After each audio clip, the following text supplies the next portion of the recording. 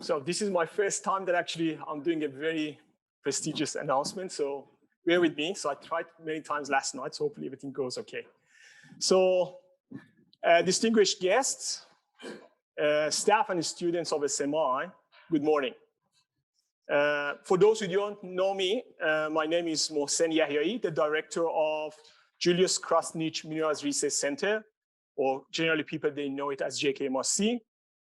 And today I have the privilege of welcoming you all to the SMI Memorial Award Day. Myself, and on behalf of my colleague, Professor Mark Noppi, the director of W.H. Bryant Research Center. So before I start, I would like to acknowledge the traditional owners, the Yagura and Turrbal people, and the custodianship of the land on which we meet. We pay our respect to their ancestors and their descendants who continue cultural and spiritual connection to country. We recognize their valuable contribution to Australia and global society. So I would like to welcome our distinguished guests and sponsors to today's event. A special thanks to the program sponsors, JKTech and Glencore, who are represented by Team Vizcarra and Samir Morar. So if I'm pronouncing some of the names wrong, please accept my apologies. So I try to make sure that I get it right. I would also like to extend a welcome to the Morley family and trustees, Colin Storer from the family, who will join us online. I can't see her at the moment, but I'm pretty sure she will join. Glenn Corder, the new chair of the Ian Morley Trustee, Joe Pease, and Penny Stewart. Angus and Paul Whiten from the Whiten family. Mike, John, Charles Bradshaw from the Bradshaw family will join us online later today, along with several other members of Whiten and Bradshaw family that were joining us. Your presence here today is greatly appreciated. Additionally, I would like to welcome and acknowledge the presence and contribution of our industry panel for today. Vanessa Elliot, SMI Industry Fellow, Mike Reinhardt, Associate Manager Geotechnical, KCB, Terrence Jibiki, hopefully I pronounced the surname correct, Principal Subject Matter Expert, Rio Tinto Aluminum, Ina Marie Prinsloo, Senior Tailing Engineer, GHD, and Samir Morar, Principal Processing, Glencore Zinc. Today is a significant event for SMI staff, and in particular, our students, as we celebrate their accomplishment and recognize those who have excelled academically, personally, and professionally. As you would have noticed, the Ian Morley Prize Award Day has been converted into SMI Memorial Awards Day now. 2 more awards have been added to be presented to our students. These are the Bill Whiten Memorial Prize and Dee Bradshaw Travel Scholarship. So a bit of a background on some of those prizes. Established in 1990, the Ian Morley Prize is awarded annually to a JKMRC or BRC higher degree research student. The winner of the Ian Morley Prize is selected on the basis of academic achievement, reports of work experience, leadership, and personality. Established in 2021 in memory of Professor Bill Whiten and maintained by the income of Perpetual Endowment Fund supported by Miss Agnes Whiten AM. The purpose of the prize is to encourage meritorious PhD students engaging in process control and model development at the University of Queensland to complete their thesis or participate in a local or international conference. The prize is open to higher degree research candidates studying process control and or model development at the University of Queensland. Established in 2018 in memory of Professor Dee Bradshaw and maintained by donation from her friends and work colleagues from the University of Queensland. The purpose of this scholarship is to enable meritorious postgraduate students to travel to an approved international institute to develop their research capabilities and experience within the mineral sector. It is universally acknowledged that days such as this day, where we celebrate the success and achievement of our students, are incredibly valuable. Celebration of success will be encouraging not only for the students who receive the award, but also for their peers. I found these occasions to be an excellent opportunity for getting inspiration from each other and motivating high quality work. Recognition helps people see that their organization values them and their contribution to the success of their team and their organization. This is particularly key for organizations that are leading innovation and need to promote novel thinking, growth, or change. Recognition of team members' achievement and contribution to the organization helps people build a sense of security in their value to the organization, motivating them to contribute great work. In our organization, our higher research degree students are the powerhouse for research that will address the industry's emerging challenges and are an important part of our organization. Therefore, it is important for us to recognize their valuable work and celebrate their success. An event such as SMI Memorial Awards Day is one of the ways to address this. As a director of JKMRC, I always look into ways to appreciate my colleagues, even if it is as simple as an email at the end of the week, to express my genuine feeling after a week of work with such amazing people in all of its ups and downs during the week. Today, though, is one of those remarkable days for me that we get the chance to recognize and celebrate the achievement of our students. This is a special day for me personally, because it belongs to our students, and I'm very grateful of the people who supported us to be able to organize and run such an event for our students. Thank you from the bottom of my heart.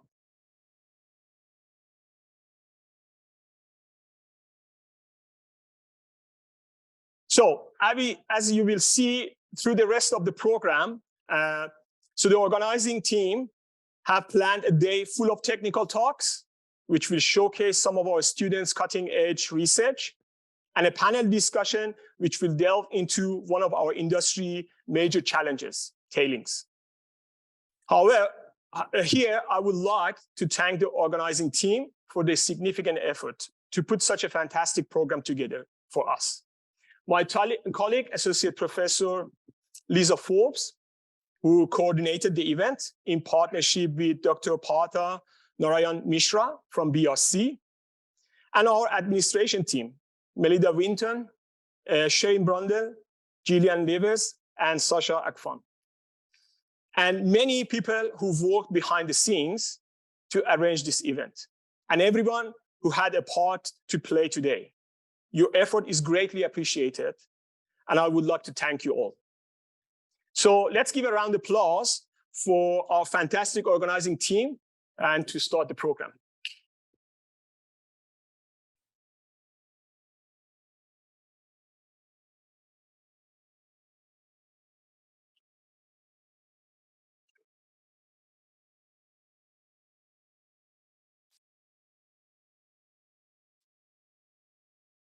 Thank you very much, Mohsen. And once again, welcome everybody to today. As Mohsen said, this is a very serious and somber occasion that is designed to maximize the amount of fun that anybody can have within a day like this. So if you have had an opportunity to find the program that has been hidden and buried on the website of the SMI events, you would have seen that, yes, we have put together a very busy program of a lot of engaging conversations. I have left a very, very large amount of time there for questions, for discussion, and for engagement, because the theme of today is collaboration and engagement, and there cannot be engagement if everybody sits very quietly and doesn't ask any questions. So we have allocated question and answer sessions after every single presentation or discussion that we have, and I will be walking around with a talking stick, and if people do not ask any questions, I will volunteer people to ask questions, as I tend to do. It's most annoying, but then people get over it very quickly and then the discussion goes. So also please bear in mind that the proceedings today are going to be fairly fluid. A lot of our industry guests have not been able to allocate an entire day to be here. So for example, our panel members are going to be arriving in time for the discussion. The members of the Whiten family are going to be arriving in time for the presentation of the Bill Whiten Prize. So the idea is to not keep things too rigid, but kind of flowy and flexible, and most of all fun. This is all about enjoying ourselves today. And with that, I am going to introduce our keynote speaker, and I forgot my notes that say exactly who our keynote speaker is. There we go. The bugs are already showing up in the system. Our keynote speaker today is Tim Vizcarra from JKTech, and JKTech has also kindly agreed to sponsor today's event.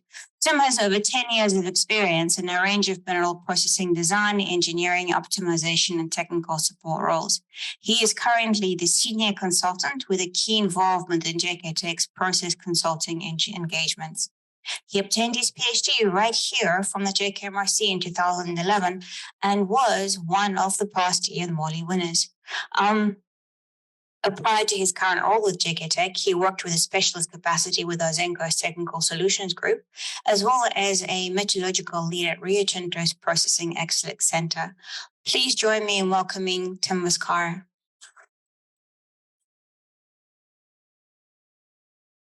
So I'd just like to we'll start off by thanking the organising committee for pulling this day together.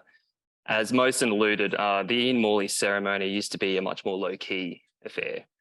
But when I had a look at today's program, it looks like that it's evolved into a wider celebration of the work of the JK and VRC students. And it's not often that we all get together like this. I'd also like to specifically thank Liza for giving me the opportunity to speak to you all today. I think the last time I spoke in this type of capacity was when I got the same award over a decade ago now. Those of you who were around during that era may remember Jill Mann, who for many years was the JKMRC Director's personal assistant and who ran the day-to-day affairs of the centre with heroic and uncompromising efficiency. A few days after being told by the director of the time, Professor Jeff Galt, that I was the nominee for that year, Jill pulled me aside and warned me that on the day of the ceremony, under no circumstances was I to turn up to work wearing anything different to how I normally dressed so that I would not spoil the surprise of the announcement. So, after reading between the lines, I sadly shelved my tuxedo and kept my mouth shut, not breaking character until I was called up to accept the award. The other speakers on that day were Professor Don McKee and Professor Max Liu, who was UQ's Deputy Vice-Chancellor of the time and currently the Vice-Chancellor of the University of Surrey in the UK. I thought back to Professor Liu's speech as I started preparing for this one until I realised that I couldn't actually remember a single word that he said. So from that point on, I was very much on my own. In the years since then, I have been fortunate to have had the opportunity to pursue my career interests and otherwise hadn't given my PhD too much thought until Liza dropped by my office a few months ago and asked if I could deliver the keynote for this year's ceremony. I was a bit taken aback. These types of speeches are normally delivered by hardened industry warriors, often ravaged by years of experience working in some of the most hostile locations in the world. I'm still fairly young, and for the most part, I haven't gone out of my way to increase my personal profile in my line of work. So my response to Liza was, surely there is someone with more clout who would be better placed to do this for you. All became clear when Liza said that securing a JKTech speaker was but the first step in leveraging JKTech sponsorship for tonight's drinks.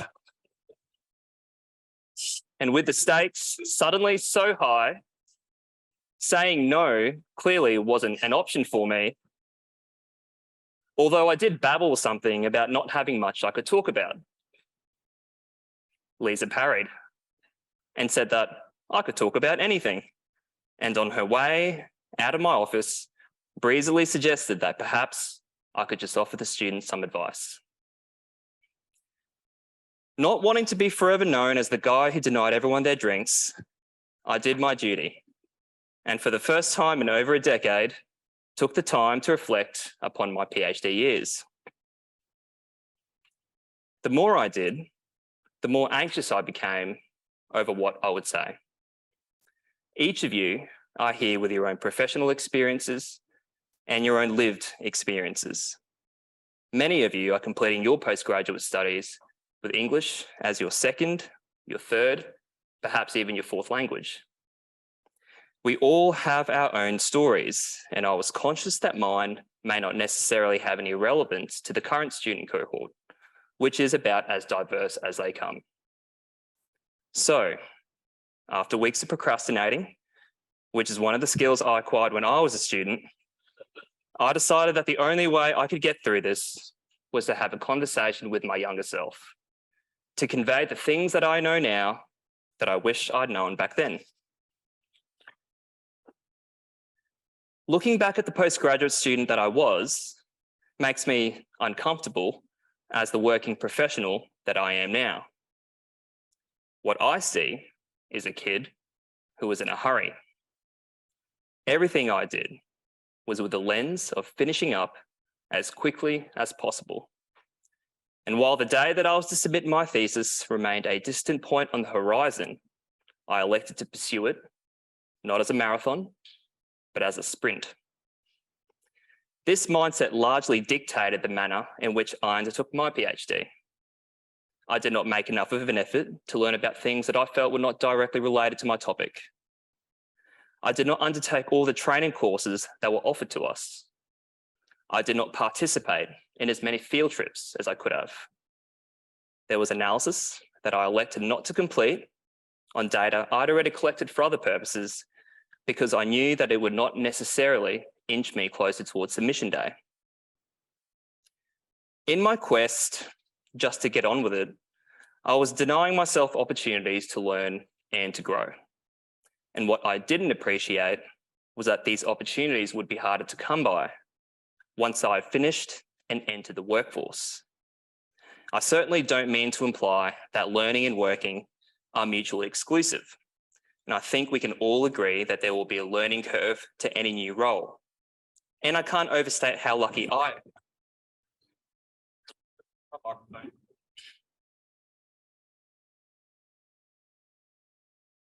I can't overstate how lucky I've been to have had many opportunities to learn and to be mentored by the best in our industry. But frequently, not all the time, but frequently, once you start working, your ability to upskill yourself will be tempered by the day-to-day demands and realities of your job. The majority of the postgraduate students here are studying full-time, and as a result, are largely free of these constraints. The opportunities you have to learn new skills, your capacity to take risks and to make mistakes, the ability to broaden yourselves beyond the immediacy of your research topics are only really limited by your mindsets and your attitudes. So, if I could travel back in time, I would tell my 22-year-old self that, like many things in life, the journey is more important than the destination. That soon after the excitement of the graduation ceremony has subsided, there will be a point where the subject matter knowledge you have acquired during your postgraduate studies may not necessarily be what gets you through your workday. Instead, you may find that more important will be your ability to adapt. your attention to detail, how effectively you can communicate complex ideas to a wide variety of stakeholders, how well you can work with people of different backgrounds, personalities, and motivations. If you can hone these skills during your PhD years, they may not necessarily materialize as chapters in your thesis, but they may eventually count for far more than any qualification you can ever receive. I would tell myself that you have your whole life to work and to make the most of your postgraduate years, because they are a time that you will never get back. I'm almost finished. Looking back, my fondest memories are of people and of the cohort of students who defined my postgraduate years.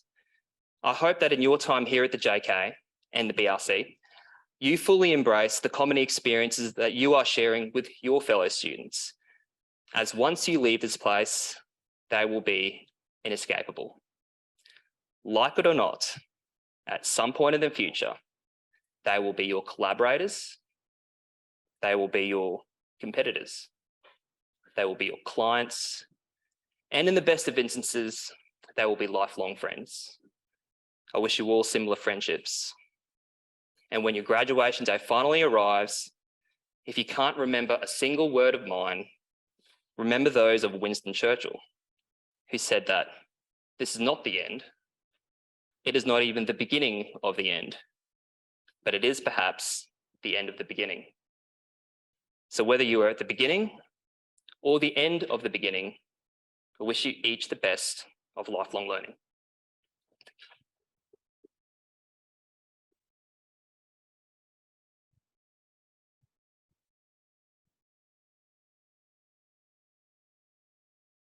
Microphone back on, please.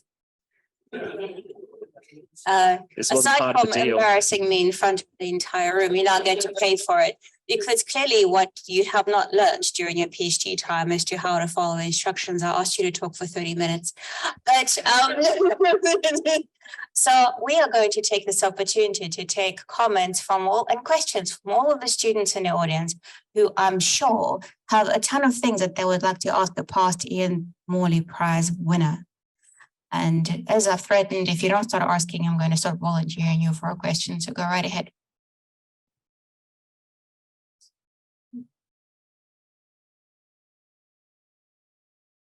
Thanks, Tim. It was very good and interesting to hear your comment, especially the marathon thing actually resonated a lot with me as well, in terms of that period. Normally you want to finish it as fast as possible, and you don't recognize actually it's one of the opportunities that you have. But I mean, I'm always curious to understand, because now that I've got the leadership role as well, in terms of if you would have essentially now wanted to talk to Professor Jeff Galt in terms of what he could do actually to create an environment for a student, what was your recommendation to him? Very tough question.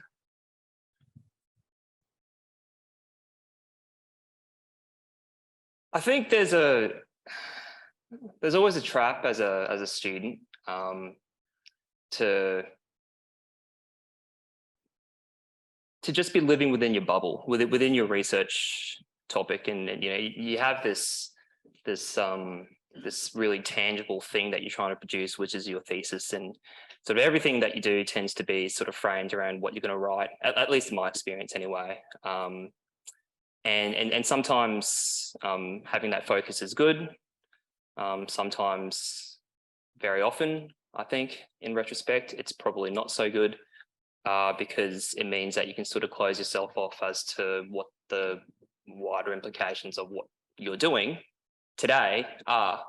And in terms of sort of keeping that level of motivation up, probably perhaps doing whatever is possible to continually interface the postgraduate students with what's happening outside of the centre, I think, both in terms of, you know, collaborations with other universities, but certainly engagements with industry where possible. I know that can be difficult in a research project, but you know, there are probably more opportunities here than in most other universities to engage with industry and to have secondments, you know, whether it means taking a month off from your project or at least, you know, maybe even just a couple of weeks away from your project to go on a field trip or to help out with something happening at JKTech. I don't know. I mean, I think there are more opportunities here which can be found if people are motivated to make the effort to step outside of their research bubble. So it's probably not so much an issue for the director as it is for the students to find the motivation within themselves to step out, I would say. But certainly if the director can facilitate that kind of environment, that would certainly help. Forgive my ignorance, Tim. Could you tell us what your PhD was on? Thanks, Katerina. I can't actually remember much from that era. That was going to be my next. My PhD was about it was a bit of a stir fry of lots of different things, to be honest, which was I think probably a good thing overall. At the time, there were two sort of separate, or two major groups within the JK. There was a flotation research group and a comminution research group. That's sort of changed these days. My project was sort of a mixture of the two with some mineralogy thrown in. And so I was able to kind of sort of cross-fertilize through different disciplines, which was good for me. In some respects, it was a fairly broad PhD, which was healthy for me once I sort of graduated, because once you start working on industry problems, they tend to be fairly broad and less sort of narrow and defined. So that was what my PhD was about from memory. So. Hi, Tim. I really enjoyed your presentation. A lot of students, when they come in, seem to be really focused on getting that piece of paper. But when I look back, I see that there was a bit of a metamorphosis that occurs during that 3 to 4 years in skill sets and thinking. Do you look back and see the kind of transformation that occurred across your PhD?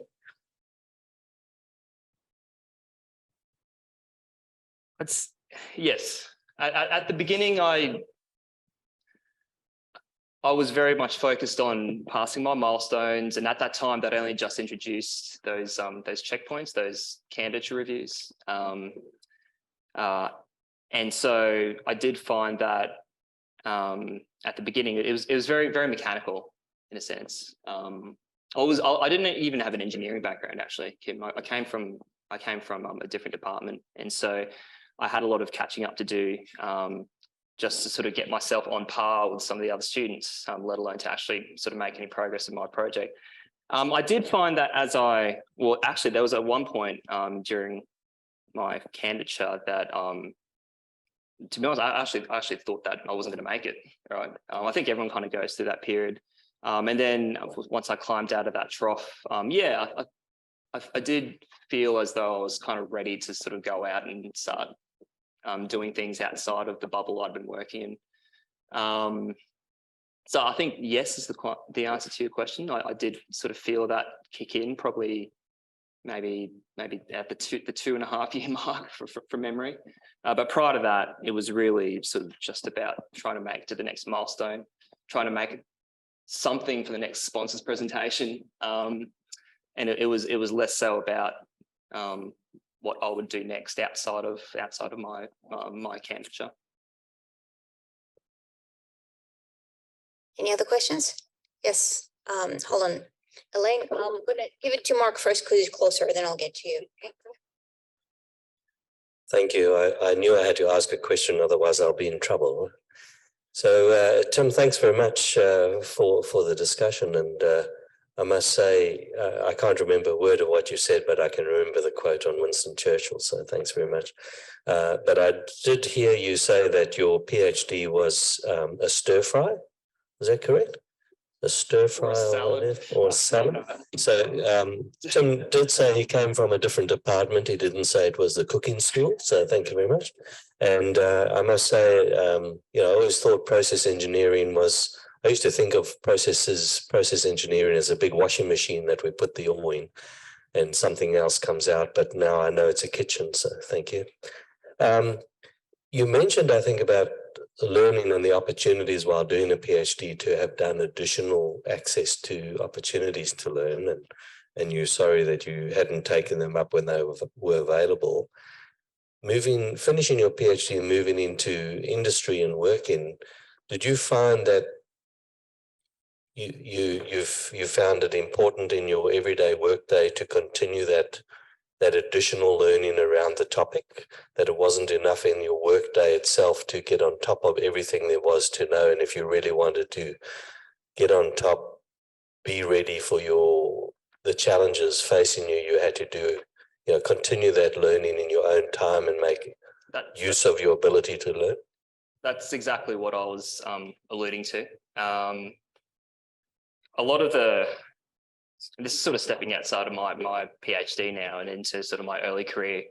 My experience was that, or my experience has been that every time there was a step change in my learning or my level of knowledge once I'd started working, it always was done under duress and outside of business hours, because I needed to come into the office or wherever I was the following day to progress, and I didn't have the luxury of spending a week during business hours to delve into something which I needed to brush up on in order to produce something for my clients or my stakeholders. So a lot of the skill sets which I've acquired and developed after my PhD, a lot of that happened to be during business hours whenever I had the opportunity to do it within business hours.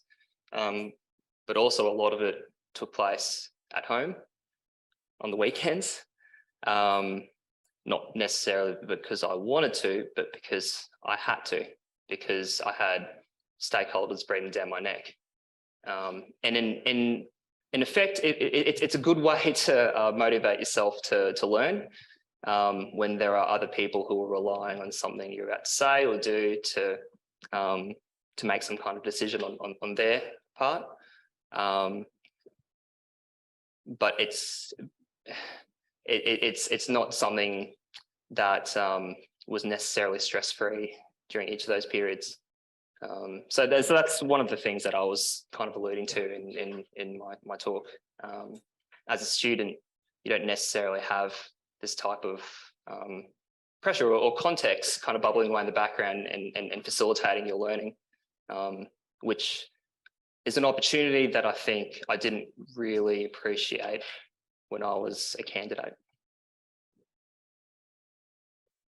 Tim, I remember the day you started. So Elaine was my supervisor. It was a long time ago. So I thought it would be good to get a reflection from my point of view in that I think you're being a little bit too hard on yourself, because while you were here, you did accomplish some amazing things.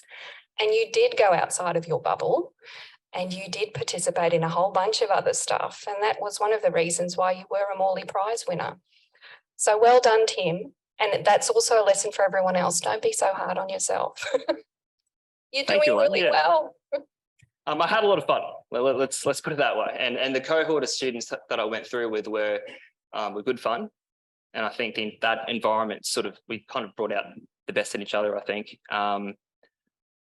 But it's funny, when Liza came in to chat to me about doing this, and I started thinking about all those years ago,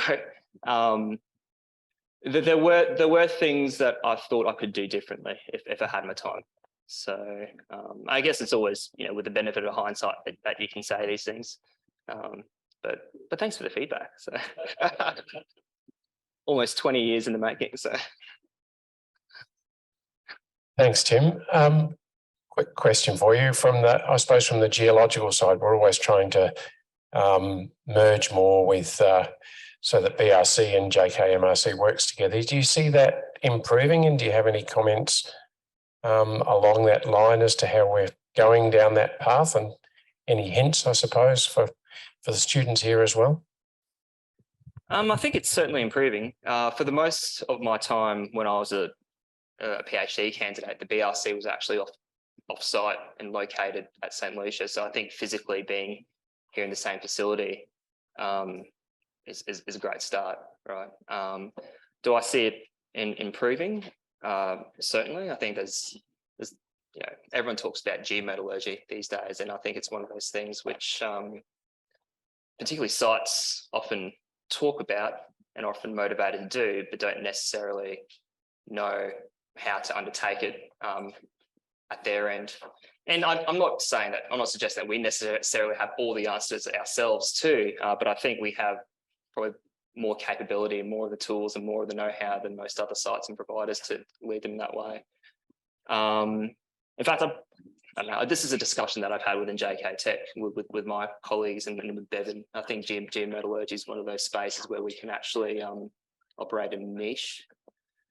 I think there are, particularly in the processing side, there are lots of areas where things are very crowded and there are lots of competitors and there are lots of providers and lots of people with their own views, whereas I think the geometallurgy space is an area where certainly JKTech in collaboration with the BRC and the JK in general, it's a space where we can be and apply many of the tools and know-how that has been developing and brewing and incubating here over decades now to make a good difference. So that's just my view. So yes is the answer to your question. So. I also wanted to add, we have Ms. Colin Storer, the granddaughter of Ian Morley, online with us right now, and she left a comment that I'm going to read out. It says, a couple of things has really resonated from what you've said with me as being part of Dad's lifelong philosophy, lifelong learning, and especially lifelong friends. I still have contact with the children and grandchildren of some of Dad's friends and mentors in the mining industry. W.E. Wainwright was one of the first. I will email you separately, and Dad's comments and memories of his first time with WE, which I did give to the committee in the 1990s. Colin, thank you very much for that additional piece of history. I am very, very grateful for your input, and especially now that we are going to be in about 5 minutes moving into the award of the Ian Morley Prize for 2022. But because we've still got a couple of minutes left, I thought that a lot of the things that you've talked about today were about the lows when you think you're not going to get through, and some of the happier things. In my experience, every PhD is punctuated by at least one moment of utter joy and one moment of sheer terror. Can you tell us about examples of each one of those for your journey? Utter joy. God.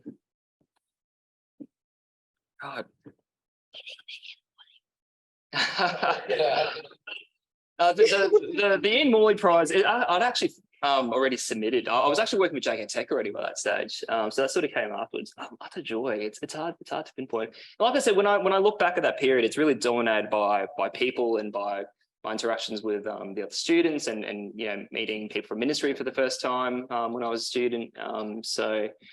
But in terms of utter joy, probably. Making it through my IMPC presentation after staying out with Malcolm Powell till 4 a.m. the previous night. So that was certainly that was probably more a relief, but getting through that. In terms of sheer terror, probably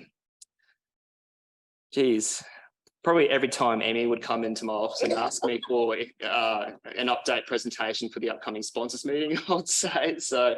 No, but I say that in jest though. There weren't really moments of sheer terror because I mean a PhD is it's slog. It's a real marathon.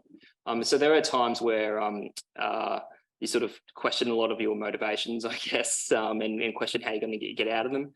And they tend to be sort of extended periods, which similarly resolve themselves slowly, as I found. There was never really a point where I was able to sort of climb out of some of these troughs and think everything's solved. Like a lot of these periods kind of creep in slowly, but then resolve themselves sort of equally slowly.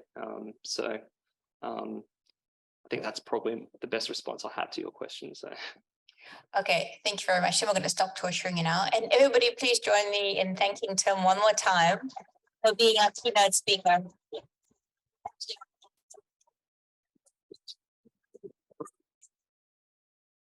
Okay, we are going to move into the next session of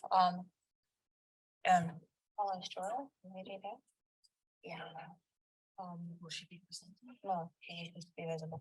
And so we can see that Colin Storer has joined us online, and we are going to move on to the next session of our talk, and that is a presentation of the 2022 Ian Morley Award.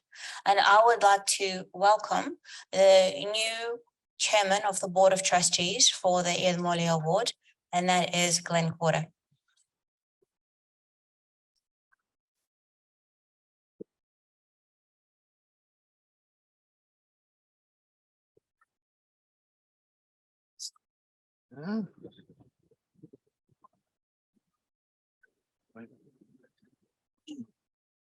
Well, thank you very much, Lisa. It's really, look, I'm extremely pleased to take over as being chair of the Board of Trustees for the Ian Morley Prize. I guess it's an honour to take that on. And I've got about, I think, 10 minutes to just do a bit of a talk. And I thought I'd just let you know where I'm going with that 10 minutes. So just in case you start to doze off at all. What I'd like to do is I'd just like to make a few acknowledgements to start with. I then wanted to talk a little bit about Ian Morley, the man, and also about the prize. And then I'll announce the winner and give a little bit of an overview of why that person is the winner this year, and that person then can come up and respond. So that's what we're going to do for the next 10 minutes. So just to kick off, I think this has probably been made clear, but I thought I'd just reinforce it. The Ian Morley Prize is an annual cash award presented to an outstanding postgraduate student at the JKTech, and now from this year encompassing the WH Bryant Research Centre. So I think that's a fantastic opportunity to bring in the WH Bryant Centre as part of the production centres. I think what I'd like to do is just, as I said, just make some acknowledgements. And first of all, I'd like to acknowledge the previous chair of the board, Emeritus Professor Don McKee, who is here sitting in the front row.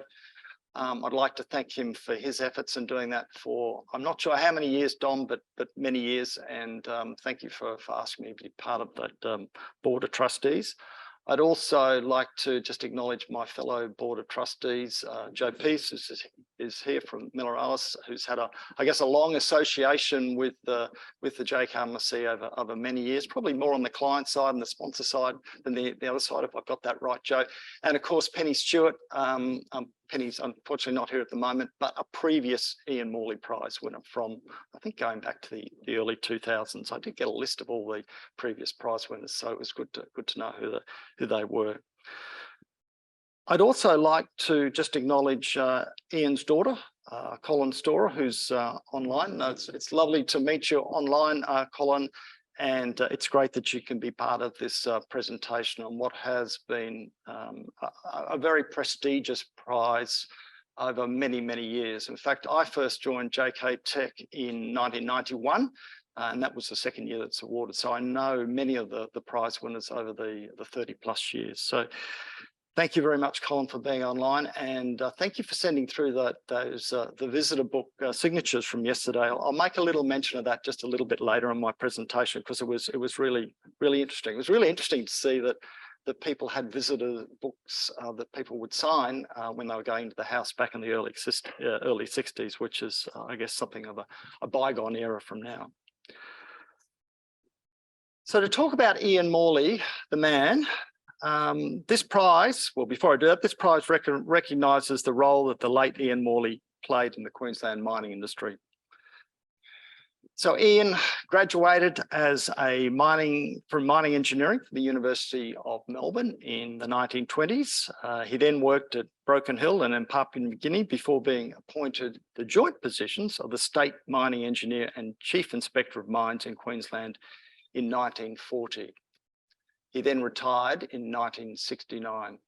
But over that period that he was here in Queensland, there was major mining developments that happened within the state of Queensland. So some of those were including the discovery and development of bauxite at Weipa, the first mining of copper at Mount Isa and the subsequent major expansions at Mount Isa mines, the establishment of the Bowen Basin coal industry, and I remember that from when I was young in the 60s. Nickel mining at Greenvale, and mineral sands mining along the east coast of Australia. So Ian was involved in his roles in all of those developments. But he was also involved in a really critical one. He, along with Julius Krishnan, were very instrumental in convincing the university in 1950 to establish a Department of Mining Engineering. So that was very important at that stage. And of course, mining engineering and the mining industry subsequently has been a huge contributor to the state of Queensland and also to the nation of Australia. So after Ian's retirement in 1969, Professor Alban Lynch, who was the founding director of the JKMRC, who sadly passed away last year, invited Ian to join the staff of the JKMRC. And I guess it was one of Alban's really smart moves, many smart moves that he made in developing and establishing the JKMRC as a world-leading research institute, that he got Ian to come along and just to work part-time on writing some of the aspects of his professional experiences. So what came out of that is that Ian chose to write on the history of sand mining on the east coast of Australia. And that resulted in the publication of the book Black Sands in 1981. It was during this time when he was with the JKMRC that he really had an enduring interest with the JKMRC, and particularly with the postgraduate students. He became a regular participant in the weekly seminar series of the centre, and he maintained that involvement until his death in 1989. So when he died, in his will, Ian left a bequest to the university to establish the Ian Morley Prize, to be awarded annually to a postgraduate student at the JKMRC, demonstrating all-round achievement. So it was quite critical that it wasn't just academic achievement, but it was all-round achievement. And I think when you look back at some of the past winners of the Ian Morley Prize, Tim, I'm sure whatever Liza said about wanting to get you to do it for Jake because they wanted JKTech sponsorship was not the real reason, because you gave an excellent speech. And I think that just demonstrates why you wanted to have Liza, why you wanted to have Tim as the keynote speakers. So I think Tim demonstrated that in terms of being some of the experiences that he had, and also being a worthy Ian Morley Prize winner. So it's important that they had all-round capability, that they were contributing to the lifestyle of the university students within JKMRC.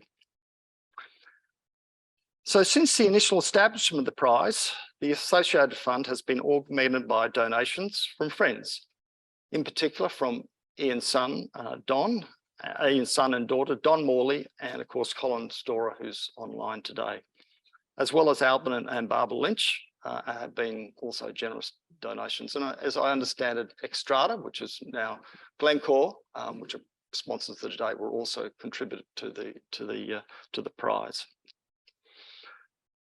So I just wanted to go back to you, Colin, in terms of the information that you sent through yesterday. It was really interesting to see some of those signatures in those, I think, 5 pages that you gave from the visitors book from your father and your stepmother, Jan's visitor book from going back to the 1960s to 1965. And there was, including Julius and Edna Krishnan, as well as other notable dignitaries within the mining industry. I think we should record those and put them as part of the Ian Morley Prize. I believe we had a publication that Karen Holtham was dealing with. It's something that I have to follow up with as part of my new role in relation to the Ian Morley Prize. Yeah, we can do that as well as updating the website. Fantastic, that's great. So Don, I just wanted to thank you for sending through a lot of that information, because I borrowed some of the information. I didn't know Ian Morley, but Don, I believe you did know Ian. So giving that information about Ian, and I've learned a lot more about the man in terms of picking up this role and being here to present the award today. So a strong addition is associated with the award that has developed within the JKMRC since it was first awarded to Andy Stradling, who I remember back in 1990. There have now been 32 recipients of this prize. And of course, we're here to announce the 33rd recipient of this prize. So the 2022 Ian Morley Prize winner is Hayla Miceli.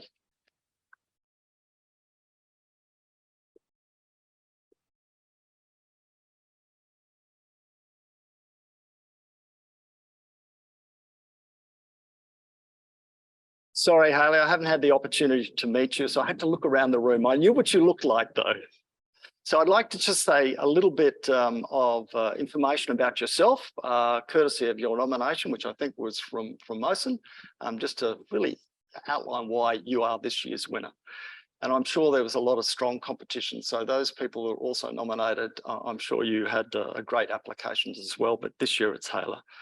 So Hayla is a metallurgical engineer with a master's degrees in metallurgical and materials engineering from Brazil, and commenced your PhD back in October 2019, as I understand it, as part of the newly created Newcrest Collaborative.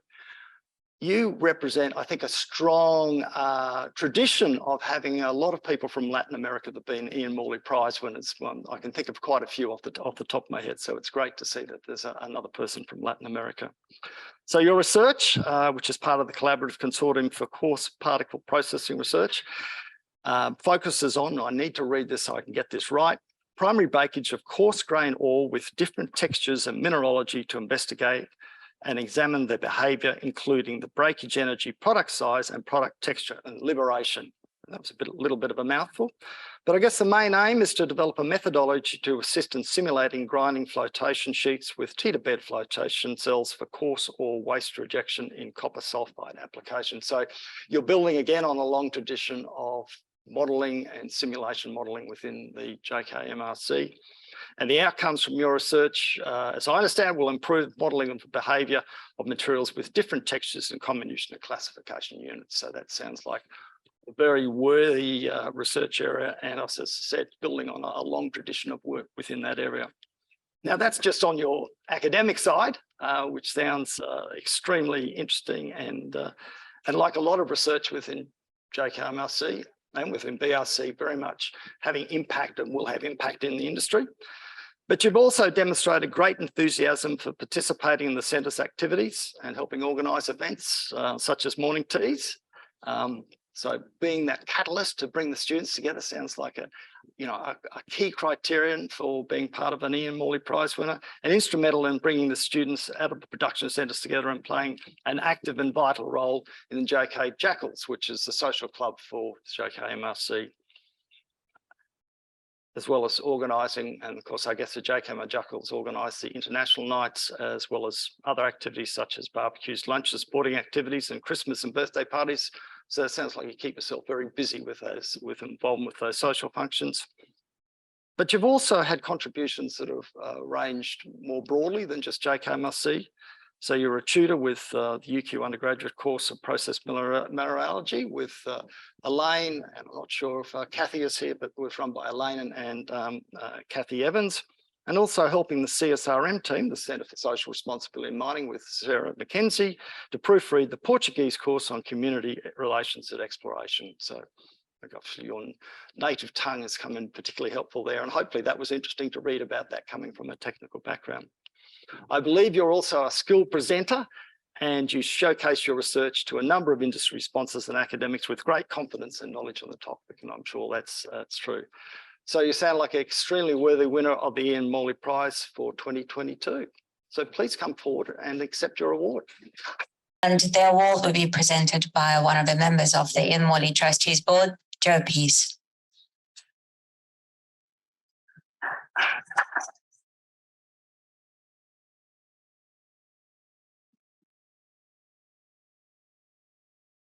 And we now ask words.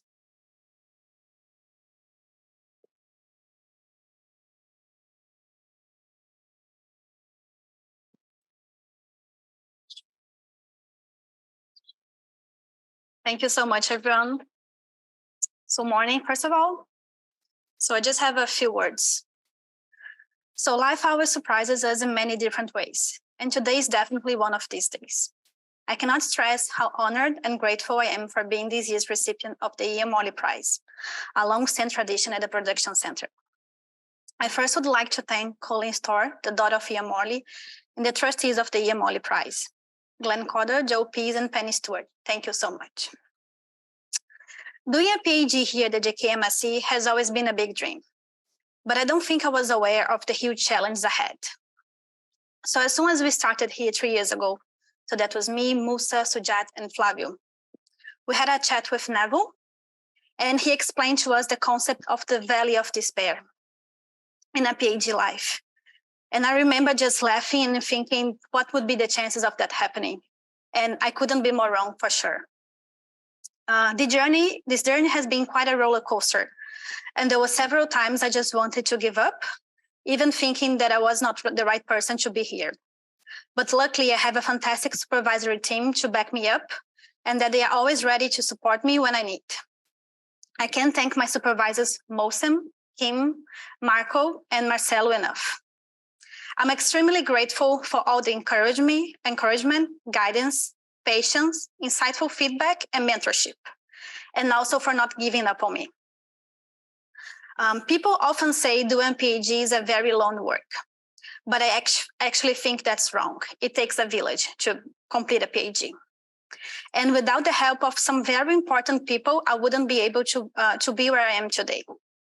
I want to thank Karina, Pancho, Kath, Elaine, Gordon, Liza, Belson, Lizette, Melinda, Sherry, Andrea, Sherry, Mick, Dylan, Mitchell, Kelly, Karen, Corin, Uzili, and many more.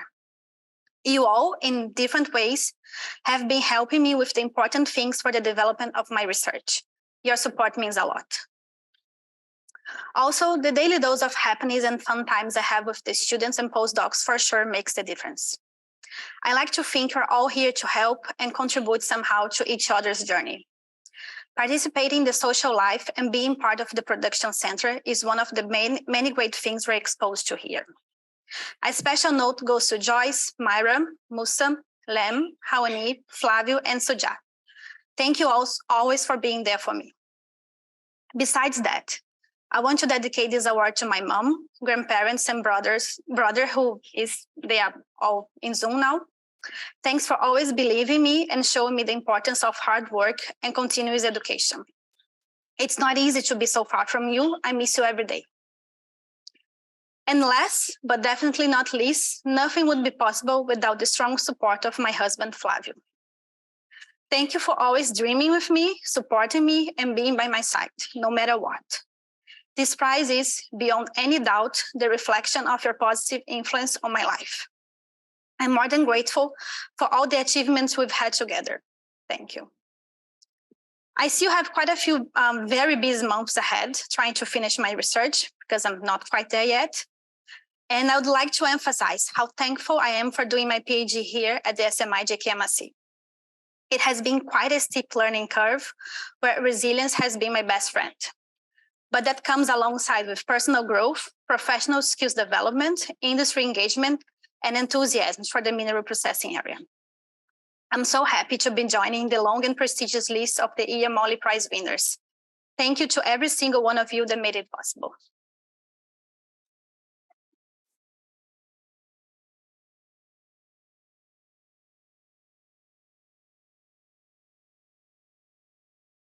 So much, Hayla, for that lovely heartfelt speech. I have watched your development in this area for the last couple of years, and I can say that you have met many hardships on your journey, and you have gotten up to face them all with a tremendous amount of courage and strength. And you deserve this very, very much. We are way ahead of time. So I would like to put an opportunity for the audience to say a few things to Hayla, ask a few questions, and make a few comments, and then we will break early for morning tea, and then we will resume on with the program. Would anybody like to say a few words?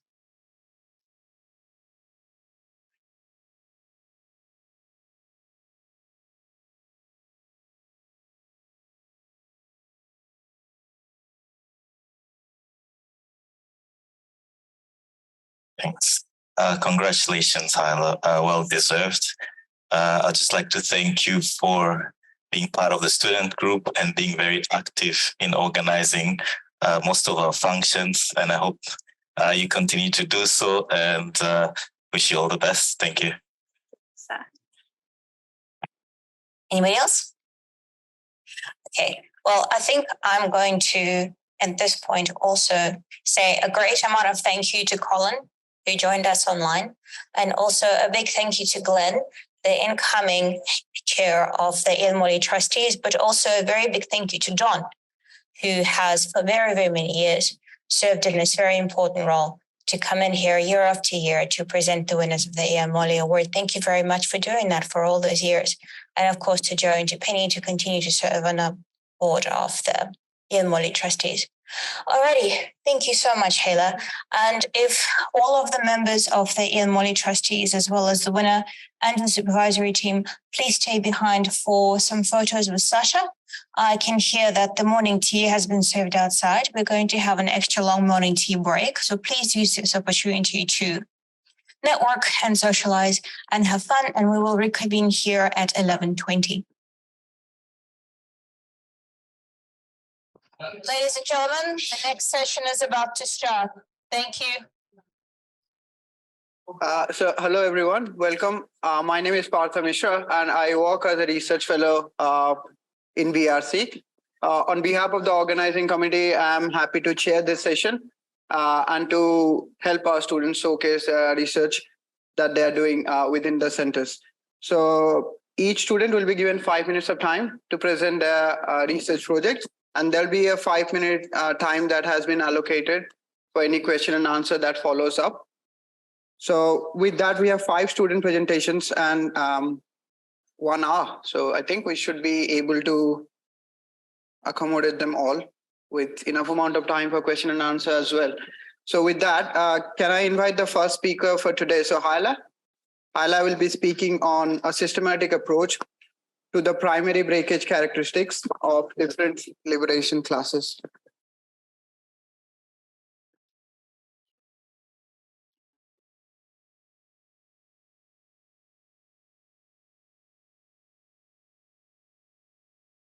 Hi everyone, so this is on.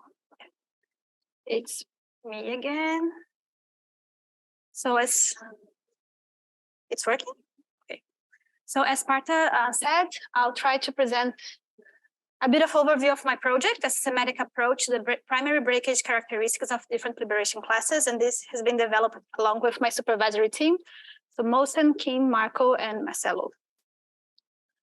So since this year, the theme for the SMI Memorial Awards is collaboration and engagement, I thought it would be good to highlight and show how much is important the collaboration and engagement for my project is.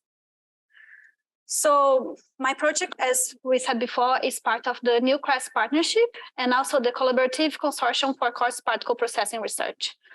So those two are big collaboratives within the JKMSC, and they both aim to looking ways of improve energy efficiency for mineral processing plants in all different types of project. And it's really great because in being part of those two, I deal with more than 10 students, more than 10 sponsors, and a huge number of staff and research, all aiming into the same thing. So my research aim, as we said before as well, is a bit wordy, but basically I'm trying to develop a methodology that will characterize breakage response and mineral liberation using the primary breakage mechanisms to provide information that could be used to simulating grinding flow sheets that include theta bed flotation cells for coarse oil waste rejection in a copper sulfide application. So very complicated, but I'll try to explain in an easy way. So basically, if you have a copper ore with all different types of components, and we are able to split this ore in different density class, a low density, a medium density, and a high density. And we use the density as a proxy for mineral liberation. So we say that the low density group is basically composed of gangue minerals, and the high density group is basically of our chalcopyrite and pyrite. We can try to understand how the breakage mechanisms happen in all those 3 groups. And we do that by studying the primary breakage of these different groups across a wide range of size fractions. And why we want to look only into the primary breakage? Because we're trying to avoid the secondary breakage and the influence of the device itself. We want to understand what is the minimal energy required for the breakage of those different density/liberation classes. Doing the primary breakage, we are able to get the breakage characteristics. So we are talking about energy distribution, progeny, fracture force, and that alongside selection function and appearance function, we are able to create some population balance model that not only looks into the particle size, but also in the liberation aspect of it. Having those models, we are able to simulate grinding flow sheets. And that for my case, we are looking to flow sheets using feeder bed flotation for cost gain rejection. So one of the big challenges for my project was trying to find the suitable devices that we can use for the primary breakage. And that's especially because we're trying to work in a very wide range of particle sizes. So for the coarse particles, it wasn't a big problem. So coarse particles, we're talking about particles between 2 and 5.6 millimeters. We are using the short impact load cell. This is available here at the JKMRC. It's basically an instrumented impact rod where we place a single particle and hit with a falling weight. With the weight hitting the particle, there is a wave traveling the rod, and then we can get information on the breakage characteristics and the energy and fracture of that particle. Then if we go to the other extreme, the very fine end, so below 250 microns, the device that we thought would be suitable for this is the rigidly mounted roll mill. This device works by changing the gap while we feed a very narrow and mono-size fraction of particles. And we are able to fine-tune the device to get the closest as possible as the primary breakage. The difference that this one, we use a stream of particles and not a single particle. And one of the biggest challenges was also trying to find which would be the suitable device to work in between those two sizes. So for the medium-sized fraction, we decided to go with the mini silk. We are in the process of building one here at the JKMRC, but that is also available in Brazil. And that device is basically just a similar, a smaller version of the silk, but with the increased resolution, we are able to break particles as low as 300 microns. So one of the great things about collaboration is that the collaboration between industry and also the different universities took me to Germany and Brazil in the middle of the year, where I was able to develop my research and break many, many particles. So I went to the Institute for Particle Technology in Germany, and right after to Brazil, to the Mineral Technology Lab.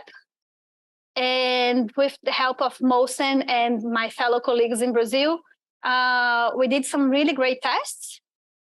And we are looking at some promising results. Although I cannot share a lot of the results, it's still a lot of ongoing analysis.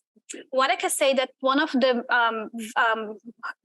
good things that we've seen so far was in relation to the progeny of the different products. So we've been seeing consistently along all size fractions from very coarse to very fine that the low density group has a way coarser breakage pattern compared to the high density group. So basically our chalcopyrite and pyrite. And that's interesting because this will be an input in our models to characterize, to simulate the type of application. And this is a strong indication that there are indeed intrinsic differences in the breakage response for the different components of a copper ore. Thank you.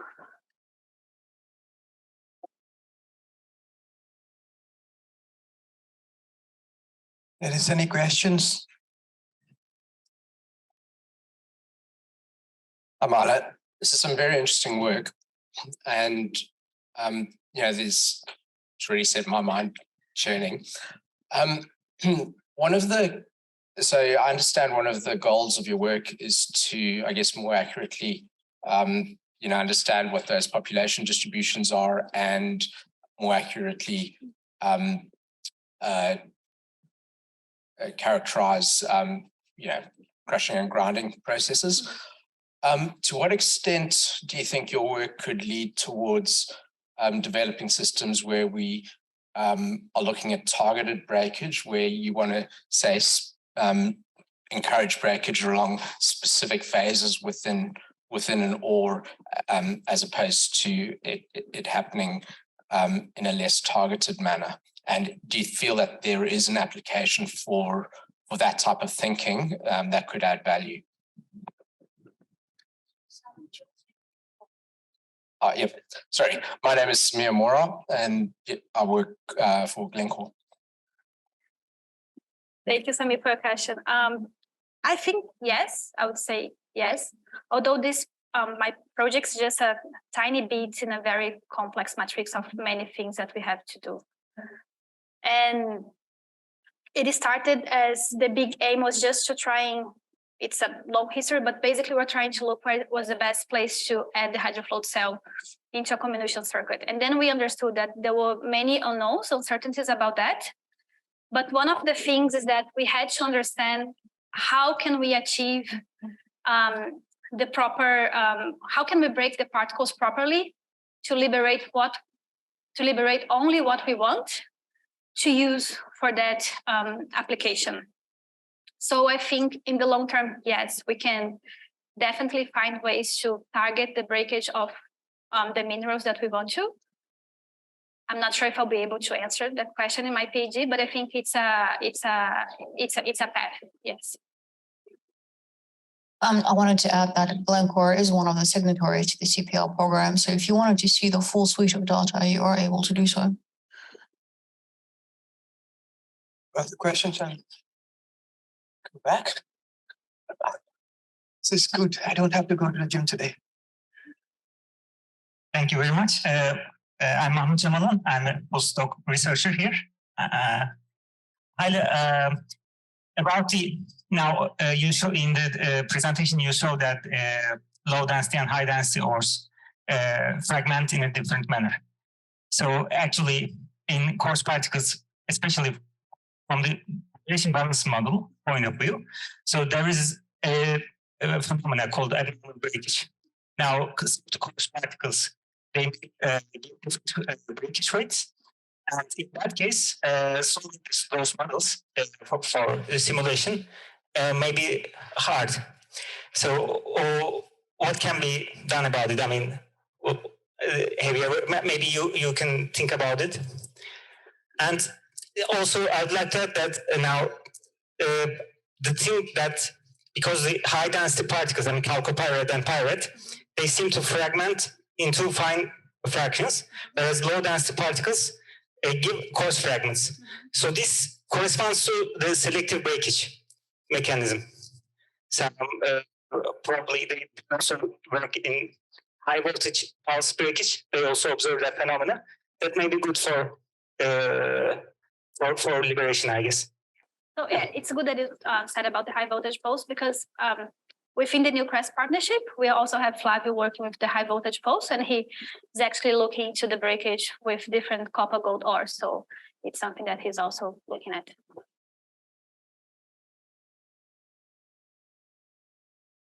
Thank you. Is there any other questions? Yep.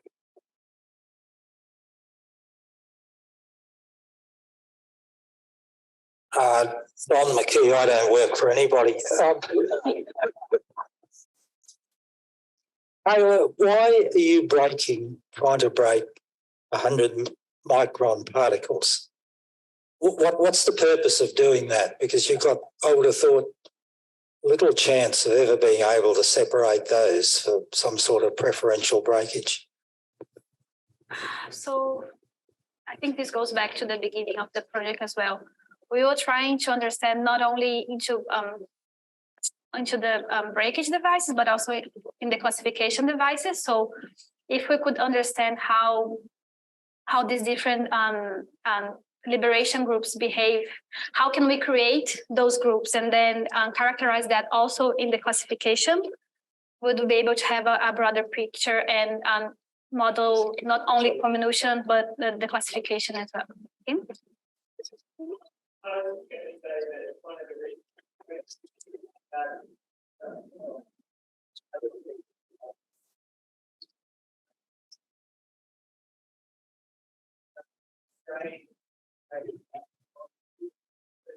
Otherwise, there are too many parameters to derive. So what Hayla is doing, understanding how to extract that problem.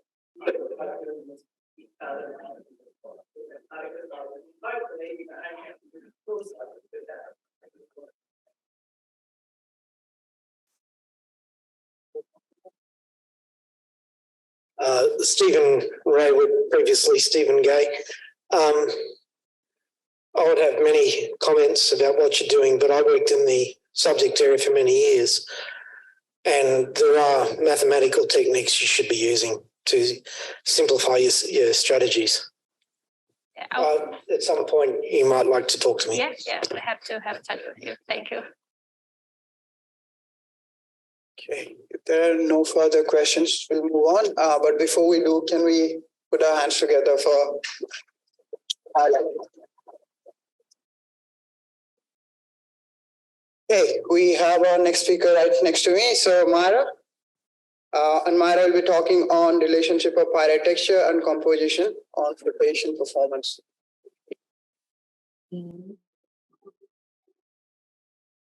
Hello. Okay, all good. Yep, as Pat mentioned, thank you for the introduction. I'm going to be speaking a little bit of my project, which is the relationship of pyrite textures and composition on flotation performance. My supervisors are Liza Forbes, Anita Barbakar-Fox, and Kathy Evans.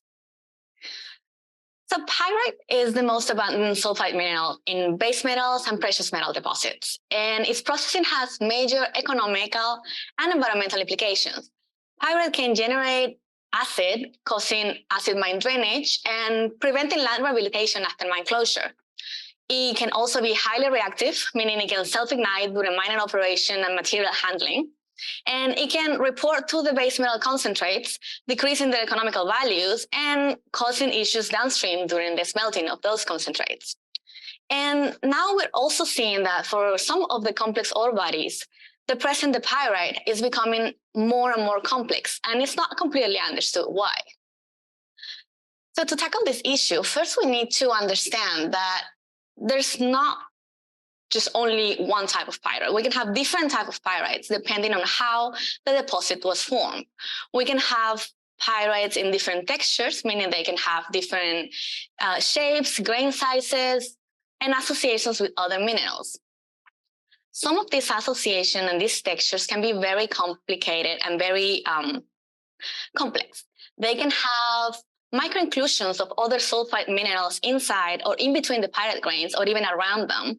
And some of these minerals or materials can also be naturally hydrophobic, like graphite, which can make the particles float during flotation, which is something that mostly we don't want.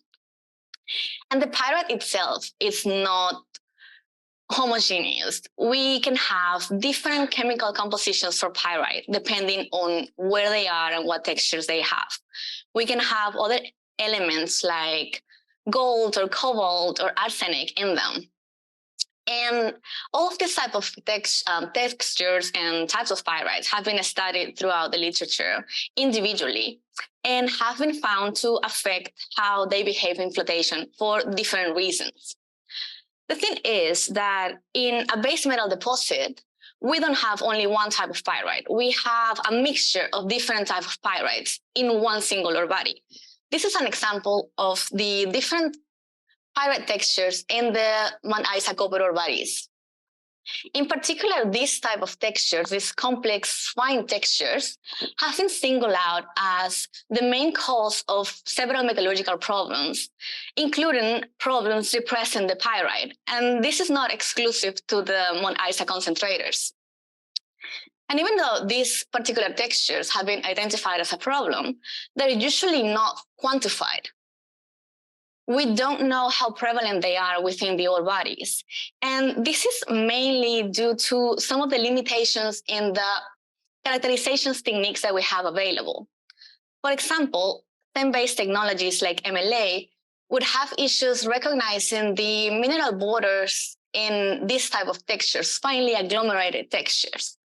So if we cannot detect the mineral grain border is going to consider that this particle, instead of being comprised of many different little individual pyrite grains, it will consider that as one, well, most of it as one coarse pyrite grain. And that would make us believe that we have a more coarse grain size distribution in our ore bodies. So to tackle this issue, as part of my research, I'm developing a methodology to quantify this type of textures and using an image recognition approach to be able to understand how these different textures affect the flotation performance of an ore body, meaning a mixture of different textures and minerals, and being able to establish a conceptual framework to link these pyrite textures and their different characteristics and their prevalence to the flotation performance on an ore, particularly focusing on the Mount Isa copper ore bodies. The applications of the research would be in the geometallurgical modeling of a deposit to improve the metal and recovery predictions and mine planning. And although this methodology is being developed for pyrite, specifically in the copper ore bodies at Mount Isa, it can easily be expanded to other deposits and minerals. Finally, this research is being carried out as part of the Overcoming Pyrite Challenges in Queensland Ore Reserve, which is part of the Advanced Queensland Project, which is a collaboration between the Queensland government and Glencore that is focusing particularly in understanding the role of these pyrites and the different properties that they can have and how they affect the behavior of mineral processing. And in order to be able to develop better techniques for pyrite extraction and rejection. And finally, I would like to thank our sponsors for funding this project. Thank you.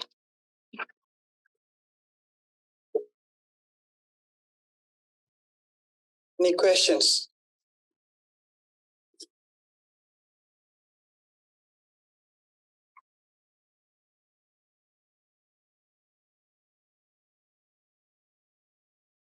Thanks, Mayra. Gordon Forbes. Very quick. I mean, you're focusing on Mount Isa ores, and obviously you've got to focus somewhere, but how broadly do you think your results will be applicable to other ores and other mines around the world? Well, the image recognition approach is going to be based on, it's going to be a rule-based methodology, which means that we can twinkle the little things in them to be able to be applied to the other ores. And particularly pyrite, as I mentioned at the beginning, it's pretty much everywhere, and it's a problem not only at Mount Isa, but in a vast range of base metal deposits. So that's why I mentioned it has a wide range of applications.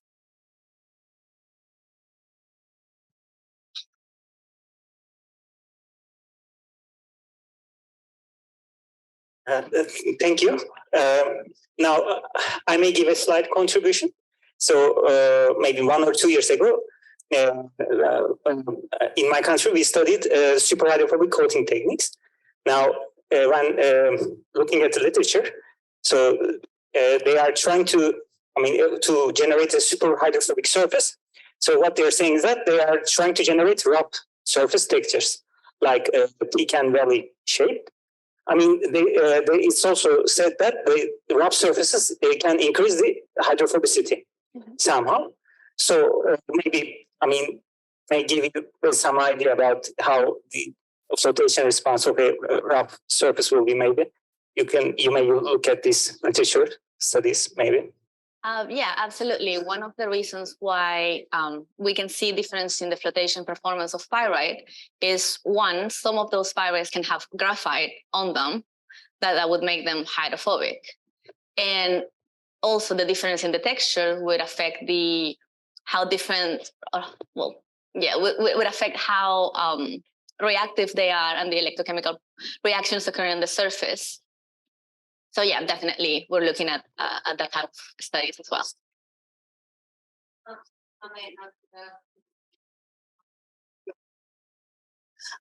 Thank you. That's a very insightful comment. I think it is important to distinguish when it comes to superhydrophobicity, the difference in roughness. So we're talking about the surface of a leaf on a pond. So you have that very, very micro roughness present that makes those biological structures superhydrophobic that are formed from these microfine mycelia or, cell structures. But there is a significant difference between that and the kind of roughness that we get on the surfaces of minerals. It is, without a doubt, that the different degree of surface roughness on the mineral surface does in fact have an impact on its ability to become hydrophobic. But we do not have a full grasp of exactly how that works, but it does work differently from the type of superhydrophobicity roughness that you are referring to that can be introduced on top of that surface by chemical means. We do work within the center on looking at surface textures and surface texture roughness and their impact on hydrophobicity from a very fundamental perspective with our work with the ARC Center of Excellence, with one of our students, Anne Ranu, doing that work.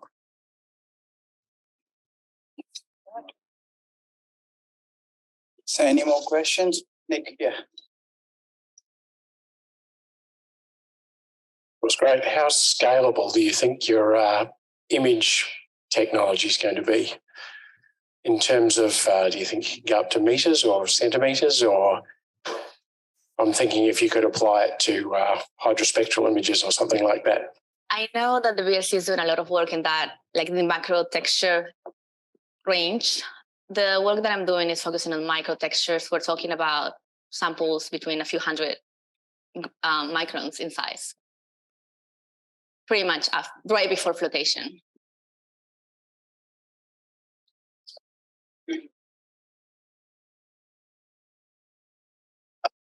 Hi, Mayra. It's me, Mayra again. So, just a question on the image processing technique that you'll be looking at. Are you looking at the ability to classify the types of different included minerals that could be creating that microtexture, or is it just about whether or not there is a microtexture and there isn't a microtexture, and the granularity of that? So in terms of just the image recognition methodology, on that we're only focusing on identifying and quantifying those particular textures. And then on separate work, we're looking at, okay, so why are these textures behaving differently in flotation? Is it because they have other sulfide? Is it because they have, graphite? Why is that they're floating the way they are? So it's kind of a combination of both. So there will also be that need to identify the type of, what's causing the microtexture. Yeah, you would still have to understand why is it floating. But the methodology would allow you to know how important or how prevalent that texture is and how much of a problem you actually have. Thank you, Mayra. Now, can we...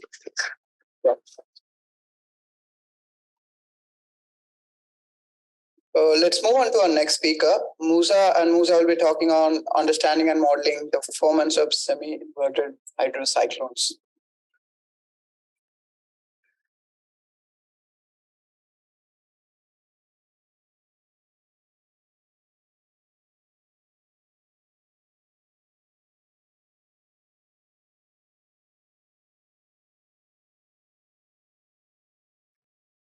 Thanks, everyone. My name is Mussa Lisso, and my research is on understanding and modeling the performance of semi-inverted hydrocyclones. I'm supervised by, sorry about that. I'm supervised by Dr. Vladimir Djokovic and Associate Professor Kim Rangi. Now, classification is an integral part of mineral processing circuits that is used to prepare material for a recovery process such as flotation or leaching. Now, classification currently is dominated by hydrocyclones. These are simple pieces of equipment that are cheap to manufacture as well as operate. And they consist of a cylindrical section attached to a conical section. They're fed from the top tangentially from the cylindrical section with a mixture of solids and liquids. And a concentric spirals form inside the body, with the inner spiral moving upwards, carrying with it fine material, and the outer spiral moving downwards, carrying with it coarse material. Now, this is the ideal scenario, but in reality, misclassification happens mainly due to differences in density of components in the feed, as well as water that is discharged from the bottom of the hydrocyclone, which carries fines with it. Now, this leads to fine but dense particles being collected in the coarse stream and, I think it's too sensitive, and coarse but light material being collected in the fine stream. Now, this misclassification can have severe impact on the overall circuit performance. In the case where hydrocyclone is in closed circuit with a milling unit, fines bypassing the hydrocyclone are recycled back to the milling unit, reducing the milling capacity, as well as leading to poor energy efficiency. And for the coarse misclassified material, these particles are probably not fully liberated and lost to the tailing stream, leading to low recoveries. Now, a lot of research has been done in hydrocyclones to try and improve the efficiency, but how they're installed has received limited focus. And previous research from the JKMRC showed that installing hydrocyclones beyond the horizontal in the so-called semi-inverted positions can improve classification efficiency. Now, this is a very unusual way to install hydrocyclones, and it's not fully understood how these cyclones actually influence the performance of different minerals in the feed. And so in my research, the aim is to first improve the hydrocyclone efficiency by reducing misclassification due to density differences, as well as the excessive water that is collected in the underflow. And once we have this understanding, then we can develop predictive models that can help optimize existing circuits, as well as establish new applications for these cyclones. Now, my research is conducted on the JKMRC hydrocyclone rig that has provision for changing the inclination above the horizontal. It's kitted with a 250 millimeter diameter hydrocyclone with a number of ancillary equipment such as a flow meter, as well as a pressure gauge, and auto samplers for collecting the samples for this study. Now, I tested two cases, one synthetic ore containing a mixture of light material, which is silica, as well as dense material, which is zircon. And this was used as a proxy for real ore. And to extend our understanding of the behavior of these components, we also tested real ore. And that was a tailing sample from Cadia. Now, the semi-inverted hydrocyclone has a number of applications, and one could be preparation of feed for coarse flotation. There's a growing research now in coarse flotation, in the hydrofloat especially. So this is a good option for that circuit. We're also seeing the new applications that are possible, such as for dewatering and desliming processes. And these could be applied in secondary and tertiary circuits for milling, as well as tailings management. Now, I didn't get a chance to include some results in my presentation, but what we have been able to see so far is that there is a difference in the behavior of mineral components when operated at vertical position versus semi-inverted position of a hydrocyclone. But at the moment, I'm still doing a lot of analysis to establish more concrete conclusions on this study. So thank you very much to all for listening to my presentation.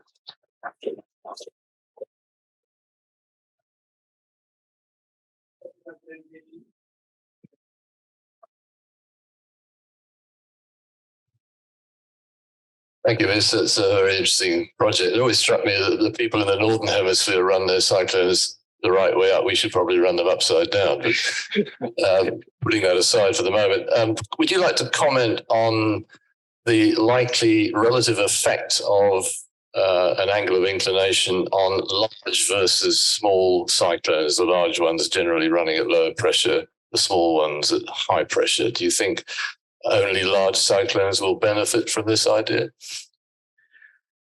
That's a good question, Tim.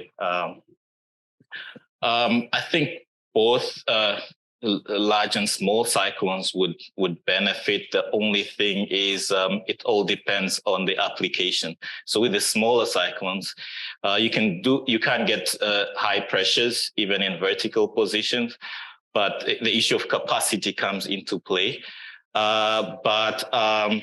Yes, so with the larger cyclones, we are seeing, because the 250 millimeter cyclone that I'm using now, we are seeing differences in terms of water reporting to the underflow, which then affects the behavior of the different components. But I think to get a full answer for your question, we probably have to test the two different sizes, the large ones and the small ones. At the moment, I cannot give a full answer to that. Sorry, please continue with the Q&A.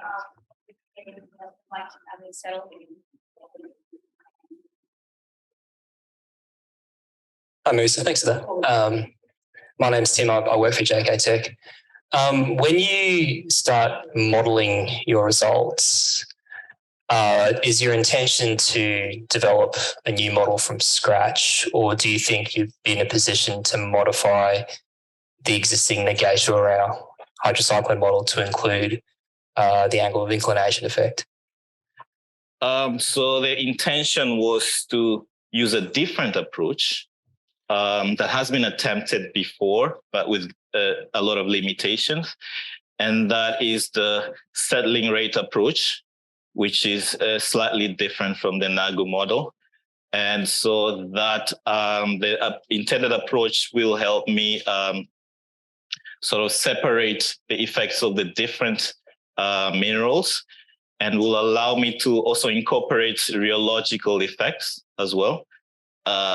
And that, I believe, would give us a better predictive capabilities than the existing models. Thanks, Tim. Thanks, Mussa. In the interest of time, we'll perhaps move on to the next presenter. Let's give a round of applause to Mussa.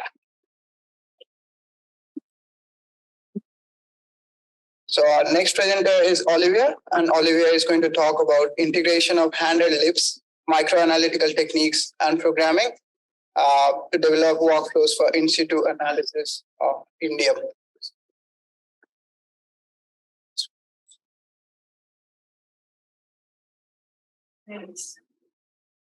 This one? Yes. Okay. Hi, everyone. Good afternoon. I'm Olivia Mejías. I just started my second year of my PhD. My principal advisor is Anita Perbacar-Fox, and my co-supervisor is Laura Jackson and Rick Valenta. So I'm very excited to present today with you part of my project. This is very focused on an integration between different technologies, handheld LIBS, microanalytical techniques, and programming methods. And the idea is to develop workflow for in situ analysis of indium. So based on that, I think it's worth to explain a little bit how handheld LIBS works. So first, LIBS is the acronym of laser-induced breakdown spectroscopy. This specific tool, sorry, where is the laser point? This one? Yes. Can you see this? Yeah, of course. So this specific tools is a rapid, portable, and in situ atomic spectroscopy technology that you can measure at at least the last model includes all the elements from the periodic table. So one of the laser source hit the surface of the sample, a plasma plume is created and is collected and run through a spectrometer and projected onto this detector.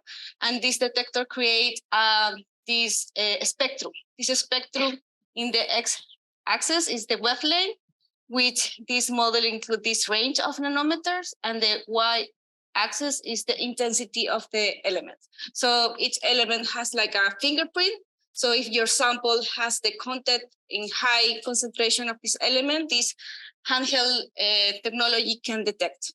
So one of the characteristics is the size of the laser is around 50 microns. And also part of the outcomes, you can explore this area. It's a raster that includes 256 pixels.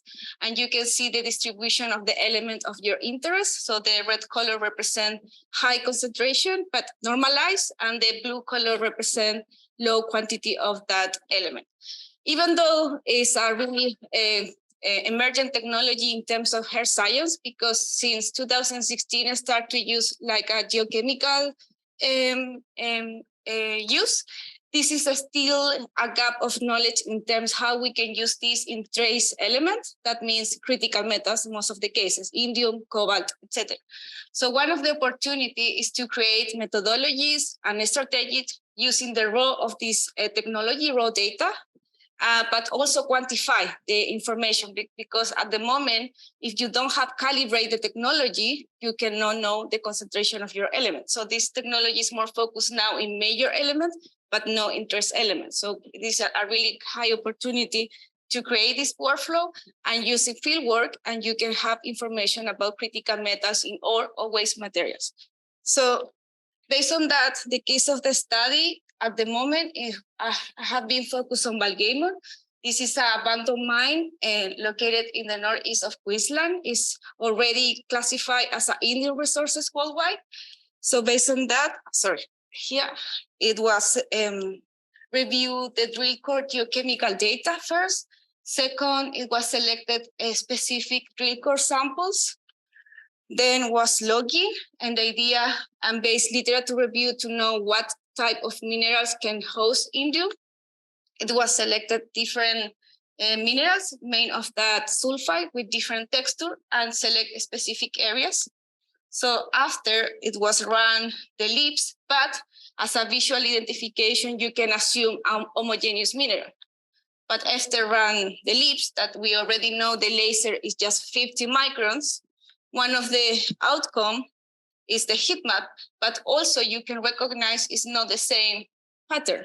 So how you can use specifically the exactly and correct information to match the indium or any critical metal with the mineral, what really hosts, and also how you can know what type of mineral is the rest of the area. And also in terms of the information you select, in that case, it was selected more than 130 areas.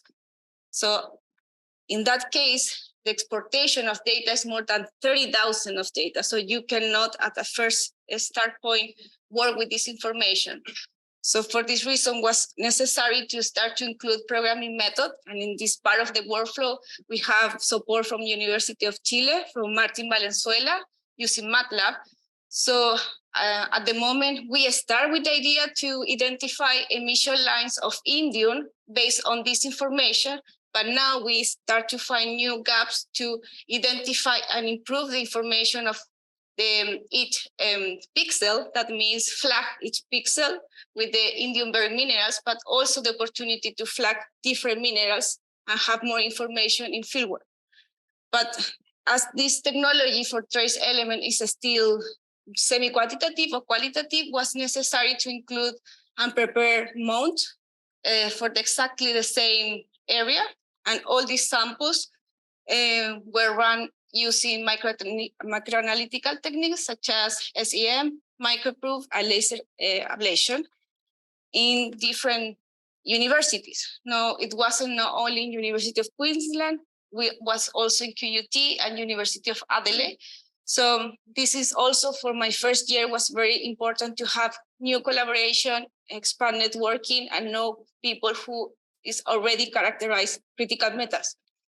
So based on that, now we are working in this information concentration, that is the quantification of indium, different minerals, but at the same time, we are still iterating and creating codes to, in some point, connect, validate, calibrate this technology and start to apply in fieldwork to assess indium and maybe more critical metals. So far at the moment, based on the intensity, that means semi-quantitative information, we already recognize chalcopyrite as the most indium-endowed mineral in bulk gamma, followed by pyrrhotite, arsenopyrite, and pyrite. And also we include the texture so we can recognize what type of texture have more concentration of indium. And so one of the next steps and the future challenge that we will cope with is repeat all this workflow, but now in waste materials. So the idea is to move to the bulk gamma waste rock and also include a different ore deposit and include the workflow applied here and also in the waste materials. So thank you so much.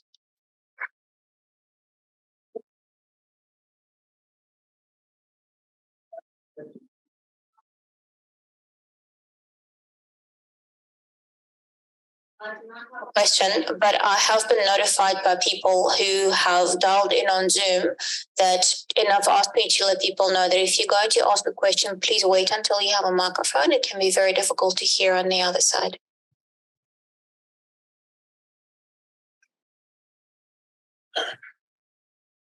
Stephen Raywood again.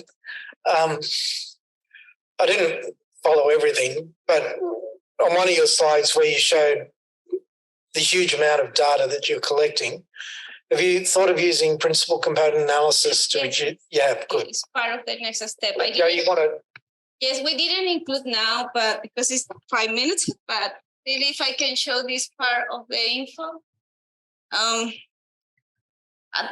try to understand how is the raw information is each pixel. You can export the wavelength, the wavelength and the intensity. Just this is the information you can see as a first exportation. So far now, we already create a geochemical database now with the wavelength, with already the intensity for all the elements of the periodic table. And we flag with the original mineral.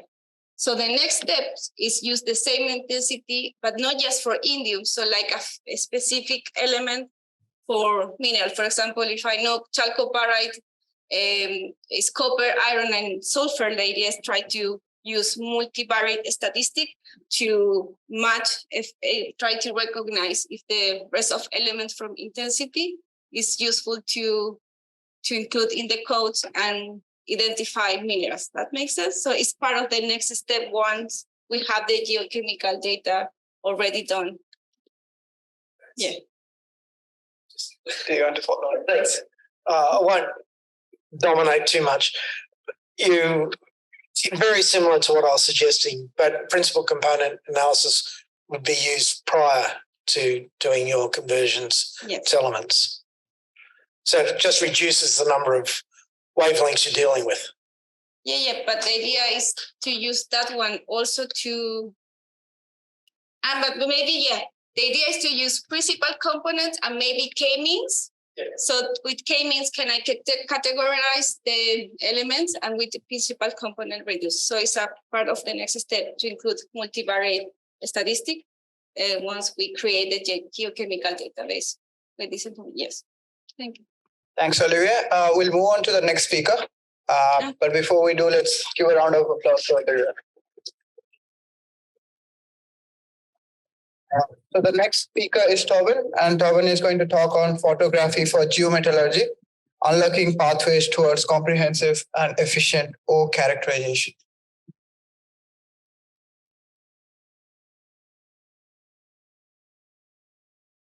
All right, let's see where we are.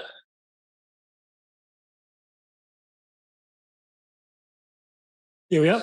All right, very happy to pitch in and talk a little bit about my research for today. Very brief introduction. As we know, we're in the industry, we are in a bit of a conundrum. On the one hand, we're predicting much higher demand for metal products going forward. On the other hand, we're faced with decline in grade in available ore reserves. And at the same time, we have very inefficient processes, comminution, flotation, waste production. And so we are under a lot of pressure socially, economically, politically to get better at what we do and produce metals more efficiently. And the way to do it in the geomet space is we're trying to match geological properties of our ore deposits to behaviors during mineral processing. And if we can do that, if we can identify the properties, and if we can measure and map them out throughout our deposits, then we can make more easily make assumptions about processing behaviors, try to predict how our ore is going to behave, and adjust our processing approaches to what we're expecting to happen. And the challenge in this is variability and complexity. And if we can capture the variability in our deposits, then this may lead to solutions where we're using flexible separation approaches to more optimally separate and process, and thereby reducing power consumption, water consumption, the generation of tailings particularly. And so the idea is there are two components to this. On the one hand, we need to identify the properties that guide behaviors. Composition and textures are the key high-level words for this. But the other component in this is that we need to have the methods that enable us to comprehensively analyze our deposits and map out the distribution of compositions and textures that are relevant to our processes. And then the question becomes, how do we actually go about acquiring this data at the right scale and resolution, and how we would track down the relevant components that we're interested in? I've put up an example here of what is called shortwave infrared hyperspectral data, which is one of the more established and common tools in, say, drill core scale analyses, which is a tool that is quite useful when it comes to understanding alteration mineralogy. But there are quite a few other tools that work in similar ways. We have various configurations of, say, XRF type sensors, micro XRF. Now we even use line scan XRF scanning. We have combinations of hyperspectral sensors that work across different wavelengths. And the thing about this is that all of these tools have very specific characteristics in terms of the scale at which they can be applied, the resolution of data they can obtain, and the types of components of the ore that they can recognize. And if we want to collect or obtain a comprehensive understanding, or at least of an understanding of the properties that we're interested in for a particular purpose, and the question is, which methods do we need to actually obtain the information that we need? And one of the challenges here in this image, for example, we are trying to see fine-grained sulfide mineralogy and hyperspectral data, and of course, that doesn't work very well. But as it turns out, and this is something that I've done in my own research, photography is a very rich and powerful data source that if we can analyze it, we can actually recognize a lot of components in the ore, the ones that are visually recognizable, that we cannot see in other methods. And what happens is that we are able to use this to fill some of the gaps left by other methods. And in my own work, I'm using this to understand small-scale sulfide textures in our ore. But the advantage here is that I can roll this knowledge out across larger scales. So there's no sampling issue. As I said initially, we are dealing with variability. And if we're using small-scale methods, and the question is our sampling representative? Whereas with these continuous line scan tools, we're able to obtain a complete understanding of the entire configuration of our ore along the entire drill core samples. And with deep learning and photography, we can do just that, where on the one hand, we obtain millimeter scale data on all configurations, but we can roll this out across the entire available drill core samples. And the thing about it is there's a lot of interest in machine learning and deep learning and these things. But the reality is the bigger component in this is the quality of the photography and the quality of the samples that we're actually imaging. And I have access to a number of different data sets for this, and there's very little consistency across all the available data. So we don't actually think about how we go about getting those images, right? And what I want to achieve is I want to have these conversations, and I want to get us to a point where we're adding photography to the list of established tools, and we start thinking about how do we actually photograph our core, and what is it that we are imaging. a lot of the photos that I have been taken of core that has already deteriorated. So there's no use in that. So we have to think about at what stage in the process do we take photos? How do we go about it? What are the resolutions? And if we do that, and if we tie this data in with some of the other more established tools, and there are pathways to obtain a very comprehensive understanding of our deposits and to achieve our goals when it comes to characterization and better, more flexible processing. Thank you. Thanks, Torben.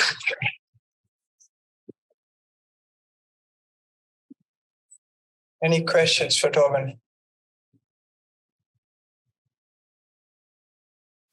Thanks, Torben. Mark Noppe. Just an observation to your point on resolution. When I visit operations and they show me their data records, and one of them is they're very proud of their photographic record of their core. But the one thing when I ask them about is the resolution, the storage, whether they've stored the original images or a processed image like a JPEG, which is lower resolution. They've actually had no thought about the future potential use. So they lose that data capture right up early and the way that they store it or transform it. It's exactly right. The problem is that quite often photos are only used for record keeping, but they're not seen as a potential data source, right? And we have to get to that point because it's cheap, it's very efficient, and it's a very rich data source for us. Thank you, Torben. I'm afraid we need to move on to the next session of today. But thank you very much. Now I'd like you all to please join me in thanking all of today's speakers.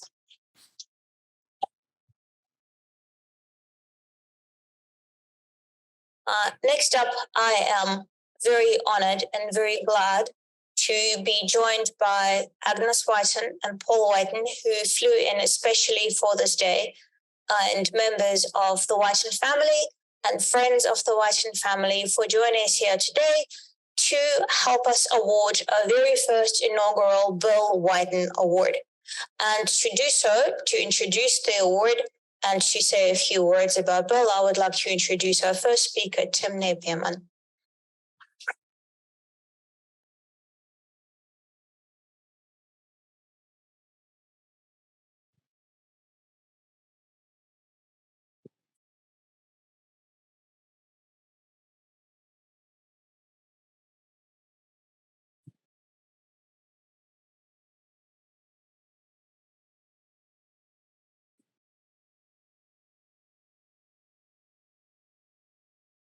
Good afternoon. Thank you, Lisa. This is Agnes Whiten, members of the Whiten family, distinguished guests, ladies and gentlemen. I'd like to start by thanking Agnes very much for doing me the honor of asking me to say a few words about Bill. I'm not sure I'm the right person to do it. I only knew him for 35 years, so I think you need to know him for longer than that to really get the measure of the man. And also, of course, we must thank the family and Mrs. Whiten in particular for the extraordinary generosity in making available a significant amount of money to the university to endow this prize for a student in control or modeling and simulation, which of course was Bill's big thing. And as Bill was so devoted to his students, as we'll see in a moment, it's an entirely appropriate way to remember this man. I should make clear, this is not a eulogy or an obituary. They've all been done. This is a personal reminiscence, and other people will have their own memories of Bill.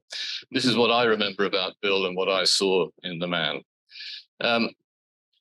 Lisa's asked me to especially talk about his contribution, of course, to this place and the university, and I won't keep you in suspense. His intellectual contribution was absolutely seminal, and his partnership with Alban Lynch was the key to the history of this center, and also the wider discipline of mineral processing and indeed mining, but more of that in a moment. Let's start at the beginning. Bill was a Kiwi. I guess we have to forgive him that. And he was a mathematician, of course, and he did his first degree at the University of Canterbury in 1963, and it included a course in computer programming, which turned out to be very prescient in what was to follow. He then moved here to UQ to work in the computer center as a programmer and joined a research center on this site being run by somebody called Alban Lynch in 1966, when the famous P9 project was in its 5th year at that time. And I suspect that the demands, the computer programming demands were growing, and Albin needed a programmer. I often wonder whether Albin saw something special in Bill right at the beginning. I don't know. I have no idea. Or did he just grab the first programmer that walked past? Well, I guess we'll never know, but what he saw in Bill, whatever it was, turned out to be, of course, an inspired choice. The JK itself was established by gift of Mount Isa Mines in 1970. Bill completed his own PhD in 1972 on simulation and model building for mineral processing. And Bill remained associated with this center for the rest of his life. He never really retired. He was still attending seminars, as many of us know, publishing papers and helping students right up to the end. He was first and foremost a superb and creative mathematician who used his skills to solve problems in process modeling and control, which the JK research group had taken on in the early P9 project. He had a truly remarkable insight into how to apply theory to achieve practical outcomes. Some of his great contributions, and many of you will know these very well, with his students, of course, can't separate Bill from his students, included these: applying population balance modeling to comminution, crushing and grinding processes, software to estimate the model parameters, and most importantly, their uncertainties, software to mass balance the data before you do the parameter estimation. And it's important to understand that the algorithms that he programmed were very robust. They never fell over, as so many algorithms do. They were strong. And so much so that, of course, they're still at the heart of the JK simulator, which 35 years later is still selling well. He also, of course, was the major player in the development of the idea of single impact breakage to characterize the breakage characteristics of rocks. He used a pendulum that evolved into the drop weight tester of today. And also the T family of self-similar size distributions with an extraordinary insight in the famous T10 parameter. And this helped to separate the properties of the rock from the properties of the machine, and that's an approach which, of course, the center continues to follow to this day. He also made contributions to the very difficult problem of modeling mineral liberations. Again, we'll appreciate that. And also the flotation simulator, JK SimFloat, and much, much more. Oh, okay. I'll take them off. Take a risk. Actually, I'll put them on again. This is my old man rope here. So when Bill applied for promotion to professor, which of course in a university like UQ, that's a big deal. I recall being asked to get a referee's report for him, and I solicited one from Professor Peter King, who at the time was the director of the Comminution Center at the University of Utah. Now, Peter King was one of the very, very few people that I think could match Bill equation for equation. He wrote a book on the modeling of mineral processes. I was slightly apprehensive about asking him because he and Albin didn't see eye to eye. I think somebody said something at a conference and one never forgave the other. It was one of those situations, but I needn't have worried. Peter produced what was unquestionably the best referee's report on an academic promotion that I have ever seen.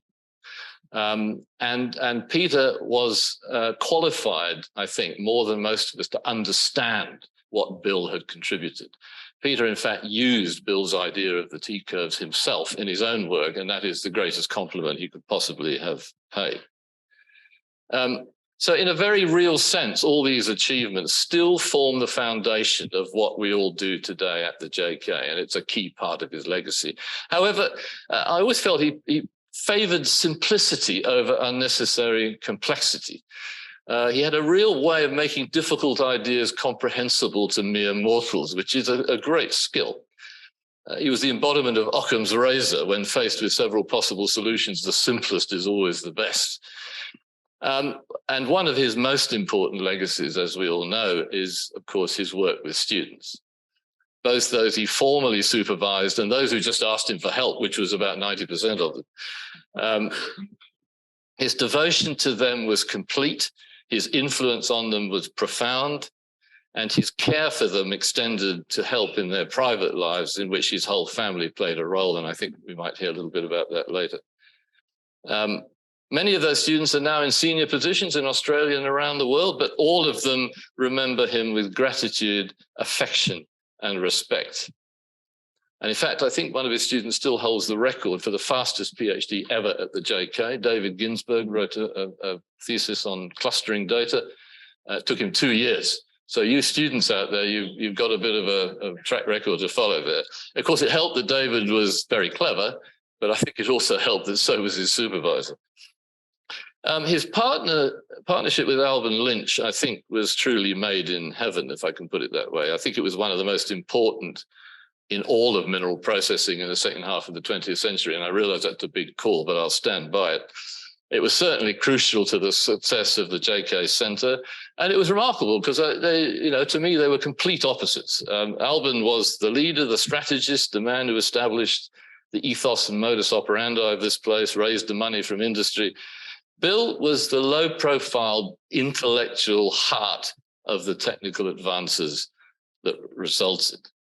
The whole was greater than the sum of the parts with the two of them. And I think in Bill's case, it was largely because of his extraordinary skill in exploiting these relatively new tools that were coming along in computing, which turned out to be so important to the success of the research, as well as the deep understanding of the maths that it all depended on. And he also played an important role in developing the culture and tradition of the place, in the emphasis of the practical solution of industrial problems based on the collection of data in mine sites, in which he also participated. In fact, he met his wife Agnes on one of those trips, so that was a productive trip. And he also stood in for Alban in leadership roles when Alban was away. He loved solving problems. For years, he was an active participant in the annual Australian Mathematics in Industry Study Group, which still goes on, in which industrial companies pose practical problems to mathematicians for solution.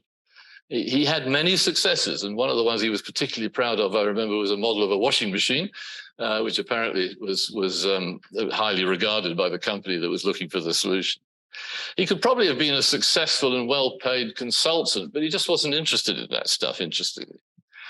I learned a lot from Bill, we all did. Not the least for me was his approach to examining theses.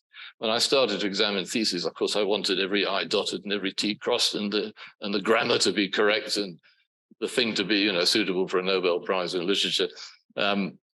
Bill, a completely different approach. He just said, if the thesis meets the university's requirements and it's comprehensible, that's good enough. And that was a big lesson for me. By the way, he inadvertently did me a great favor shortly after I arrived here.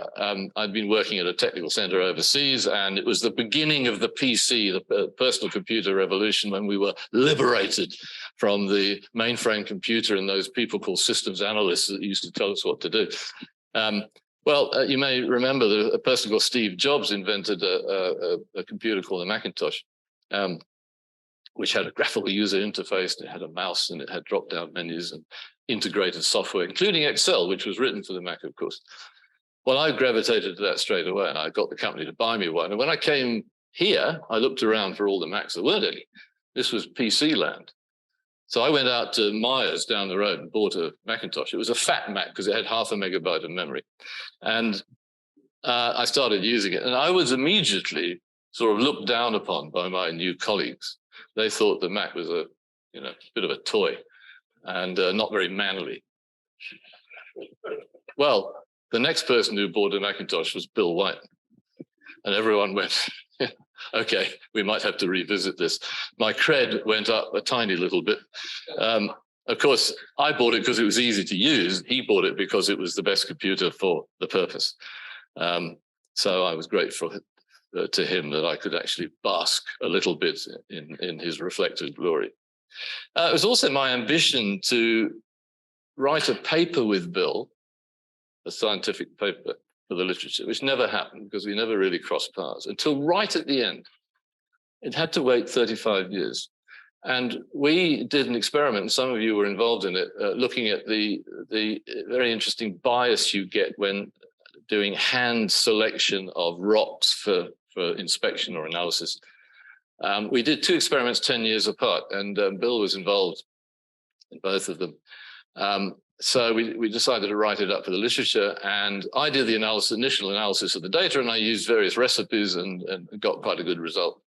Gave it to Bill. Bill, of course, did everything from first principles. He wasn't a recipe man. And he started from the beginning and developed not 1, but 2 completely new tools to use to analyze this data. And of course, it produced a much better paper and a more comprehensive set of conclusions. And that was the difference between a dabbler like me and the real thing, which was Bill. When I was deciding what to wear today, I thought I ought to put on a yellow cardigan in honor of Bill. Those of you who don't know him will need to know that he came in every day with a yellow cardigan. So the great mystery was, did he only have 1 yellow cardigan, which was recycled, or did he have lots, you know, like one day each for each week, for the days of the week or whatever. I don't think we ever quite got to the bottom of that mystery. The only person who knows is sitting here, and I'm not going to ask because I'd like it to remain a mystery. And we'll have Bill as the man of mystery. Did he have 1 cardigan or more? Bill worked until the end. He bore his final illness, I think, with great fortitude and his unique self-effacing humor. It's said that his doctors enjoyed dealing with him because he always arrived at appointments with graphs and tables charting the progress of his condition. Professor Bill Whiten's great contributions to mineral processing were recognized very properly, firstly in 1993 by the award to him and others of the AusIMM Mineral Industry Operating Techniques Award. That was for JK the simulator. And then in 2019, he received an AusIMM Professional Excellence Award for his contributions to mineral processing. And he was a member of that institute for 54 years. I believe that it's important to know our own history, where we've come from, in order to know where we're going. This is not an original thought, I know, but it's important. Professor Bill Whiten was a crucial part of the history of the JK family. His legacy, his ideas, software, especially his students and their work, will live on. And we should never forget what we all owe him. Thank you.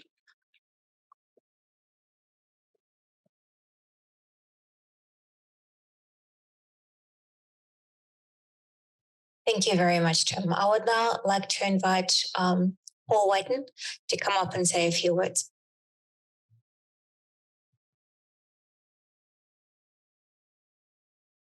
Hey, thank you. I'll just project. No. Oh, we're Zoom. not online? Yeah, people online need to hear what you're saying. I didn't bring any slides.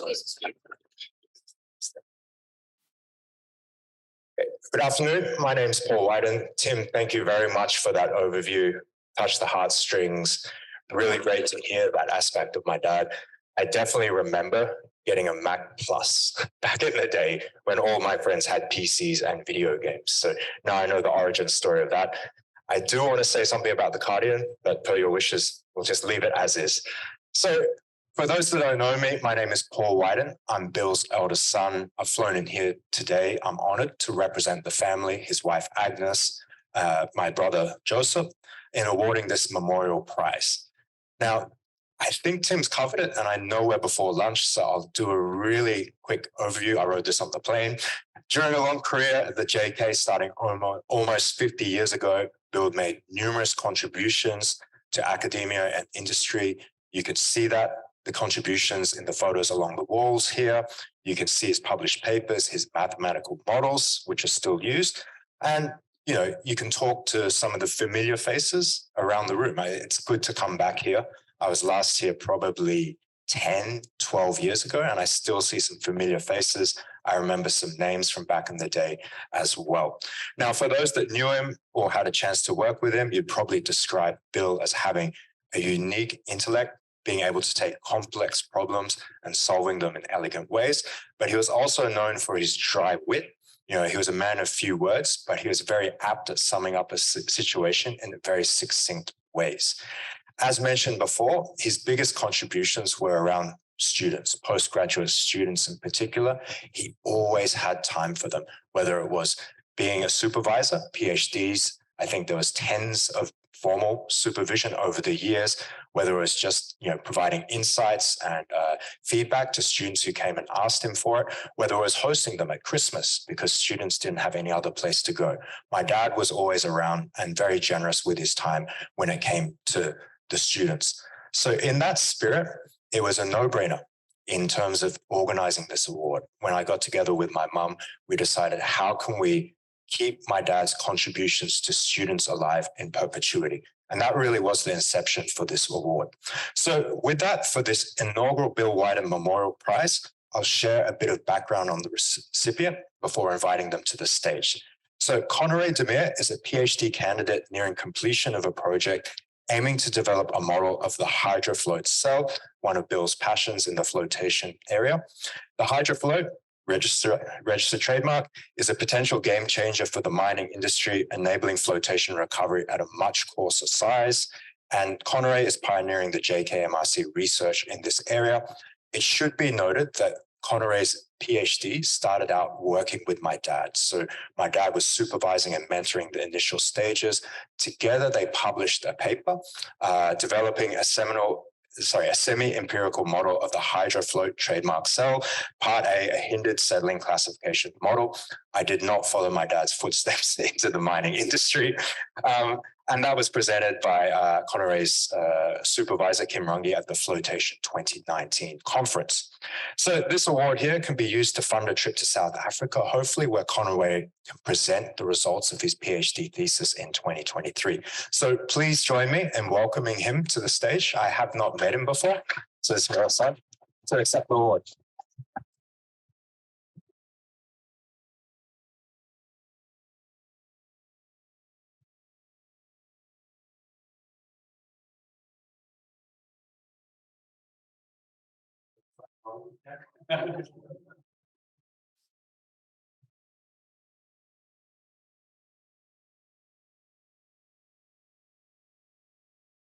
And we'll now ask Conroy to say a few words.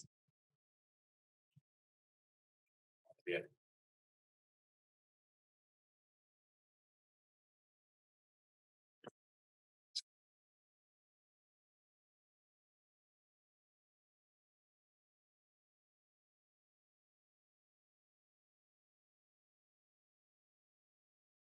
I hope this time I will be able to finish. So I think 11 months ago, I had a farewell here, or 10 months. It was in February, sorry.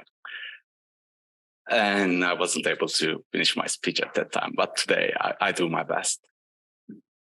Good day to everyone.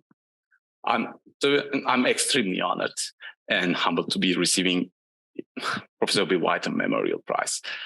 I sincerely thank Ms. Agnes Whiten and the valuable members of Whiten family. Thank you so much. And also my supervisor, Kim Rangi, for nominating me, as well as the committee members for honoring me with this award. Today, actually, I didn't want to present something technical and what I have done, but I just wanted to talk about how he touched my life. I was a first-year mining engineering student at JKTech University. At that time, Professor Benza was giving the Introduction to Mining Engineering and Engineering Ethics lecture.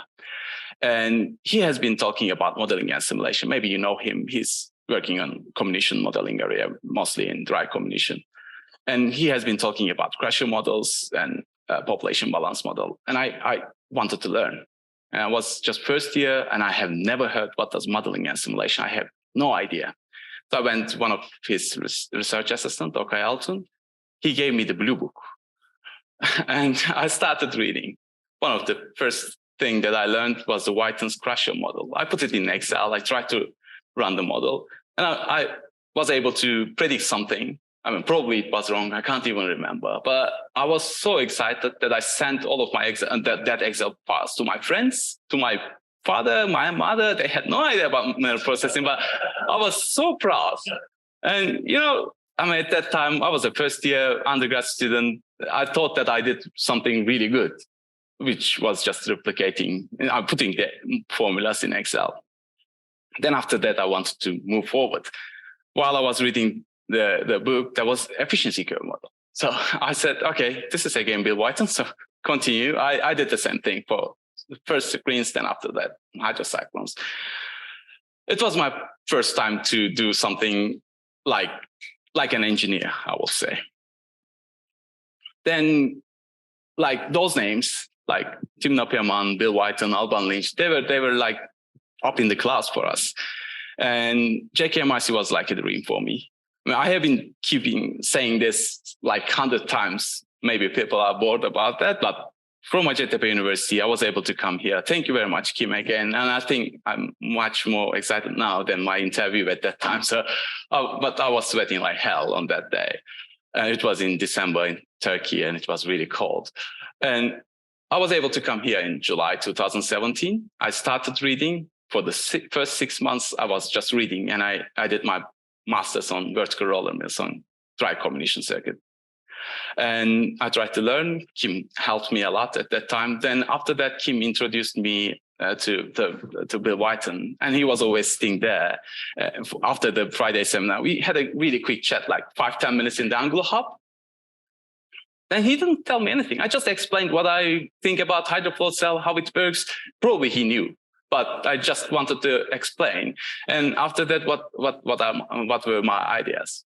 So he didn't tell us anything. Then after that, I was a little bit stressed. So did I say something wrong? No. But next Friday at 8:30, before the Friday seminar, he came to my desk in my student office.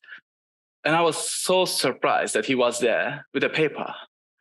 On that paper, it was a printed out A4 paper, a couple of references on the paper.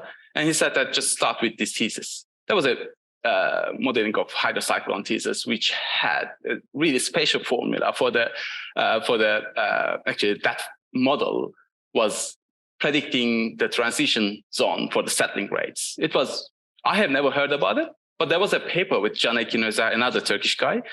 And when I found that paper, it was fitting my lab scale test so well than any other model in the literature for the settling rates. That's why, then after that, we generated that paper together. He was completely different than any of us, for me, I mean, any of us, but not only for the intellectuality, or not only for as a mathematician. I think he was really different in terms of touching my heart as well. When I first arrived here, my wife joined 6 months later than me, and she had some problems. I had some problems as well. So we had a really tough time.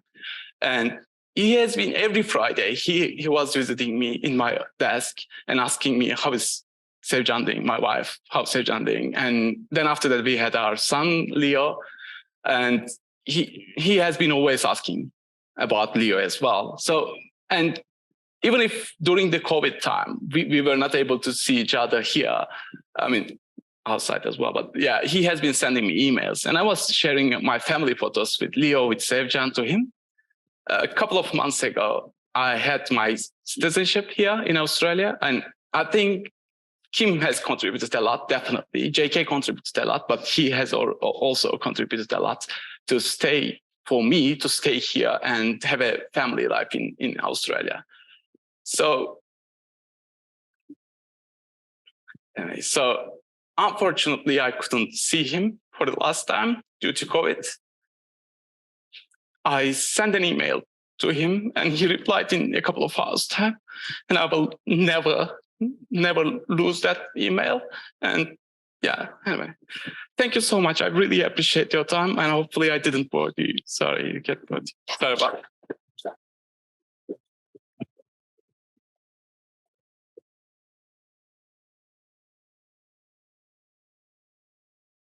Thank you, Conor, very much for those wonderful, lovely words.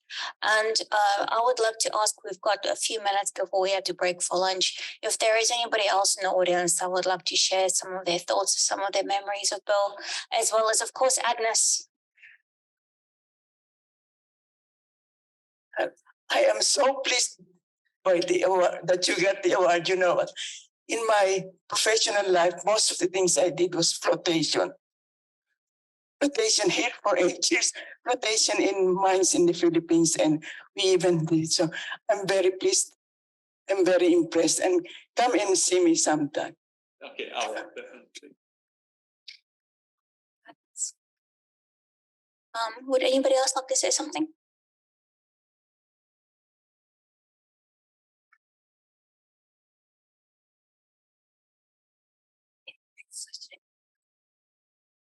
Yeah, I mean, it's lovely for Conor and I to receive this inaugural award, having worked with Bill so closely. But I also just wanted to say that I got an opportunity to work with Bill really closely as well, and I will treasure that. I worked on JK Simfloat, where he came up with a stream structure that had such simplicity and elegance to it. And I used to work with him, where I would go up there with. I was the one who was trying to make things usable, and he was the one that wanted mathematical beauty, and we used to have debates about that. And I think the product that came out of it was so good because of Bill Whiten's contribution. He was just a brilliant man, and I would have a problem, I would send him an email and he'd send me an email back with the solution. Or, you know, I'd have a problem and on Monday morning he'd throw me the code that, you know, solved the problem. So it was a really unique individual, and I feel really blessed to have worked with him.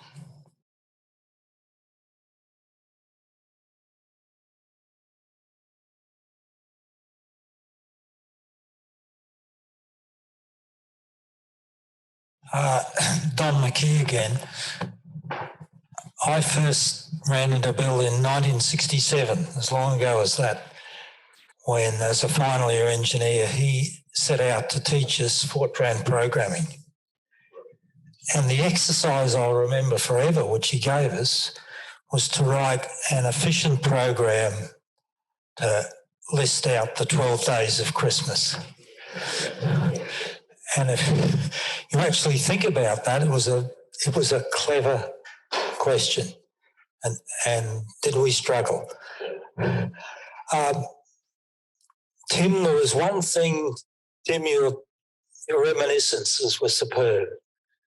But I have to say one other thing, and that is that Bill was also the father of process control in this country.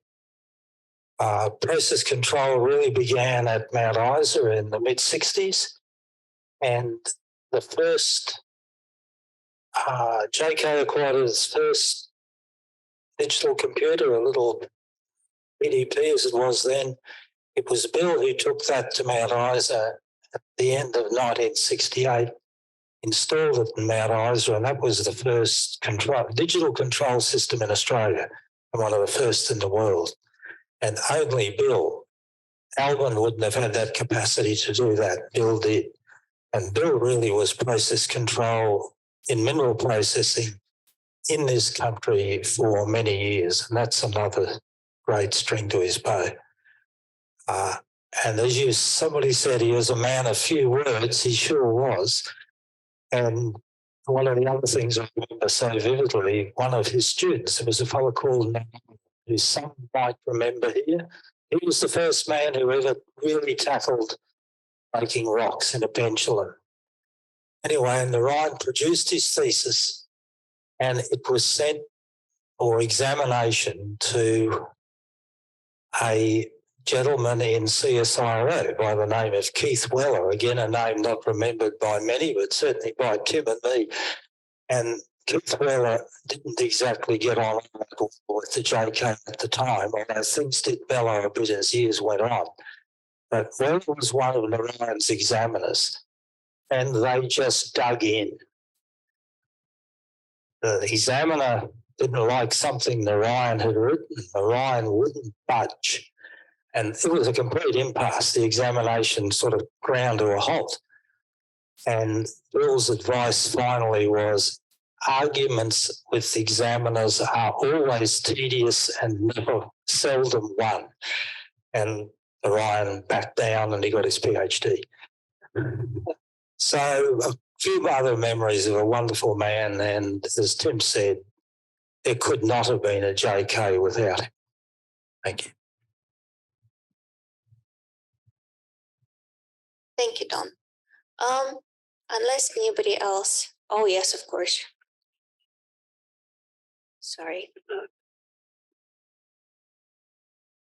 So I'm going to be brief, and I'd just like to acknowledge Agnes, because I got to meet Agnes when she was working with us to put together the award, and it became very apparent that a lot of Bill's abilities was because of the support that he was receiving from his family and from Agnes. And I'd just like to say thank you very much, because that enabled a whole generation. So thank you. Thank you, Neville. Can I just do one quick one? I just feel I have to tell you, it's not lovey-dovey and anything like that. It's to follow up on Tim's comment on the washing machine. Bill had a reputation amongst the mathematicians, as he did amongst the mineral processors. I used to go with him to MISG, and most of us would go off to a cafe in the evening, and Bill would just eat his little sandwich, and his idea of going out was going off to the store to get a loaf of bread and some cheese. But there was a cartoonist at one of them, and he wrote various cartoons, and Bill Whiten featured in one of the cartoons, had Bill Whiten sort of looking like a professor, and he's looking in a washing machine, and he goes, "Oh my goodness, that's a fourth order harmonic."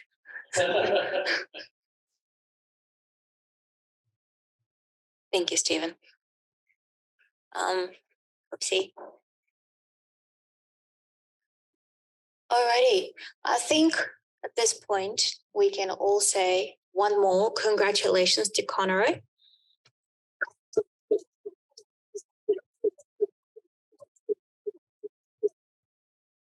And once more, an enormous thank you to the Whiten family, to Paul for flying all the way out here, and to Agnes, and to Maritza for helping me to work with the family to put this event together, and to Tim and to all of you for being here, for honoring and remembering such an important figure, as Tim said, in the foundations of the JKMRC family. I would like to request that everybody involved with the award please remain behind for photographs. And for the rest of you, you can feel free to go out to lunch, but this isn't a free lunch. There is a poster session out there. Please participate. And the judges who have requested to not be known for fear of being bribed, which I don't get, will be judging and will be presenting the results of that judgment later today. Thank you all very much.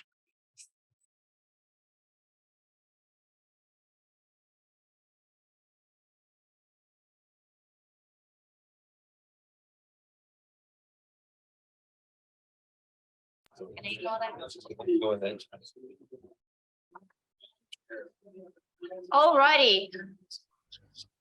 Welcome back to our after lunch session. What we have for you is a really great panel up for discussion that we're going to talk about mineral tailings. Now, I'm going to get started by introducing all of our wonderful panelists. Our first panelist is Mark Reno. Mark? There we go. Mark is a geotechnical engineer. He following on, this is not the bio section. I'm sorry, I'm reading from the wrong section. Okay, Mark works for KCB Australia. He has about 30 years of experience as a geologist and an engineering geologist practicing as a consultant in South Africa and Australia. Mark currently provides mentoring support to young engineering and engineering geology graduates to assist with professional career development. Mark also provides management support to the engineering team at the manager for geological and technical team. Our next panelist is Samir Morar, who is also a really good friend of mine. Samir is a metallurgist who works for Glencore Zinc, is a principal for processing in their capital studies and project group. Prior to his role, he spent 10 years working at Mount Isa mines in a number of different roles across lead zinc, concentrator, and lead and copper smelters. Samir is originally from Zimbabwe and studied at the University of Cape Town, where he completed both his undergraduate and postgraduate degrees, and we did those together. His doctorate was in the field of machine vision and applied to froth flotation. Following the completion of his studies at UCT, he worked as a postdoctoral researcher right here at the JKMRC with Professor Dee Bradshaw.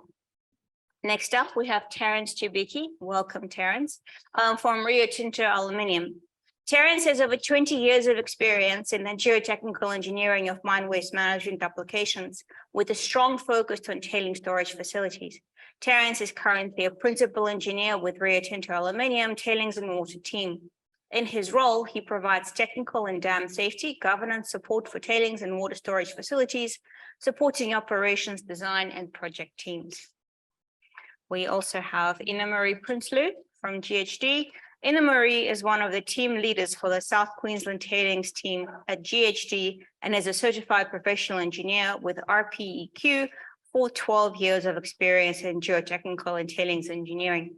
Ina Marie's experience mostly comprises concepts to detailed level design and tender assistance for tailing storage facilities.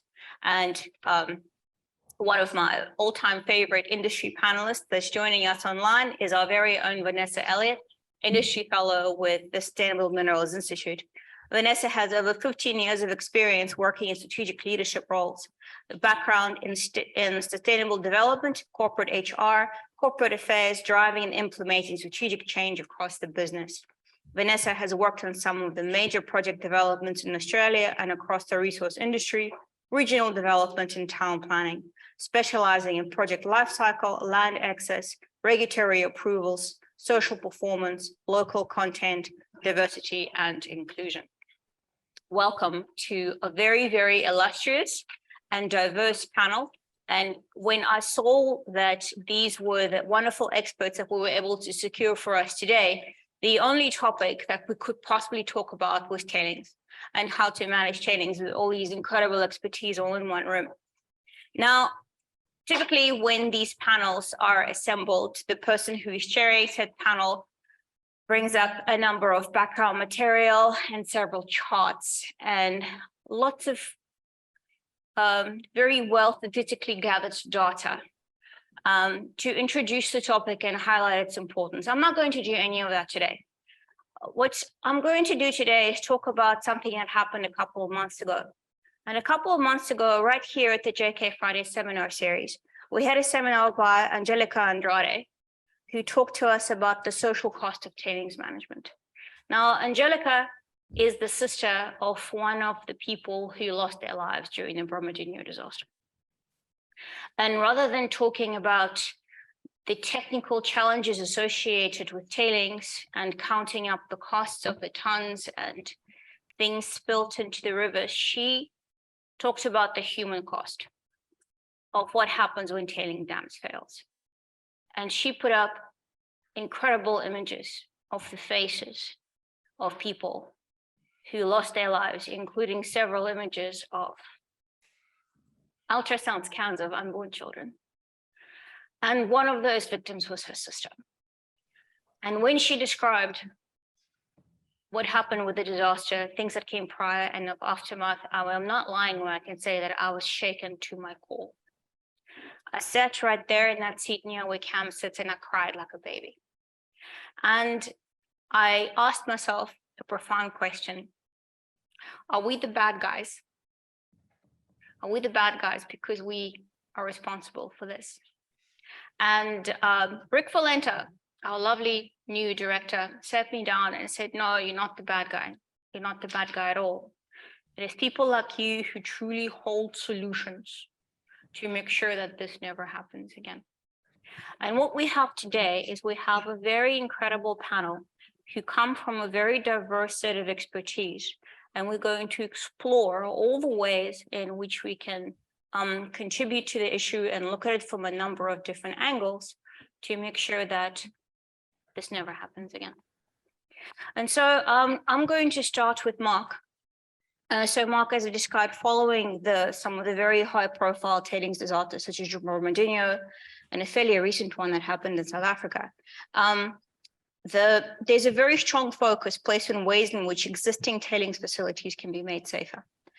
Could you tell us some more about your work and your experience in existing tailings storage facility modifications? And how do you incorporate stakeholder collaboration and engagement within it? Sure, thanks, Liza. And thanks, SMI, for inviting me to this event. Really appreciate it. So can you all hear me all right? So I suppose I can answer that through a project I've been involved in for the best part of nearly a decade in Papua New Guinea. So when dams are old, like a decade, the design basis at the outset of the tailings storage facility, it evolves over time. So typically when we design a tailings dam, there's a design basis that's established based on a number of parameters, consequence categories, best practice guidelines at that particular stage in time. And those guidelines are permanently being updated and revised.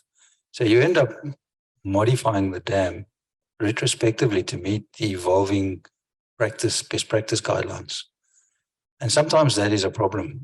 I think many of you might be familiar with typical tailings dam construction techniques. You get an upstream method, a centerline, a downstream method. And this particular dam in question in Papua New Guinea is constructed using the downstream method. So you don't rely on the tailings to provide any strength to the embankment, and the footprint gets wider at the base as the elevation increases. But sometimes that comes with a physical constraint. You lose the ability to widen the dam due to topography, infrastructure. There's a number of variables that dictate what you can and cannot do. And one of the problems we had in this PNG facility was that we lost the ability to go further downstream. So we had to modify the design slightly. And we increased our knowledge of the ground conditions that was feeding into the stability model. And without getting too technical, we went through a lot of studies and analyses and modeling to come up with a design that met the best practice guidelines and was a defendable design to present in front of technical review boards and independent third-party reviews, so that we could put our hand on our heart and say that this thing is stable for the design basis. It would have the capacity to withstand, for example, the design rainfall, the design earthquake, and that the facility was stable. The problem then, to answer Lisa's question, is how do you communicate fairly technical detail to a downstream community that probably doesn't have the technical knowledge to be able to understand the message? So what I found from a consultant's point of view is that for us, it was trying to communicate the technical detail in a jargon that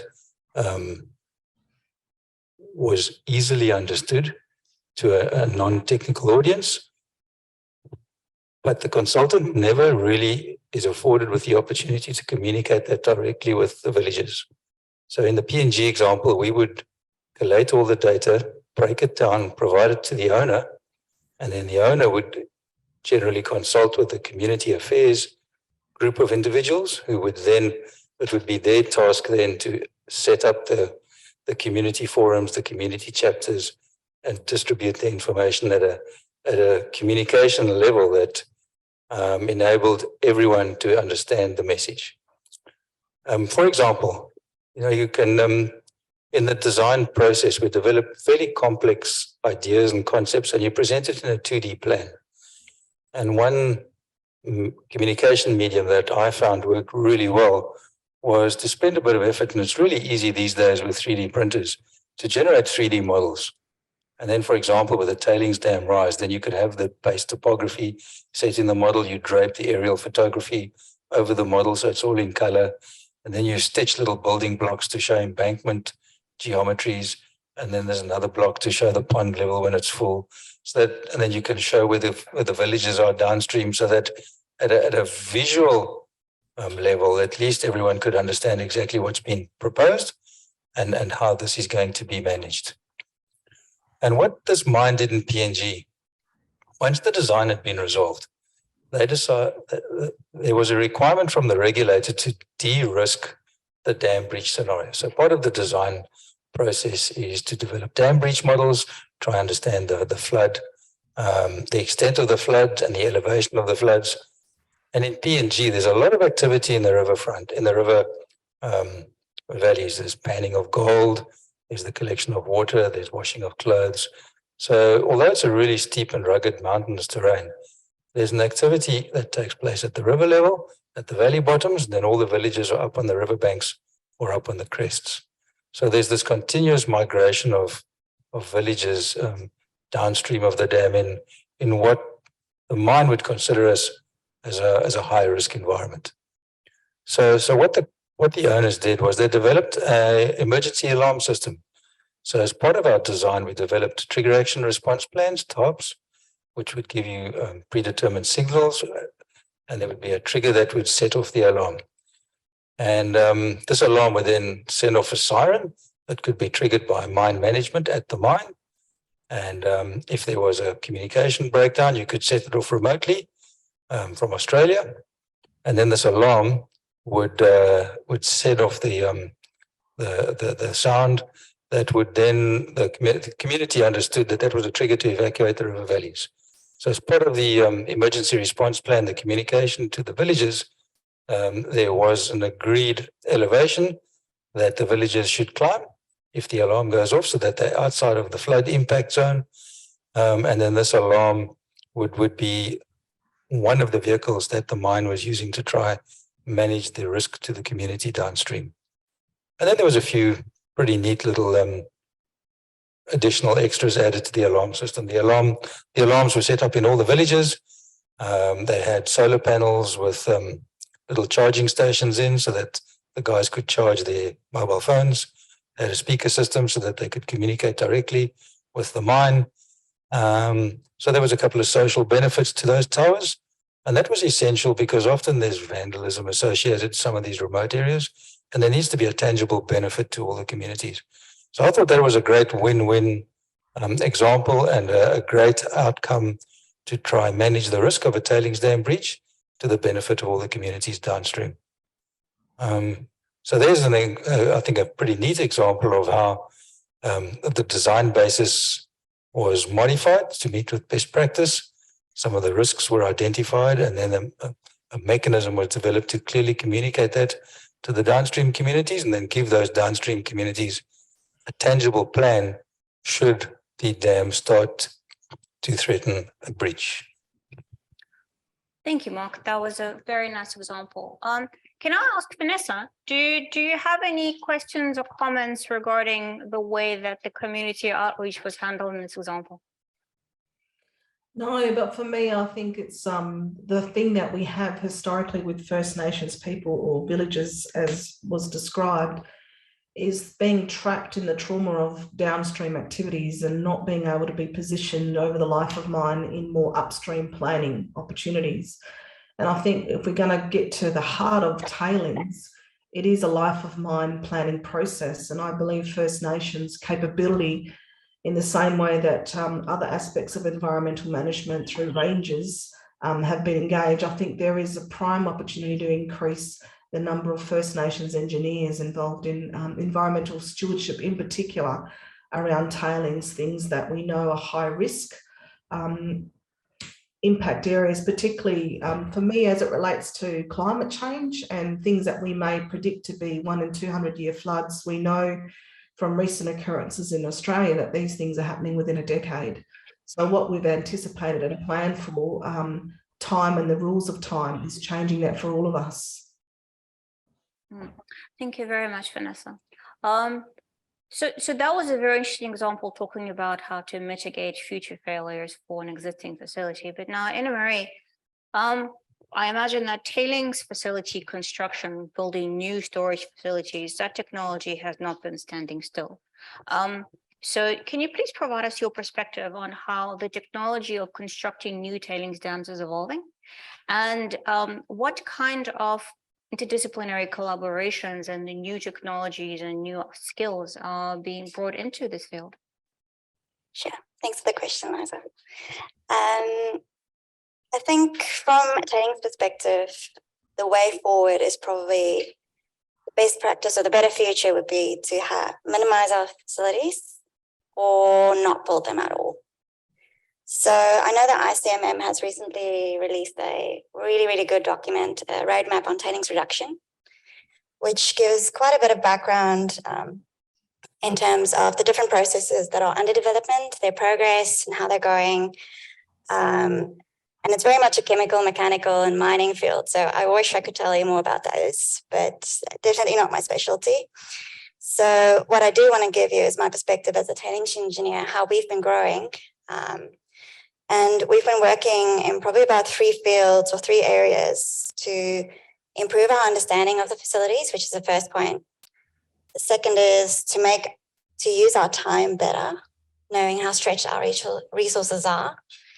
And the third is to make our monitoring better. And Mark has already touched on that point in terms of monitoring.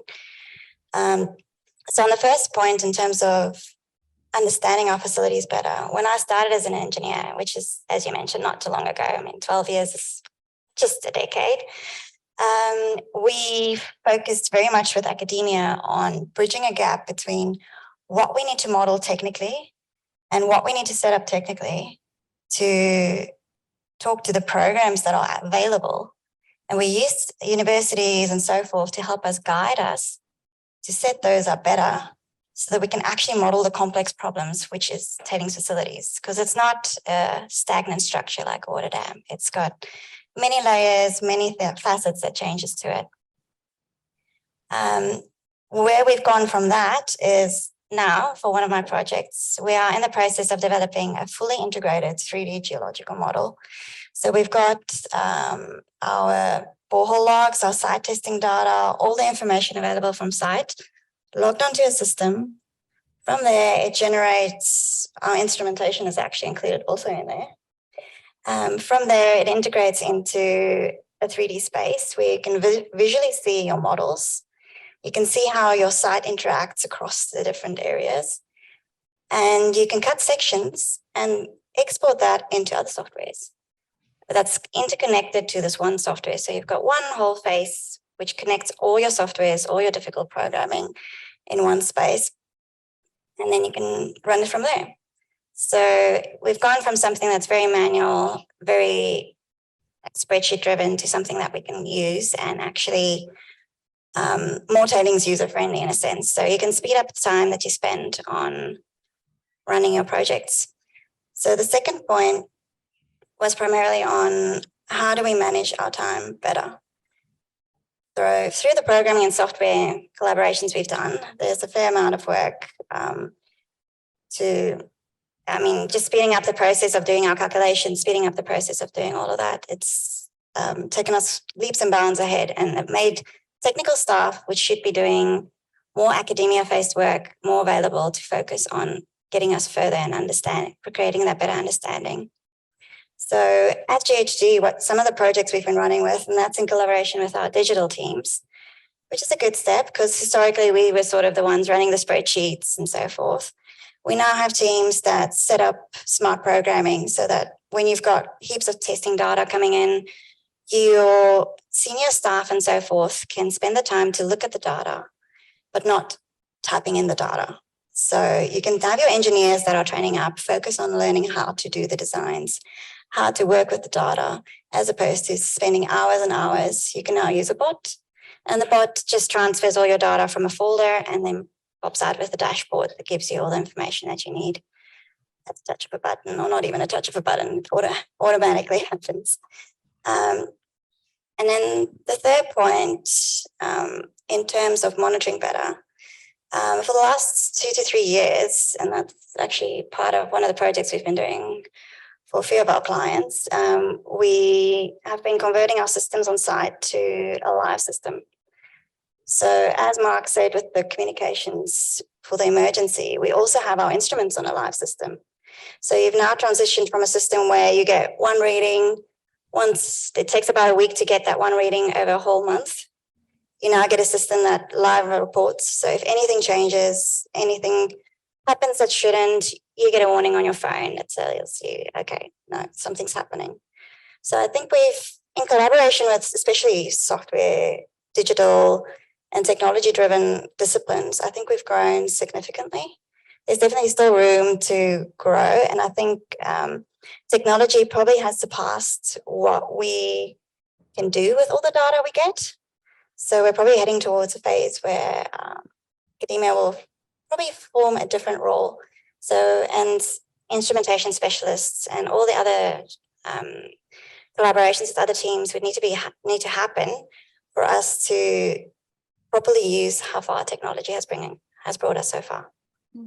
I think you were talking to a center that has a special group dedicated towards the development of tools and monitoring and data processing. I'm sure you'll have quite a number of questions from the audience when we get to question time.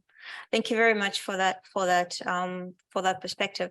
Now, we've talked about early warning systems and about monitoring and signal processing and data, but clearly where we really should be aiming is not having to do any of that in the first place. In other words, moving on away from a wet tailing storage facility towards something that does not have a possibility of failure.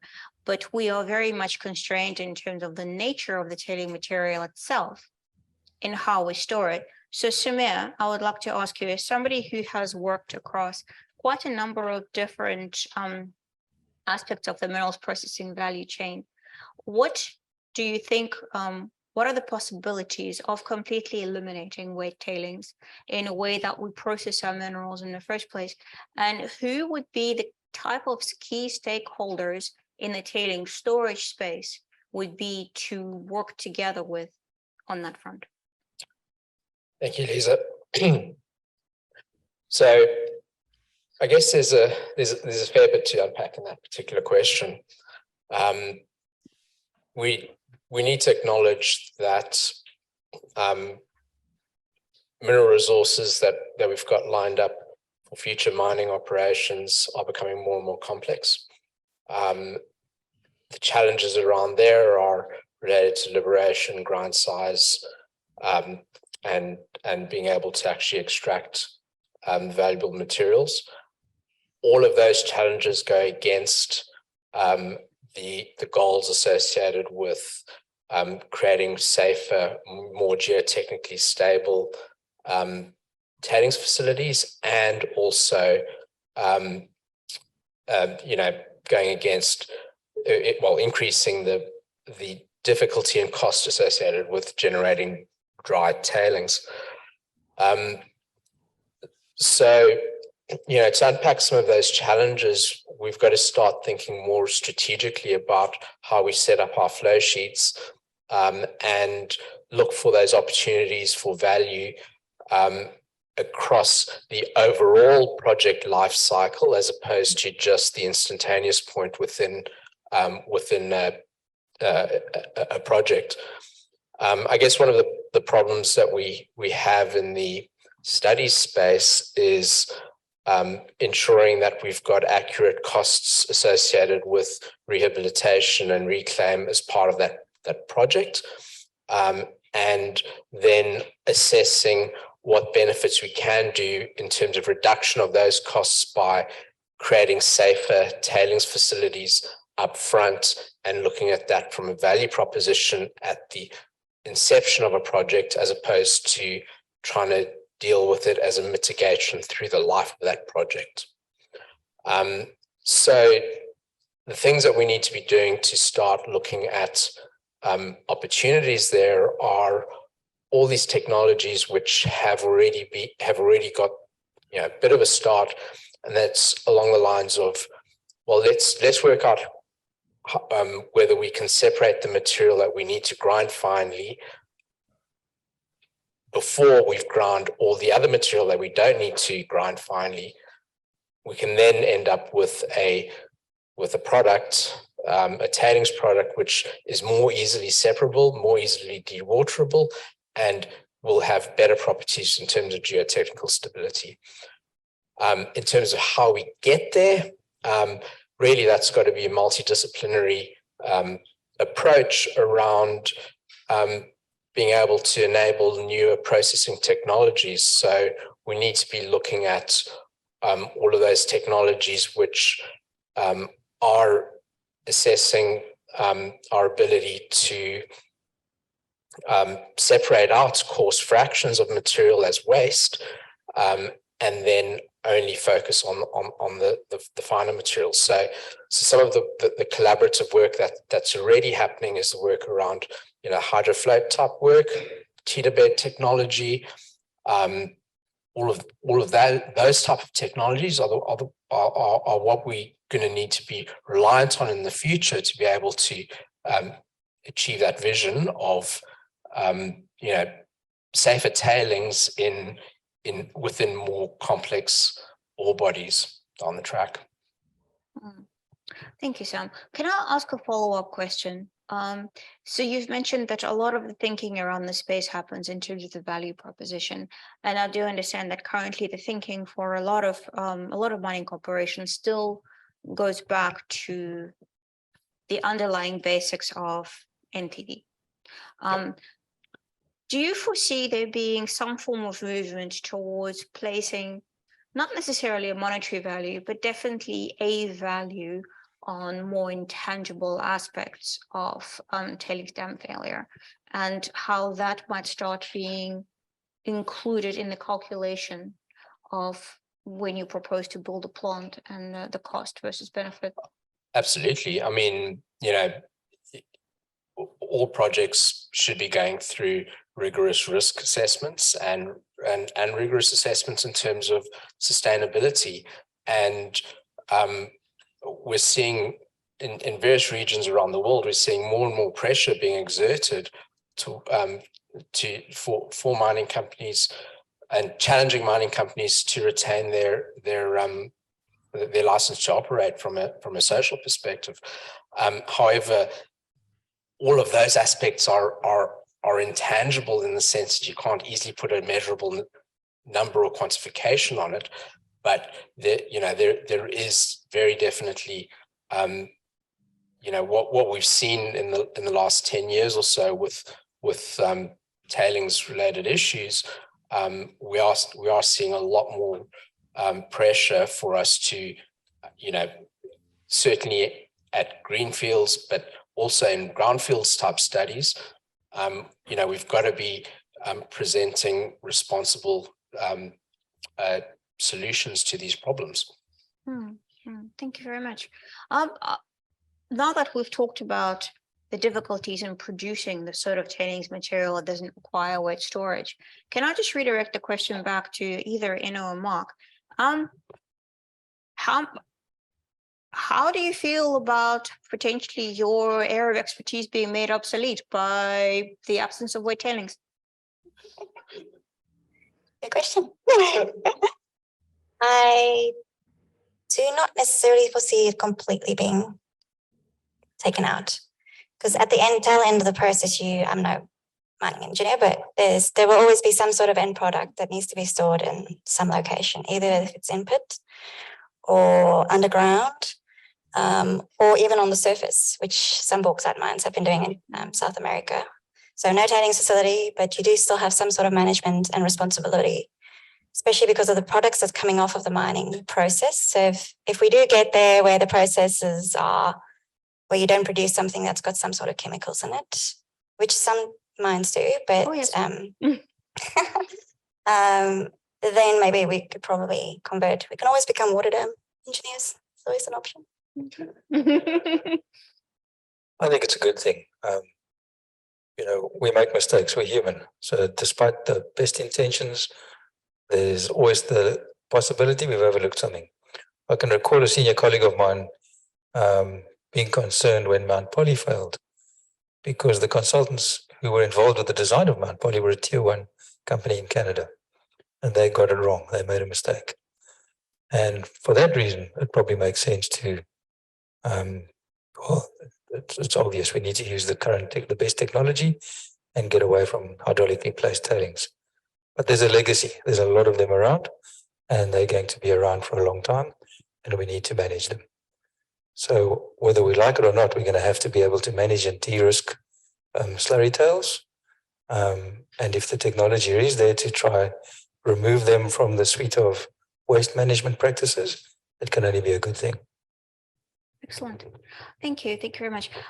Vanessa, we're moving on to you. So we've now discussed how even if we did get our processing 100% right, we would never quite get away from the necessity of building wet tailings dams, because we will always at some stage be treating fine material, even though hopefully much smaller quantities.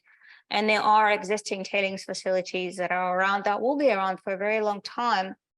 And the biggest impact of tailings dam failure has always been on the surrounding community. And what has become quite clear is that there's been a significant loss of trust between the communities and the companies that run these tailings dams. What do you think would be the most effective way to start moving towards rebuilding that trust and to start rekindling these collaborative relationships between local communities and the owners of the tailings facilities? I think the process is as long as the life of the mine. And I think if we bear that in mind, whatever we commit to will by default outlive all of us on the panel. And so for me, I think you're only as good as what you know what's happening next door, you know, and you can only ever be what you can see. And so for me, I think the whole discipline around mining and the technological advancement about mining is something that's sort of contained to a few. And I think it's something that needs to be more shared broadly.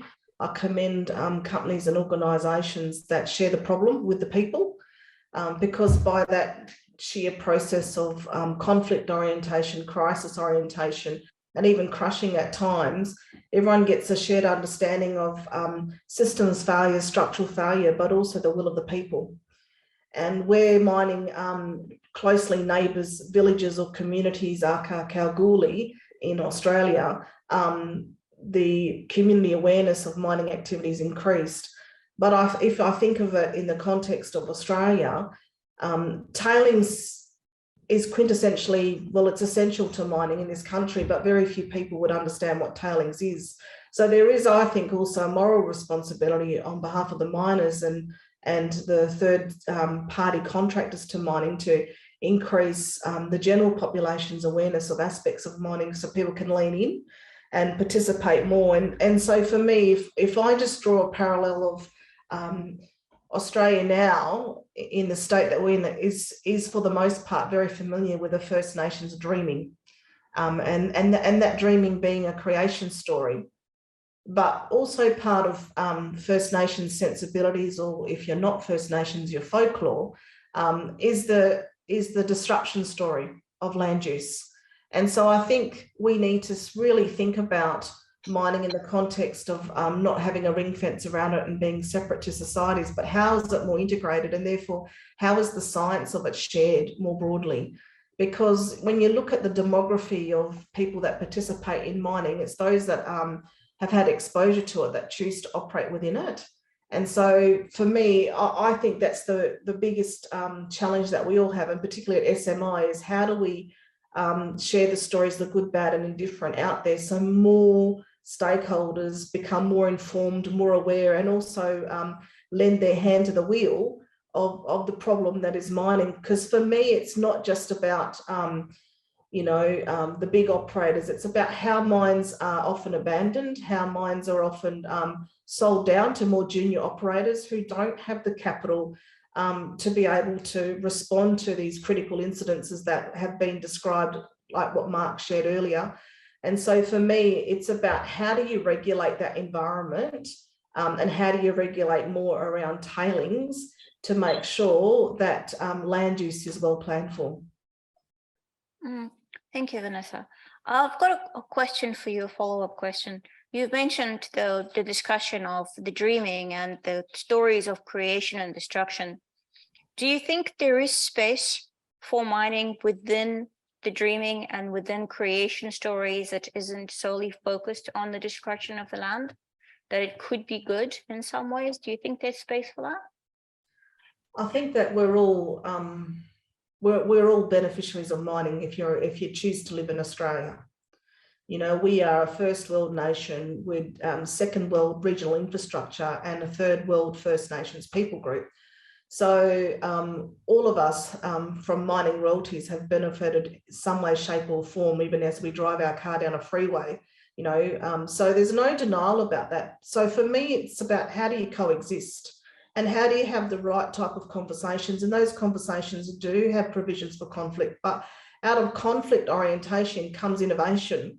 And I think that's where organisations like SMI are well placed to have that dialogue and take people on a journey of, you know, increased awareness and understanding. For me, you know, coming from the desert where the land is for the most part very flat, tailings are very pronounced, you know, and they change the land formation for perpetuity.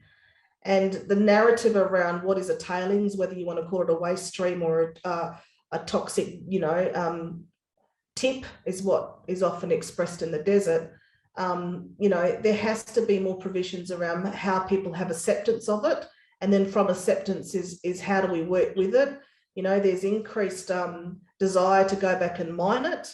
So, you know, I think about toxicity, why would you go in? But others are saying, well, that, you know, there is a cost benefit analysis to do that. So for me, if you don't have the superstructures right and you don't have the national narrative right, you don't have the stakeholdership right to be able to even have these sorts of courageous conversations. Thank you. Thank you very much for that. One more follow-up question, sorry. You've mentioned when we were responding to Mark's question about the importance of creating skills such as engineering capability within the Indigenous communities. Where do we are an educational institution and it is our job to train people. Where do we start as education experts to seek out and engage Indigenous students to come and learn and do their degrees with us? I think SMI needs to start with the 10, 11-year-olds because STEM isn't a very strong stream in Australia around education systems. So I think it starts that early. I also think that if you look at something like people becoming doctors as in medical officers, you know, that was a very low count. And then when people rallied around Australian Doctors, First Nation Doctors Association, we now have more than 600 Aboriginal doctors in Australia. And that's graduates, not people that are studying medicine. And then if we look at something like engineering, we've got less than 100 engineers in this country that are First Nations that have a touch point to mining. And then we look at something like accounting, which everyone in their daily course of doing tax returns and that sort of stuff, you know, we have less than 200 First Nations accountants. So for me, I think what this signals is perversion, a perversion of exclusion and how some fields and endeavours and academic pathways are elite unto themselves. And how do we deconstruct that in a way that doesn't diminish the light of what engineering is, but also increases the sheer pathway for First Nations people to participate that. And if you look at countries in Africa and alliances to Germany, you would see over the last 30 years that there has been many village people that have you know, gone to other parts of the world to become engineers. And I've worked with a lot of those. And it has always been the story and the narrative of, you know, you need to grab them at 10. And you need to introduce STEM at a very early age, and you need to partner with schools, and you need to create talent pipelines where you're not accountable to the total sum of it, but you are accountable to the pathway into the university and then into the career. And so for me, it is a long run process, but it's one that we must participate in and one that we all must be accountable to. And so for me, I look at Indigenous land use agreements and I look at return on investment, or you know, what you described as the human cost from a catastrophic point of view. We should also be looking at that from a developmental index point of view. And we don't do that in this country. We don't look at wellbeing and wealth creation indexes for First Nations, but we do that with the resettlement of peoples in other countries. So for me, that's a quagmire that I think industry is not going to lean into unless it's regulated, you know, and I think people should, if they live near mining, they should know more about it, and they should, you know, have front row seats to get scholarships and to learn and to acquire degrees that help, you know, solve these wicked problems. Thank you very much for that. Terrence, last but not least, we have talked about making tailings dams safer, that those exist, building new ones, adjusting our production in such a way as to make it easier to store tailings.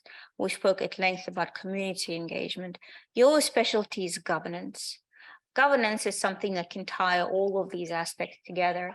Could you tell us something about how you see yourself and Rio Tinto operating within that space? Sure, thanks, Liza.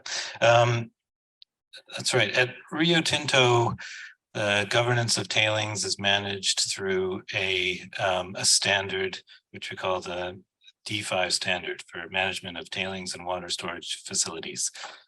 I mean, it fits within a framework of all sorts of safety standards, environmental standards. So it's just one of an entire portfolio. At the moment, and you know, in most recent history, these standards focus on the technical aspects of dam safety. So, you know, most of us that work in the area in this team, in my team, we come from designing backgrounds, so we've been on both sides. So I'm a geotechnical engineer, so I'm really you know, the administration of the standard is really around the technical aspects of dam stability and management. So, and I think with these recent events, there is an evolution though that's happening, and that we realize that that we have to increase and broaden our engagement with more than just the technical streams. So it's not just about designing the stable dam that will last forever, but it's really, I guess maybe engaging with other stakeholders in terms of what does a lasting forever dam, or what do we actually want to be there forever? Do we just want a pile of rock, or do we want a wetland, or do we want, you know, what is it that we're actually, what is the goal? So since the Brumadinho failure and the introduction of the global standard, I can definitely see within Rio Tinto a broadening of our engagement now. And I was thinking to myself a few examples of how this is happening.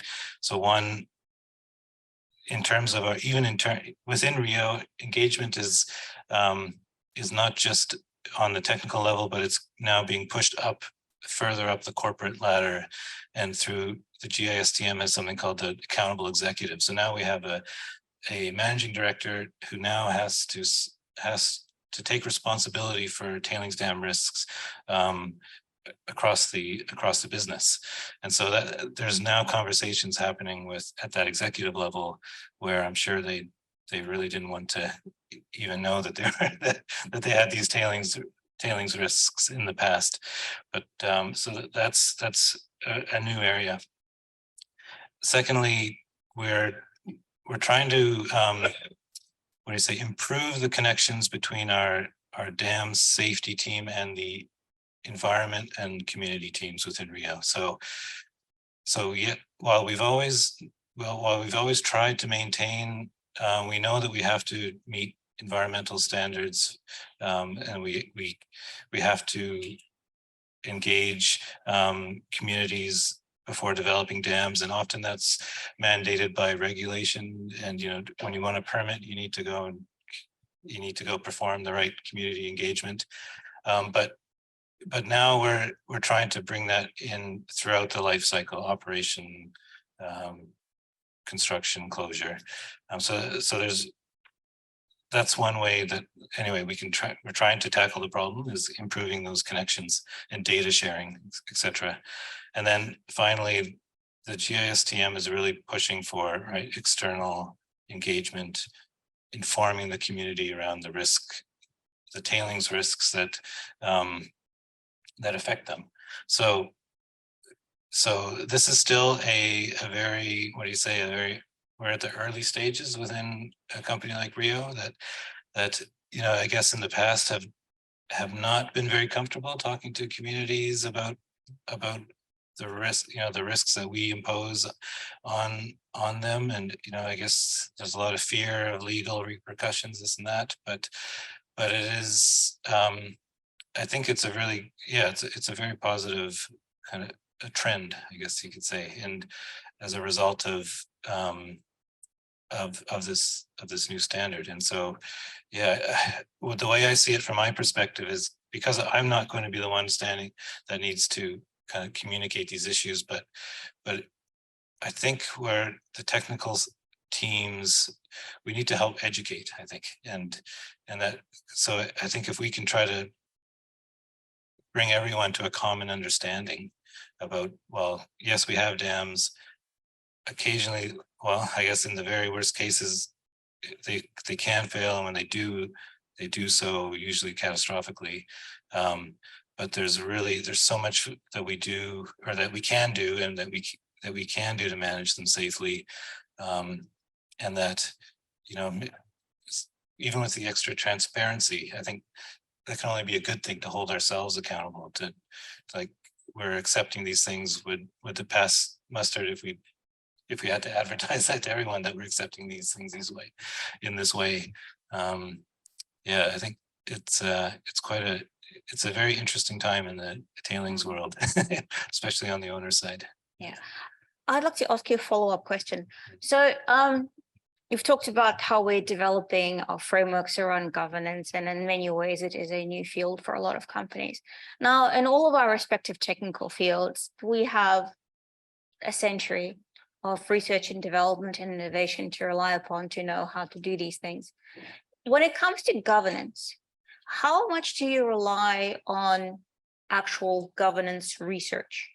And how much of it is there to rely on, where you don't necessarily have to make all of this up as you go along? Well, what I've seen now, I don't know if I can say it's how much is based on research, but definitely there are lots of industry bodies, which I guess through, I'm going to say trial and error, perhaps, you know, have developed some very detailed, I guess, frameworks. I'm thinking of, like, you know, Mining Association of Canada, of course, all the ANCO kind of guidance, ICMM, etc. Like, so there are definitely lots of examples out there, I suppose, of dam safety frameworks. But, you know, I guess how much is sort of being pushed if there's changes, you know, if people are pushing the envelope of change, or whether it's really, maybe it's more of a, you know, this has worked in the past, or this, yeah, it's perhaps, if I think about it some more, I guess we do learn a lot from past failures. Every time we have a failure, you know, when you try to look into the root causes, there's always things you can learn and improve. You learn where you can improve. And so I think that is something that's an unfortunate, well, the events are extremely unfortunate for sure, but I guess so that they didn't happen in vain, I guess that's the least we could do is learn from them. One more question for you. In your experience, how free are the companies with the information regarding everything that they've learned about governance from their past failures? Is this something that people are very transparent about, where they are open towards everybody seeing what happened and therefore learning from other people's mistakes, not just their own? Or are people being fairly, I guess, obscure about their own failures? I think as a tailings community of technical people, we're quite open to sharing information, sharing sort of ideas on how we tackle problems. I actually just last week, I went to WA and toured a South 32 red mud site and an Alcoa red mud site, and trying to it's just a, what do you say, is in a knowledge sharing kind of initiative. And so I think we're very open to sharing our challenges and learning from each other's solutions. I think where, and this is just my observation, is where companies get a bit skittish is with very precise data. And I'll say, quite honestly, I feel companies are very afraid of litigation. And so that is one area where I find that just with very specific data, quantitative data, that can be a bit of a, I guess even us as our technical team, we'd like to just, what do you say, share everything we have with all of our peers. We do get, what do you say? We do get maybe slightly slightly restrained. But as a general community, I think we're definitely, or I'll contrast and compare to the processing side of things, where when we tour other sites, we're not allowed to take any photographs of processing plants and refineries, but as geotechnical engineers, we're happy to share photographs of our dams, no problem. Thank you very much for that prospect. We've got approximately 5 minutes left in this session, and I wanted to, first of all, open up the field to all of the panelists to make any additional comments, any additional insights from everything that was said. And once we've done that, we can perhaps move over to the audience to see if there are any questions. Please, Mark, go ahead. I'll comment to something Vanessa mentioned right at the beginning of the discussion. What I found in the rural parts of PNG is when a new mine is being opened, there's often a community audit to understand the extent of the local community, because as soon as the word gets out that a mine is going to open, then there's an influx of people. So the mine has an approved mine lease that they're responsible for. And the influx, the community influx generally extends beyond that lease. So there is an element of reasonableness in terms of where the mine owner's responsibilities lie and where they end. And what I've seen in some of the mines that I've been involved in is where the mine owners implement a community relocation program to try to de-risk, for example, a dam breach. Then as soon as you relocate a community, there's an influx of a replacement.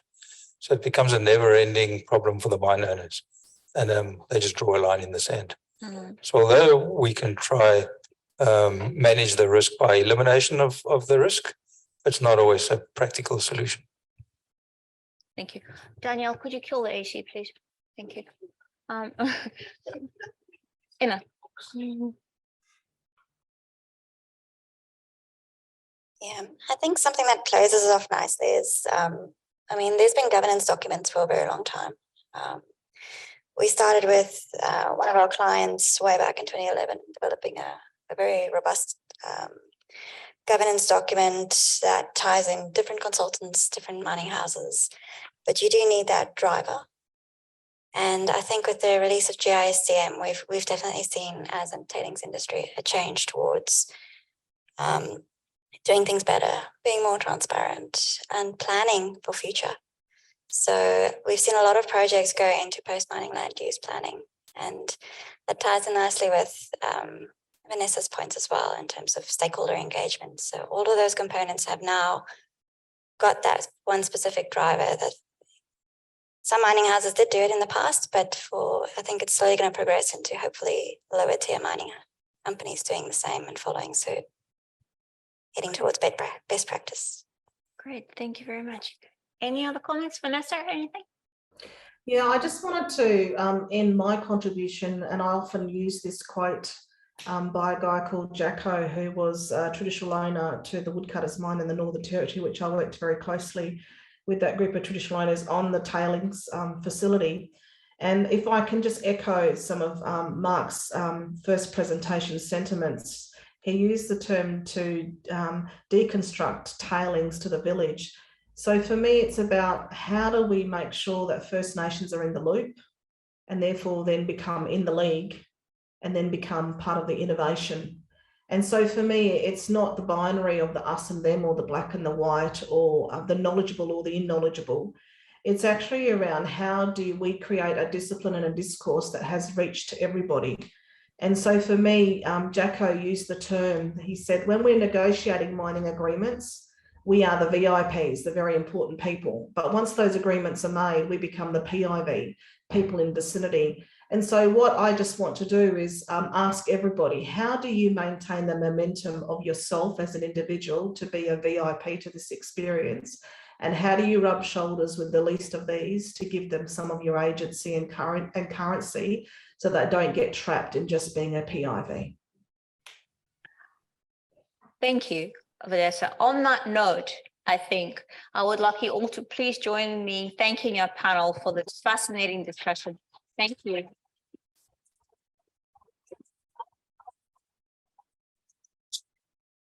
Yeah, this has been a wonderful, wonderful discussion. Thank you all so much.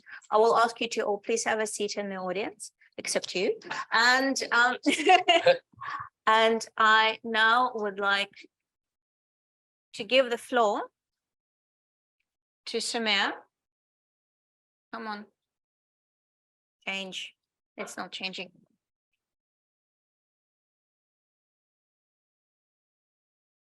So next up, after I would like to give the floor to Samir Mara. Now, Samir is a metallurgist, and I've already introduced Samir, so I don't actually have to introduce him again, other than to say that I am very, very happy to welcome a former JKTech alumnus and a former classmate in my undergraduate degree, Samir Mara, to give us an address on behalf of Glencore, who is one of the sponsors of today's events. Sam?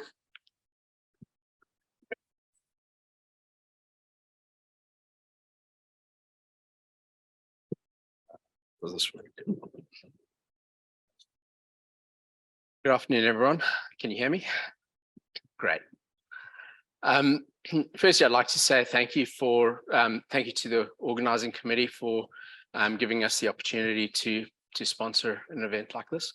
It's been wonderful to attend and wonderful to hear the presentations this morning. Also hear about the fantastic work that we're seeing with the award winners. Now, as you all know, I work for Glencore. My role is the principal for processing in the capital studies and project team in Glencore Zinc, which is Glencore Zinc division. To give you a little bit of context to what that means, in this role, myself and my team are responsible for the process engineering and metallurgy aspects of our capital studies for both brownfields and greenfields projects through the Glencore Zinc portfolio across our various regions through the world. And I guess key elements of my responsibility are ensuring that our studies are done to a specific standard that meets our internal standard requirements, but then also looking for opportunities to add value to these studies to ensure that we're not missing out on very specific opportunities. So for today's talk, I really want to just cover probably three topics. I'll firstly talk just very briefly about Glencore and what it is that we do, and certainly my expertise in that area is limited to the areas of Glencore I've been exposed to, and I'll probably talk through that very briefly. Then I felt that this is a perfect opportunity for me to provide some of my personal experience and personal insights in transitioning from a higher degree student across into an operational environment. Now, I'm fairly certain that some of the students here, have academia as their career, or they're going to go into consulting. I certainly hope that there are some here that are considering an operational role or stepping into that operational environment, and really I'd like to provide some insight that I would have liked to have heard about as a younger person entering that field. And then thirdly, I'd like to talk a little bit about Dee Bradshaw, and I'll be talking about elements of a talk. I'll be delivering elements of a talk that I gave last year at a Women in Mining breakfast, where I highlighted her impact on my career. So about Glencore. So Glencore is one of the largest integrated producers of and marketeers of commodities. Glencore's name, for those that don't know, actually stands for Global Energy Commodity Resources. It's an abbreviation. And it's involved through minerals, metals, energy, and agricultural products. Within Australia, there's significant interest in coal, cobalt, nickel, zinc based operations, and I think we're total around 25 mines. I obviously, as I've mentioned, work in the zinc division, and through my work, I interact through our with some of our operations based here in Australia, but also in Kazakhstan, Peru, North America, and in Europe. So one of the main focuses for Glencore now has become a focus on sustainability and in particular participation in the green and circular economy. These themes are certainly driving our developments and are integral to how we are planning on operating into the future. I guess one of the main themes of today is about collaboration and engagement. Now, the work that we're doing at the moment is, or that I'm involved with, is study work, and one cannot conduct study work without effective collaboration and engagement through professionals, SMEs, through industry, especially when we come up against challenges. In my perspective, in my opinion, I don't believe that we have enough engagement, and in particular, we don't have enough internal engagement within our organization. And I'm sure that's not dissimilar to other organizations or other similar organizations around the world as well.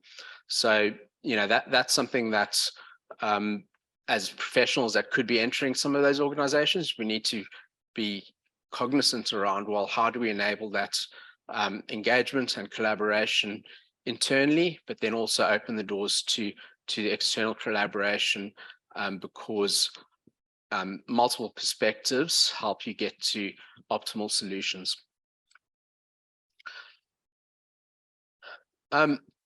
So moving on to the next section of what I want to talk about. So my intention is to talk about a few truths, and I'm going to use the broad generalization scope, brush, which kind of talks to some of my specific experiences. And I'm fairly certain that none of you will have these exact experiences if you move into an operational environment. But you know, I think there's the general themes hold up. So to give you my background, so I completed my PhD at the University of Cape Town in 2011. I subsequently spent about 6 to 8 months looking for a job in a then really depressed mining cycle. I struggled to find a job, and through that time, Dee Bradshaw managed to obtain a position for me here at the JK Center, where I'm doing some postdoc work for her. During that period, I was managed to have a break and found a position that I accepted with Mount Isa Mines, which was then owned as Xstrata, and I started off as a process metallurgist. So I've subsequently transitioned through several roles across the Mount Isa Mines operation, from plant metallurgy to project metallurgy, production planning, logistics management, metallurgical accountant, measurement systems. And then my career has also progressed through a number of levels within the organization, where I started where I was reporting through to a senior metallurgist, to becoming a superintendent, now a principal, all over the period of 10 years. So how did this happen? Well, This has been a journey that has absolutely challenged myself in a number of different ways. However, 3 specific attributes kind of stand out to me that have defined my experience within the operational environment. The one is resilience, the other one is professional integrity, and then the third one is that ability to drive for value. I was very encouraged today to hear out of Hayla's talk. She actually mentioned that one of the attributes that has helped her in her studies is resilience. Now, I believe that that is something that you do learn through research higher degree activities, because you have to be resilient to go through that entire process and complete it. So this is an attribute that that most people will already have. But you know, and I guess that also came through really well in Tim's keynote talk this morning as well, which is a great talk. So resilience also has a number of different meanings and is applied in a number of different contexts.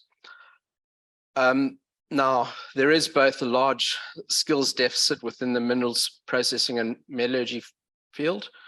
However, you know, there are 2 sides to this coin as well.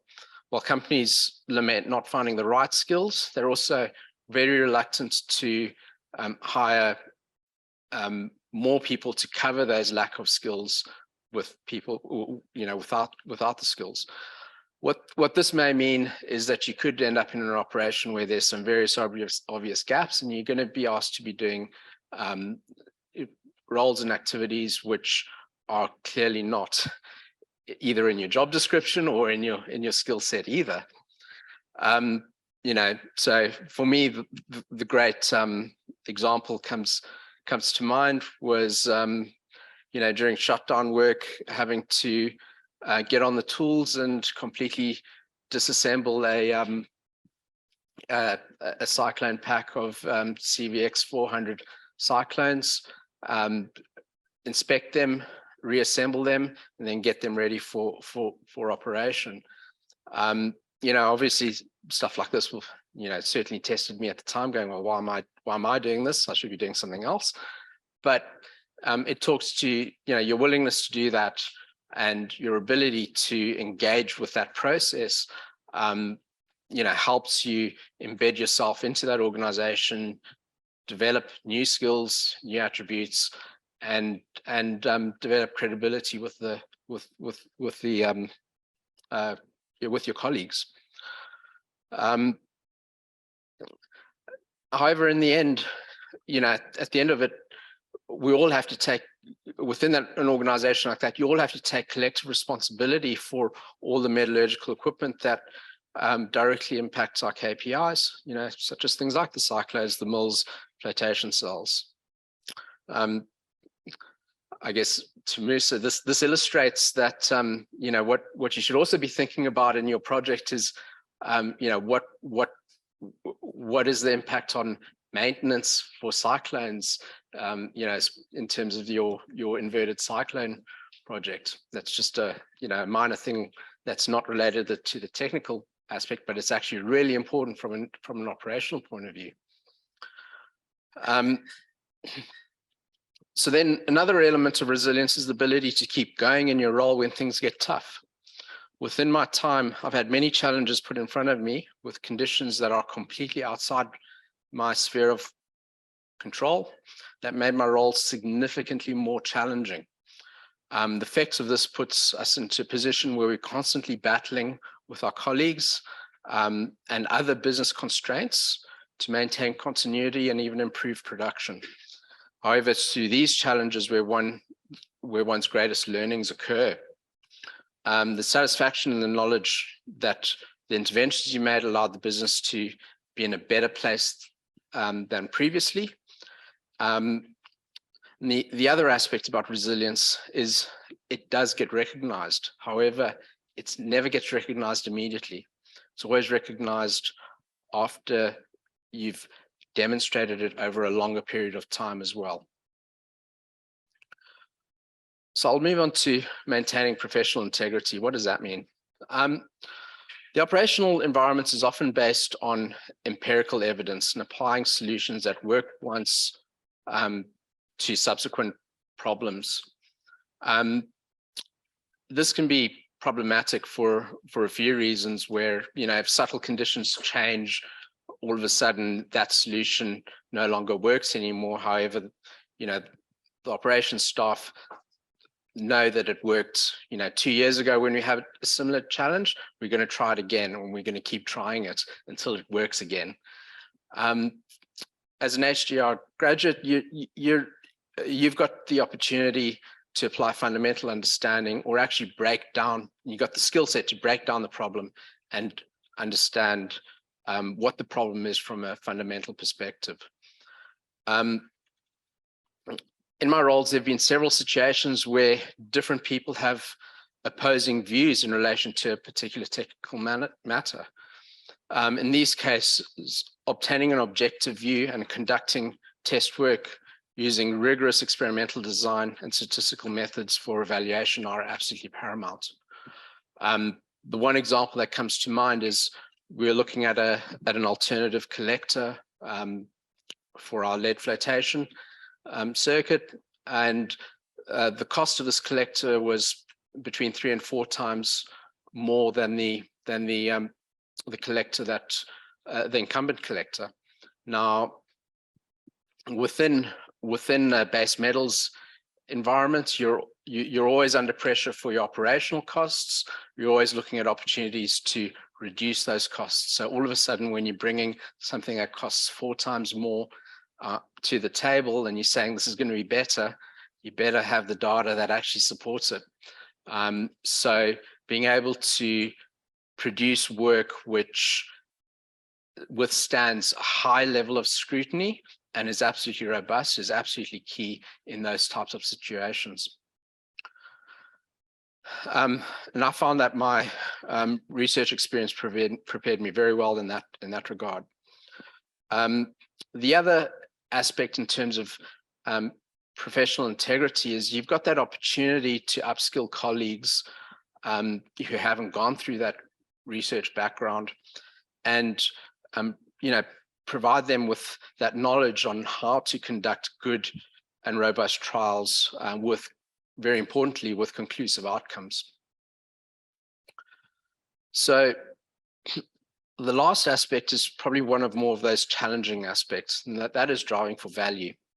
Now, one of the success factors within the research environment is, opening up new areas for research, diving deep, expanding your area in the scientific body of knowledge, all while still being able to reach a conclusion, but you've still got open questions for the next person to come and stand on your shoulders and move the field forward. I guess in an operational environment, those goals don't really mesh, because essentially what you're trying to do is you're trying to assess the work from a materiality perspective. You're trying to understand, well, what actually is significant from a value perspective, and focus on the 80% that provides value, and you just leave the 20% that you don't need to focus on, because that sits within the noise of the other variables that you can't control, for example. So to summarize, my formula for the success of an HDR graduate to within the operational role is to work on those 3 things and enter that environment understanding that you're going to be challenged in all of those aspects, and that's resilience, your professional integrity, and then it's your ability to drive for value for the organization. So last part of my talk, I'm going to talk a little bit about Dee Bradshaw and her impact on my career. So probably go through a little bit of background about myself first, and then talk to what she did. So I'm from Zimbabwe. and I grew up, attended all of my schooling there, and generally as a student who achieved all A's and B's in my schooling career, and I managed to qualify quite easily to get into the chemical engineering course at the University of Cape Town. My first year through my course proceeded really well. I had a few distinctions, but I passed most of my courses without any issues. My second year largely passed the most without any issues. However, in my third year, the wheels of my degree started falling off. I had to drop a few third-year courses. I'd failed some of the prerequisites that were needed. As a result, I had some free time as a student and was in search of some paid work.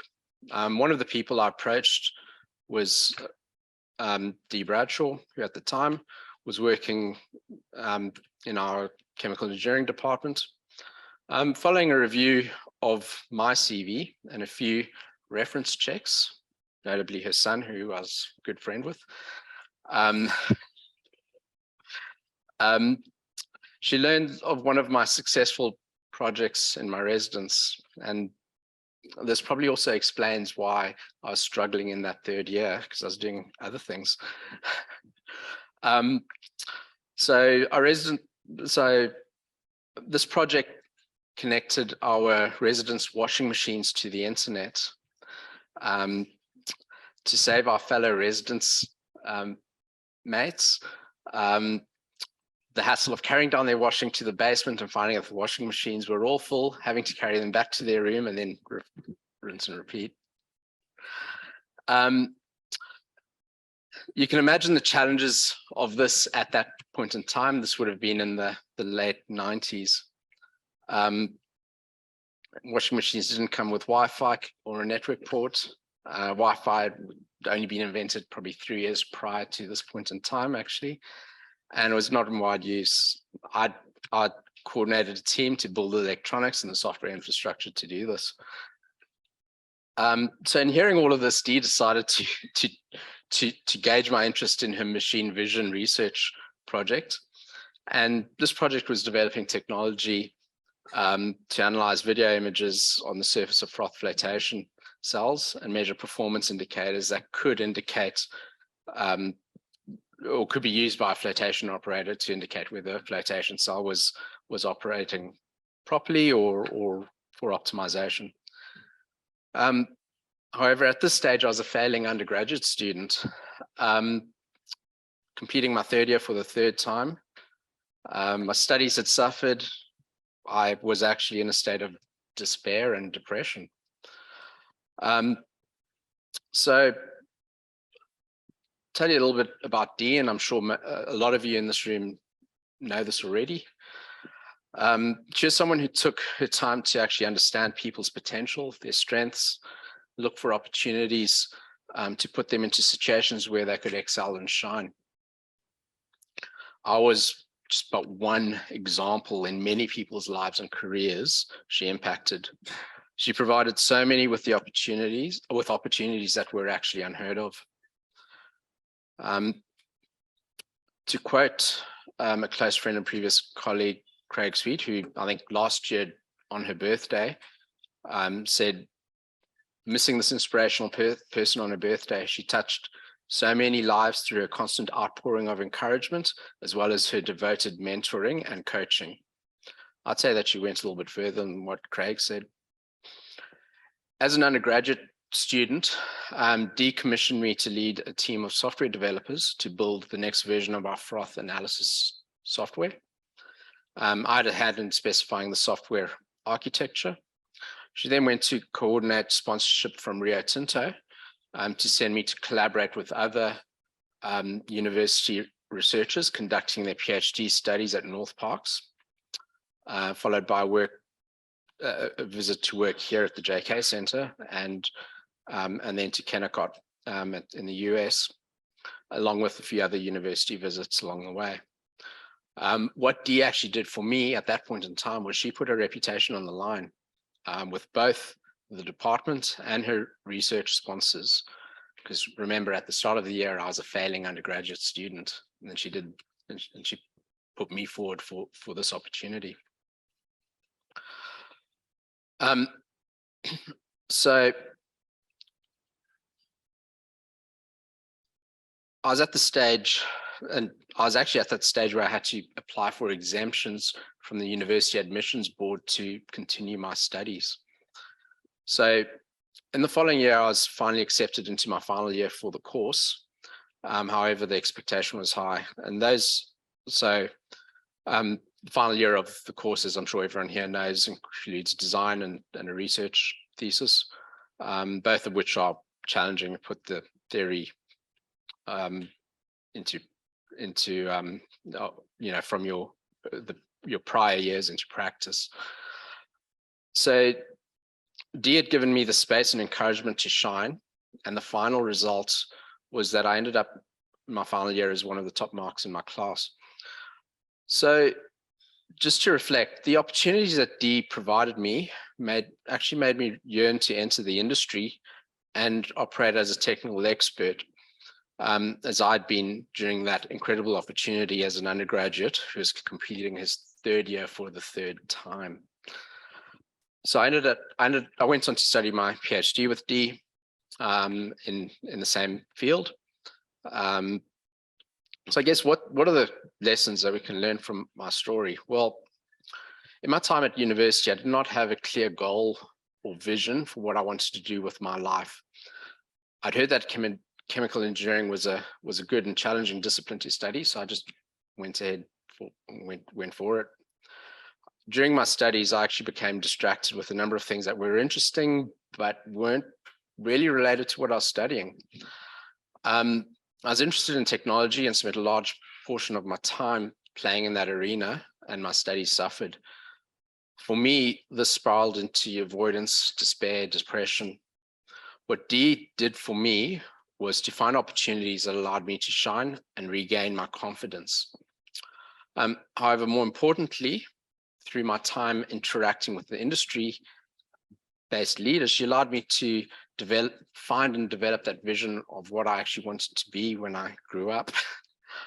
By the time I qualified for my final year, I actually had a very clear picture and a very clear goal of what I wanted to do. And that motivated me to just focus on one thing, and that was to find that goal. So in closing, I'd like to challenge the leaders, but I think everyone here will ultimately be in one of those positions, if you not already are, where you are looking after people and are mentors to people. You need to ask yourself, what can you do to inspire our future leaders? What experiences can you show or facilitate for them to allow them to create a vision for themselves that they will actually fight for? So thank you very much.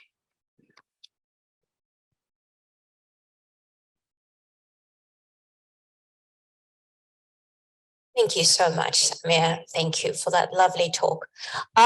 Now we have a very exciting thing coming up. Partha is going to come up to the front and is going to be joined by the assessment committee for the poster judging competition, and we're going to present the winner of the posters.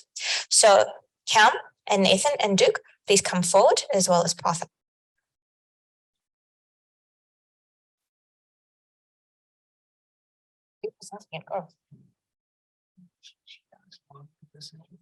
Oh, fine.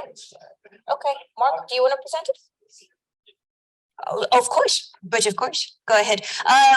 Mark, our very newest director of the BRC, would like to have the opportunity to present this year's winner. Go right ahead. So, Mark, please come up here.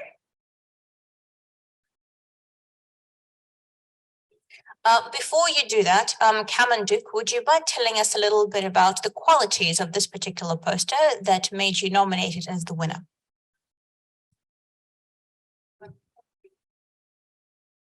First off, thank you everyone for giving us the opportunity to judge those posters, and also to all participants. Really well done. Obviously, it was a really tough decision to make given everyone's at different stages of their projects. The poster we chose was very concise. We really liked the way it was presented. It was very clear. And also there needed to be a deciding factor. And for us, it was the significance it would have on the industry, given as SMI, that's our role. Did you want to announce the winner? Oh, okay. Do you want to say anything else about it? Would you like to say anything, Duke? Yes. Yeah, thank you for giving me the opportunity to judge all the posters. There are 5 posters and they are really interesting. And yeah, I see the problems in the industry impact and some evidence to back up your research outcome. And yeah, we just decide to choose the best poster to announce today. Well, that's how to keep suspense going, right? Because everybody's like, which one is it? Which one is it? That's right. That's right. That's right. And at least we actually got the envelope with the actual, card in it, which is great, and the correct name. All right. And so the winner of the best poster award is Candice Brill.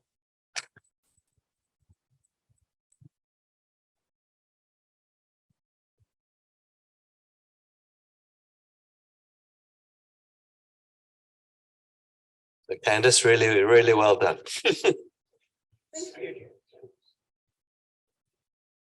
Thank you. Yeah.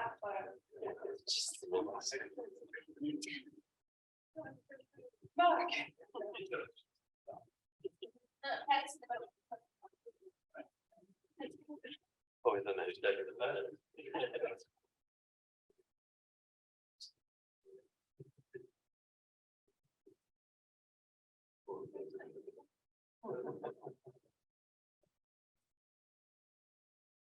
Just thought I'd observe that there was a washing machine mentioned at least 4 times today. And so I feel vindicated that process engineering is related to washing machines. So thank you. Yeah, next year we'll talk about extreme ironing. So with that, I would like to bring this penultimate session of today to a close. Please go outside and enjoy your afternoon tea. We will rejoin back here at 4 o'clock for the final installment of today, and that is a presentation of the Dee Bradshaw Travel Scholarship. Thank you.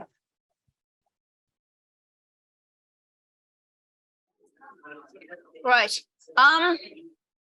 If I may request a couple of minutes of patience, the Bradshaw family members have called in earlier to test the connections, and I've asked them to return.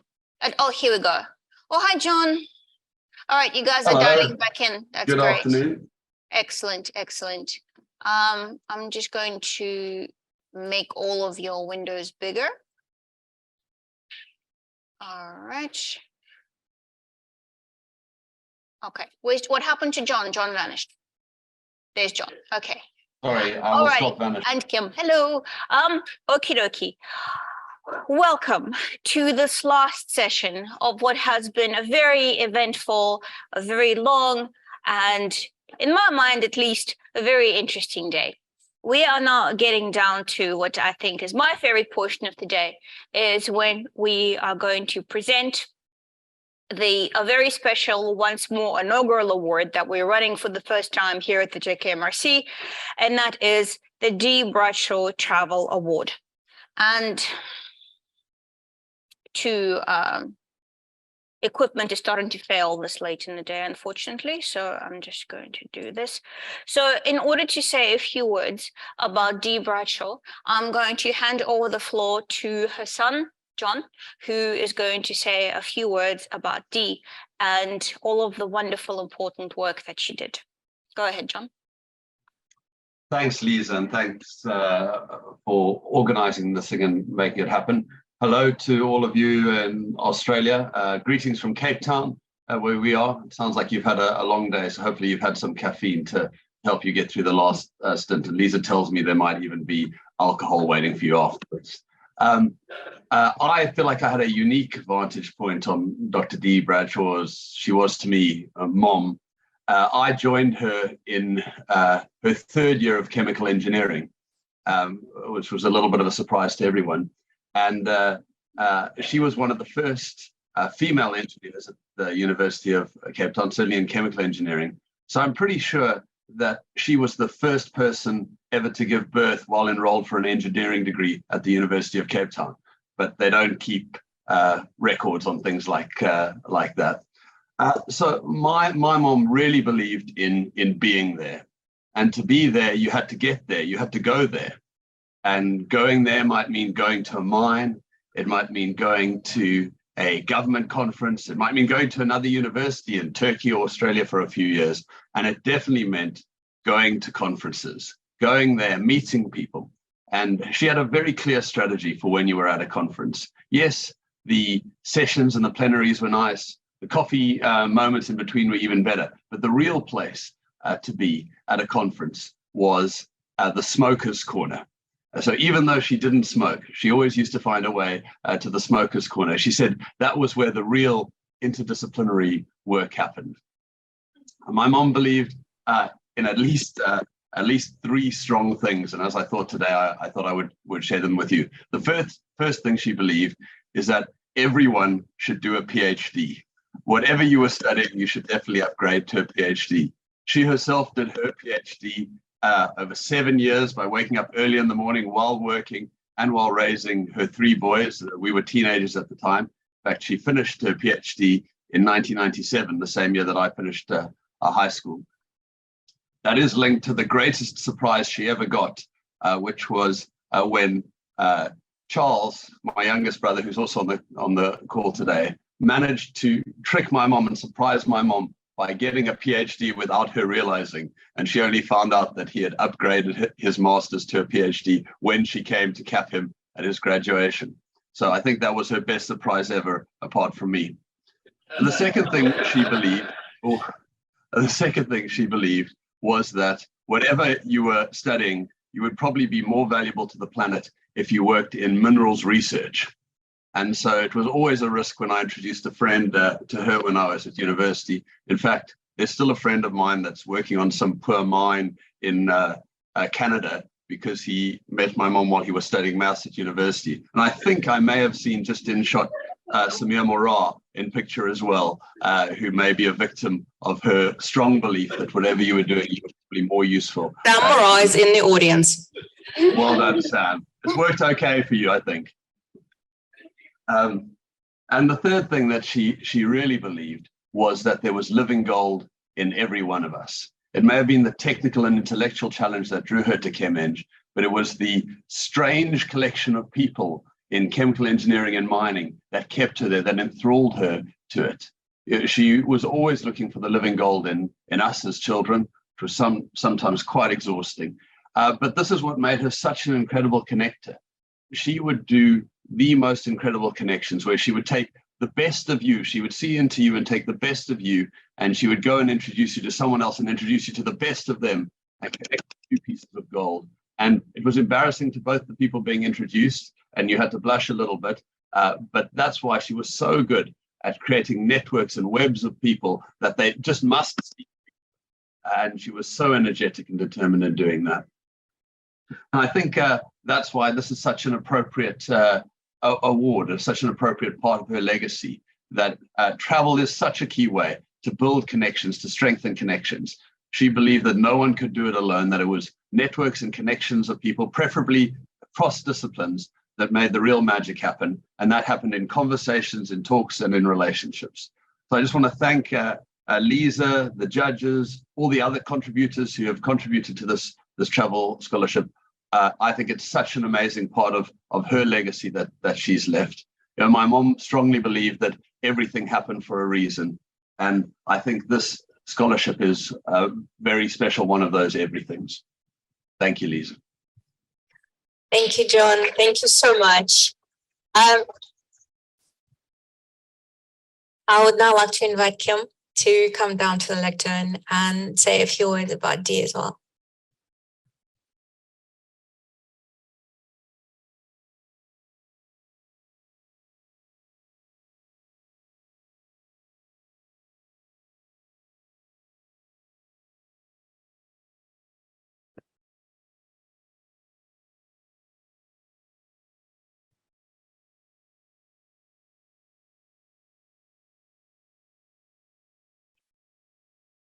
Thanks, John.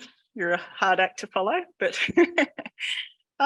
so I have the privilege today to give tribute to Dee on what is the inaugural presentation of her travel award.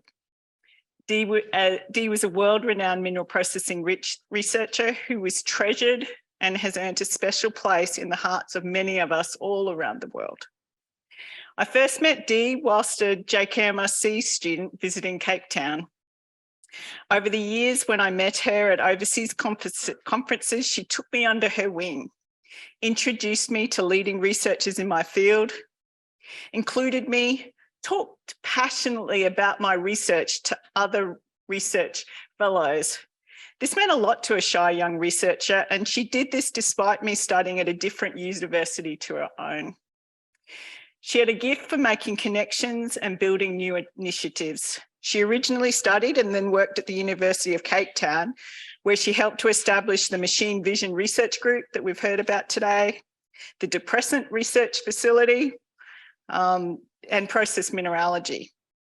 In 2008, she joined the JKMRC as a professorial research fellow, and here she led research in flotation in the Mayra P9 and GEM geometallurgical projects.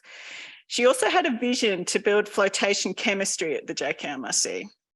And I know that she would be very proud of Liza, Forbes, and what she's been able to build in this area, realising this dream. She returned to the University of Cape Town in 2016 to take up the South African National Research Foundation Chair in Minerals Beneficiation and the directorship of the Minerals to Metals Initiative. In just 2 years, she completely revamped and expanded the activities of the Minerals to Metals Initiative, bringing in new high-powered people, establishing links with other disciplines within the university and with major organisations outside of UCT, including the World Economic Forum. One of her final achievements was the organisation of a workshop on green mining, which brought together people from the mining industry, government, academia, and NGOs to explore ways to make minerals sustainable.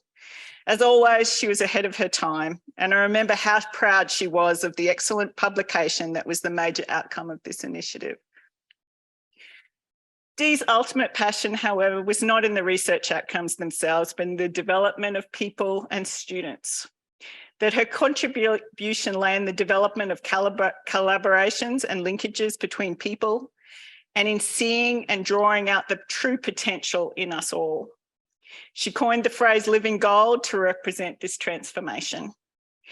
UQ recognised her special abilities in this area, awarded her for excellence in research high degrees supervision in 2013.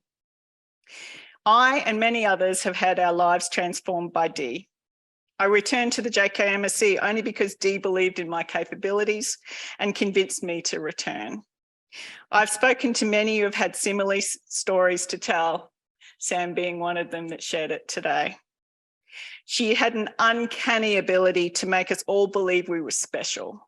Many believe they would not be where they are today without her guidance, wisdom, and belief.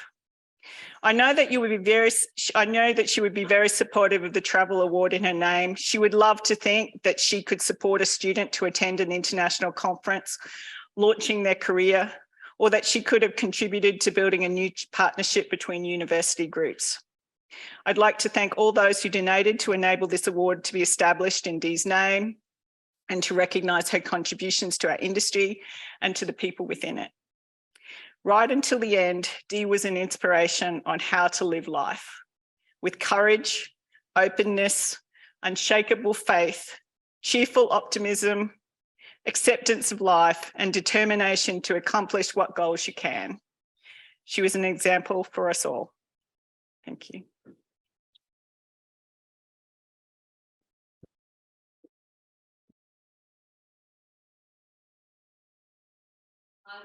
Apologize to those who are joining on Zoom. I appear to have completely messed up the audio-visual setup. So I'm going to try and quickly fix that, and then I'm going to hand over to John to announce the winner. I think I'm just going to full screen this whole thing and we can forget about the slides. Hopefully that works. Before we do that, I would like to comment on what John has said about people being introduced in terms of meeting the best in you versus the best in others, and both parties being terribly embarrassed about this at the time. One of my favorite stories to tell about Dee is that Dee and I met because Steve and I used to sell drugs together. We used to man the till at the local pharmacy. And that is how I met Dee, and she was somebody who literally changed my life, and I will always be grateful for that.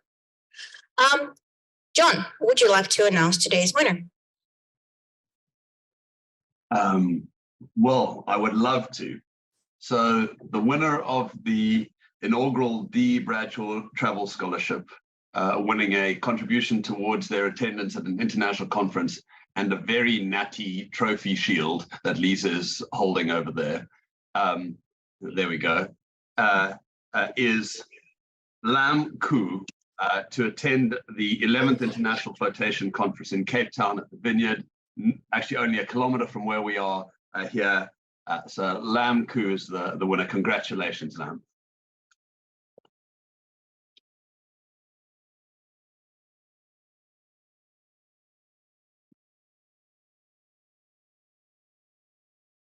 Ready.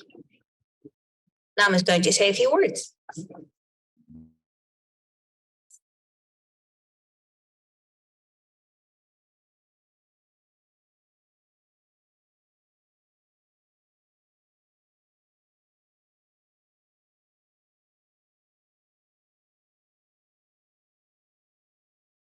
Good afternoon, everyone. Can you hear me well? Checking. Good afternoon, everyone. This is such a huge honor for me to be the first UK recipient of the Dee Bradshaw Travel Scholarship. I'm extraordinarily pleased by this prestigious award, and I'm short of words for my delightfulness. Here, I would like to express my sincere gratitude to the Bradshaw family, the sponsors, the selection committee, the organizing team, and all the people who make this happen. My project is an interdisciplinary project with aims to investigate the applications of biomolecules as collectors in arsenic mineral flotation. With the tremendous support, guidance, and care from my advisory team, we have successfully developed a methodology to identify potential biomolecules that bind to target arsenic-bearing minerals. Now with this scholarship, I will be able to participate in the Flotation 2023 conference in Cape Town, South Africa next year. Joining the conference will help inspire my current research and allow me to share the results of this novel cross-disciplinary work with other scholars and experts. I believe I will learn a lot from them. This opportunity will also help me to stay up to date with developments in flotation and extend my connections in this research area. Before I finish my speech, I have a thank you list I would like to go through. Firstly, many thanks to Newcrest Mining Limited for sponsoring this project. Secondly, I'm very fortunate and grateful for the opportunity to study at the JKMRC and SMI. This is a place full of experts, knowledge, and support. Then I would like to sincerely thank everyone who has always been part of my PhD journey. Due to the novelty of the project, the research directions and experimental plan have undergone some modifications as we explore new territory. And therefore, there were times when I felt lost or discouraged. I would like to extend my deepest gratitude to my three supervisors, Dr. Susanna Bredu-Eablio, Associate Professor Liza Forbes, and Professor Zhao. Susanna is my principal supervisor, and although she's not here today, I would like to say thank you for always being so patient, encouraging, and supportive. Working under your supervision has been very enjoyable, and I have learned and grown a lot. Lisa, I actually appreciate you being so caring, motivating, and always directing me on track when I'm out of scope. I've learned a lot from you too. Thank you very much, Lisa. And Chenxia, I would like to thank you for your insight, knowledge, and guidance in the biotechnology side. Thanks, Chenxia. In addition to my supervisors, I would also like to express my thankfulness to a few more people for their help in my project. Thanks Daniel and Amy from the University of Adelaide, and Brett, Craig, and Lachlan from UQCMM for sharing their knowledge with me. all the SMI and AIEN staff who helped me with my project, especially Tim, Kim, Balson, Lisette, Andrea, Kelly, Steve, Dylan, Karen, Melinda, Sharon, and Heather. I would like to thank all my cohorts at JKMRC and SMI for your support, especially Joyce, Hani, Hayla, Flavio, Mayra, Mussa, and Enbren. Lastly, I would like to thank my family, especially my husband, Andy, and my mom. Thank you so much for being so supportive all the time and taking care of the kids when I'm busy.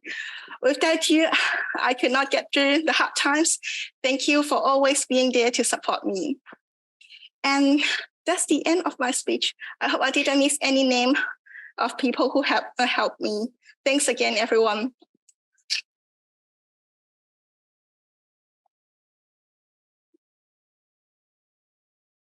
Oh yes, I haven't. They are my first part. Yes.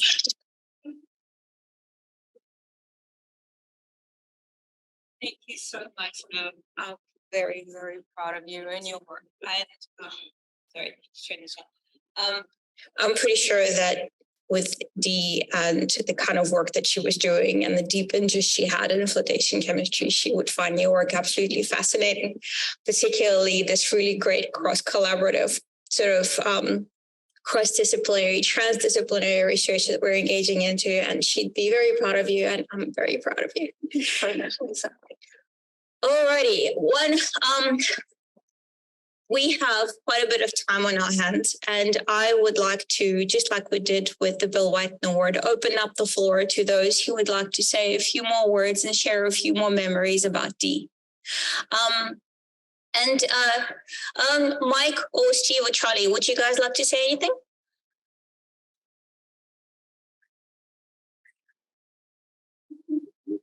No? Oh, I'm facing the wrong way. Yeah, look, it's very hard to say anything after John's spoken because he talks a lot and he talks for the family generally. But we certainly look forward to meeting the young lady when she comes to Cape Town. It'd be great. As John said, we all live fairly close. And it would be great to meet up and just say, how's it?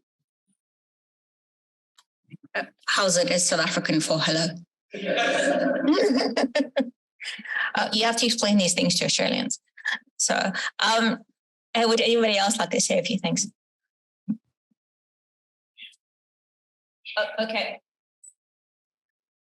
Hi, Mike, John, Steve, Charlie. Good to see you guys again. Gordon Forbes, if you can't tell me, somewhere in there. Back here. I think, sorry, how am I going to? Everyone else was saying more eloquently than I do, so I'll just keep it simple because, again, this is the Dee Bradshaw Travel Scholarship, and I think this summed up Dee so well. Liza and I finished our studies at UCT. We were doing postdocs at UBC, and the IMPC was in China. And we had papers. Did Dee take the opportunity to present her work?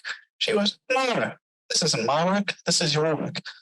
And she paid for Liza and myself to go and present our work at a conference when we no longer worked at the university anymore. And that was just half of the course for her. One of the many, many opportunities she gave us. So, and thank you, Dee.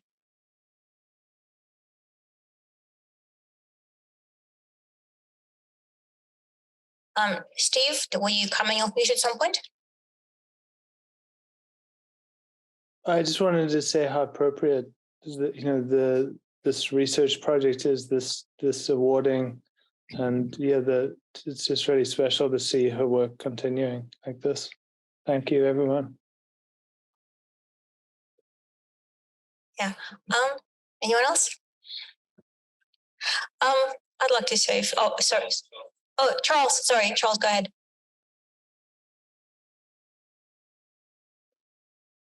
We can't hear you, Charlie. We can't.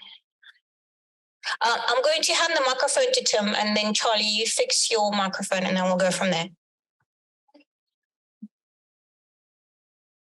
First thing I'd like to do is Tim Napier-Munn here, Mike. I'd just like to say hi, and it's a long time since we've shared a beer together. We had to put that right as soon as possible, I think. John, you spoke absolutely beautifully, and congratulations. I'll just say something briefly. One of my abiding memories of Dee, which I think we're all familiar with. The British royal family is well known for apparently making you feel when they're talking to you as if you're the only person that matters and you're the only person on earth. That's exactly what Dee did. And I don't know whether she's got royal blood in her, in which case you three youngsters will profit from that. But she was able to, when she was talking to you in a crowd or alone, to make you feel that you were very special. And that's an extraordinary skill. It's very rare. And it's something that I think all of us will think of when we think of Dee. Thank you, Tim. Charlie, you want to try again? You're on mute.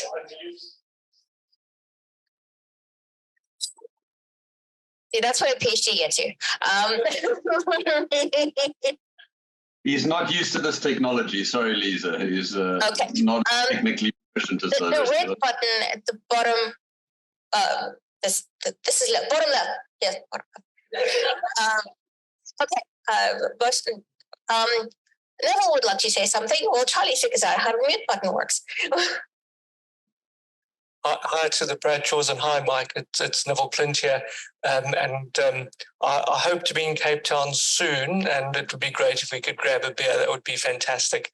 I think I had two thoughts going through this, and one was I was always amazed at how persuasive Dee could be in her ability to extract funds from company sponsors.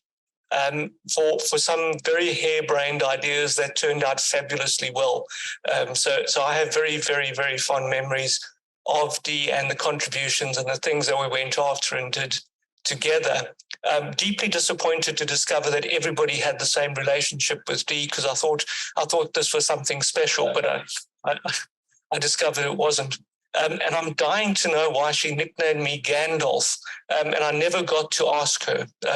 So anyway, thanks very much, and I look forward to seeing you. And I think you could be very, very proud of what your wife and mother has achieved and the contribution that will continue in perpetuity.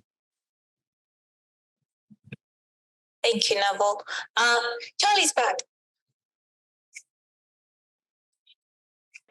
Yeah, maybe I built that up a bit much. Can you hear me? Yes.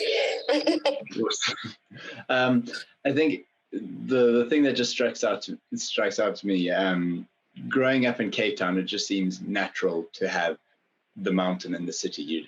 It was there. It was what we grew up with. It's natural to live with such an incredible geological feature. And similarly, I kind of feel like growing up with mom, like she's just mom. It was easy to forget just how utterly incredible and how far-reaching her impact, and it's just amazing to hear again just how fortunate we were and just how incredible she was, and just to be reminded just how unusual that is. So just deep gratitude, and thank you. Thank you. I wanted to say a few things from my side as well. A lot of us have a story where we were in deep trouble and Dee rode in to the rescue. And for me, that was finding myself in the middle of Rustenburg, feeling completely lost and asking myself, why on earth did I get into any of this? What am I doing with my life? I'm not meant to be a metallurgist. Why did I ever think that I could do this? Why did I ever think that any of this was a good idea?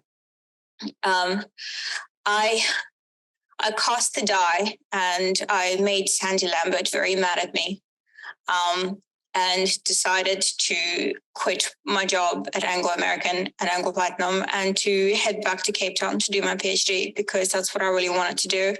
Even though absolutely everybody told me that that's not the right thing to do at all, actually. It is a very wrong thing to do, and I would be doing my career incalculable damage. Dee listened to my concern and told me that it is never wrong to want to do a PhD. In fact, there is no righter thing in the world. So stuff everybody else, come and do a PhD with me. And she managed to convince Sandy Lambert, who was still very, very mad at me, that this was a good thing, actually, because she was going to assign me to do a PhD with Janusz Siskowski. And Sandy was very pleased because he thought that this would be amped punishment for the both of us. And he was absolutely right.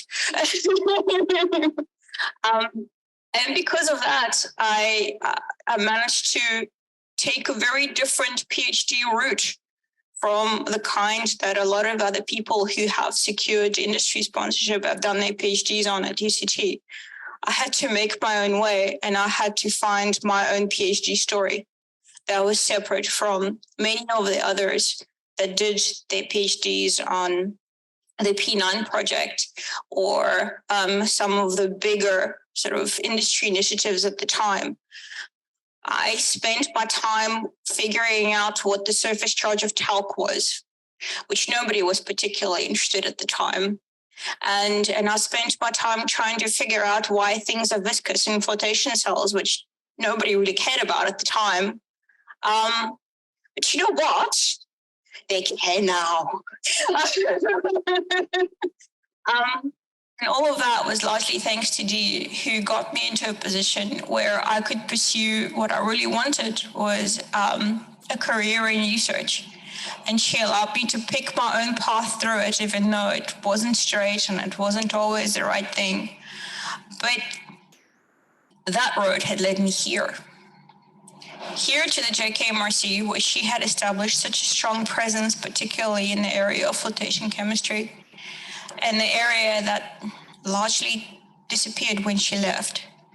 And nothing could make me more proud of the fact that I took the foundations that she laid before she left, and I was able to build on them. And just look at us now. Not just me, but everybody else who works in this wonderful area of research that I'm very much a nerd because I love flotation chemistry with all my heart. So that's all I've got to say. Would anybody else like to say anything else? Yes, of course, Partha. Oh, please read it.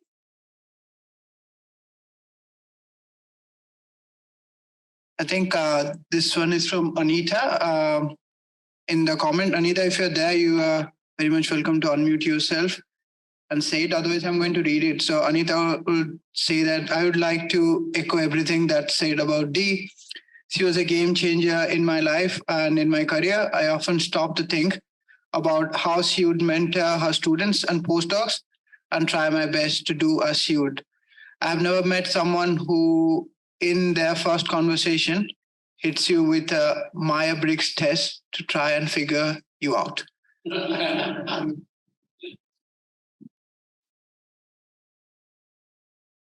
I think my ability to handle audiovisual equipment have faded as the day has. I think I would like to finish off by saying a huge thank you to Mike and John and Steve and Kim. I don't know if Angie's around.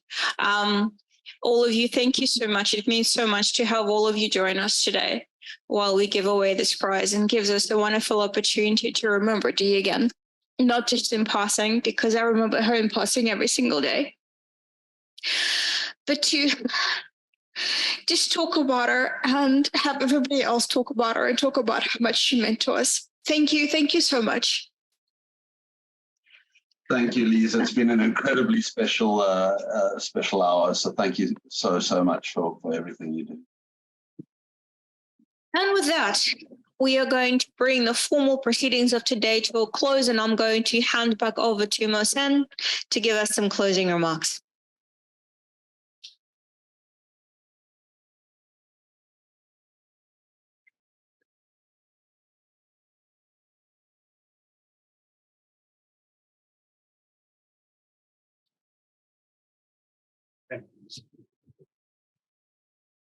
Hi, Mike. Hi, Chris. Hi, John. And hi, Steve. Thank you very much for joining in the session today as well. So My name is Mohsen, and I'm the director of JKTech. I had the pleasure actually to working with Dee while I joined JK as well. So actually, our office was one office apart for a long time, and I had very good memories with her as well. So today, I had the responsibility to do the closing remark as well. So hopefully I can do a job good. I was writing madly some of the summaries as I was listening to things as well. So hopefully I can give you a quick summary. And I know everybody's exhausted, so hopefully we can get very soon to the drinks that everybody's waiting. I want to thank everybody again for attending this event today. It was a very fantastic event. I really enjoyed, and I trust that actually all of you guys also enjoyed like myself. So I would once again like to thank our sponsors, JKTech and Glencore, for their generous support of the event as well. Also, I would like to extend my gratitude to families of Ian Morley, Bill Whiten, and Dee Bradshaw that they are present today at the moment with us, for their support and for being attendance today. My thank also to all of my colleagues and our students for their contribution and for making this as an amazing experience for everyone involved.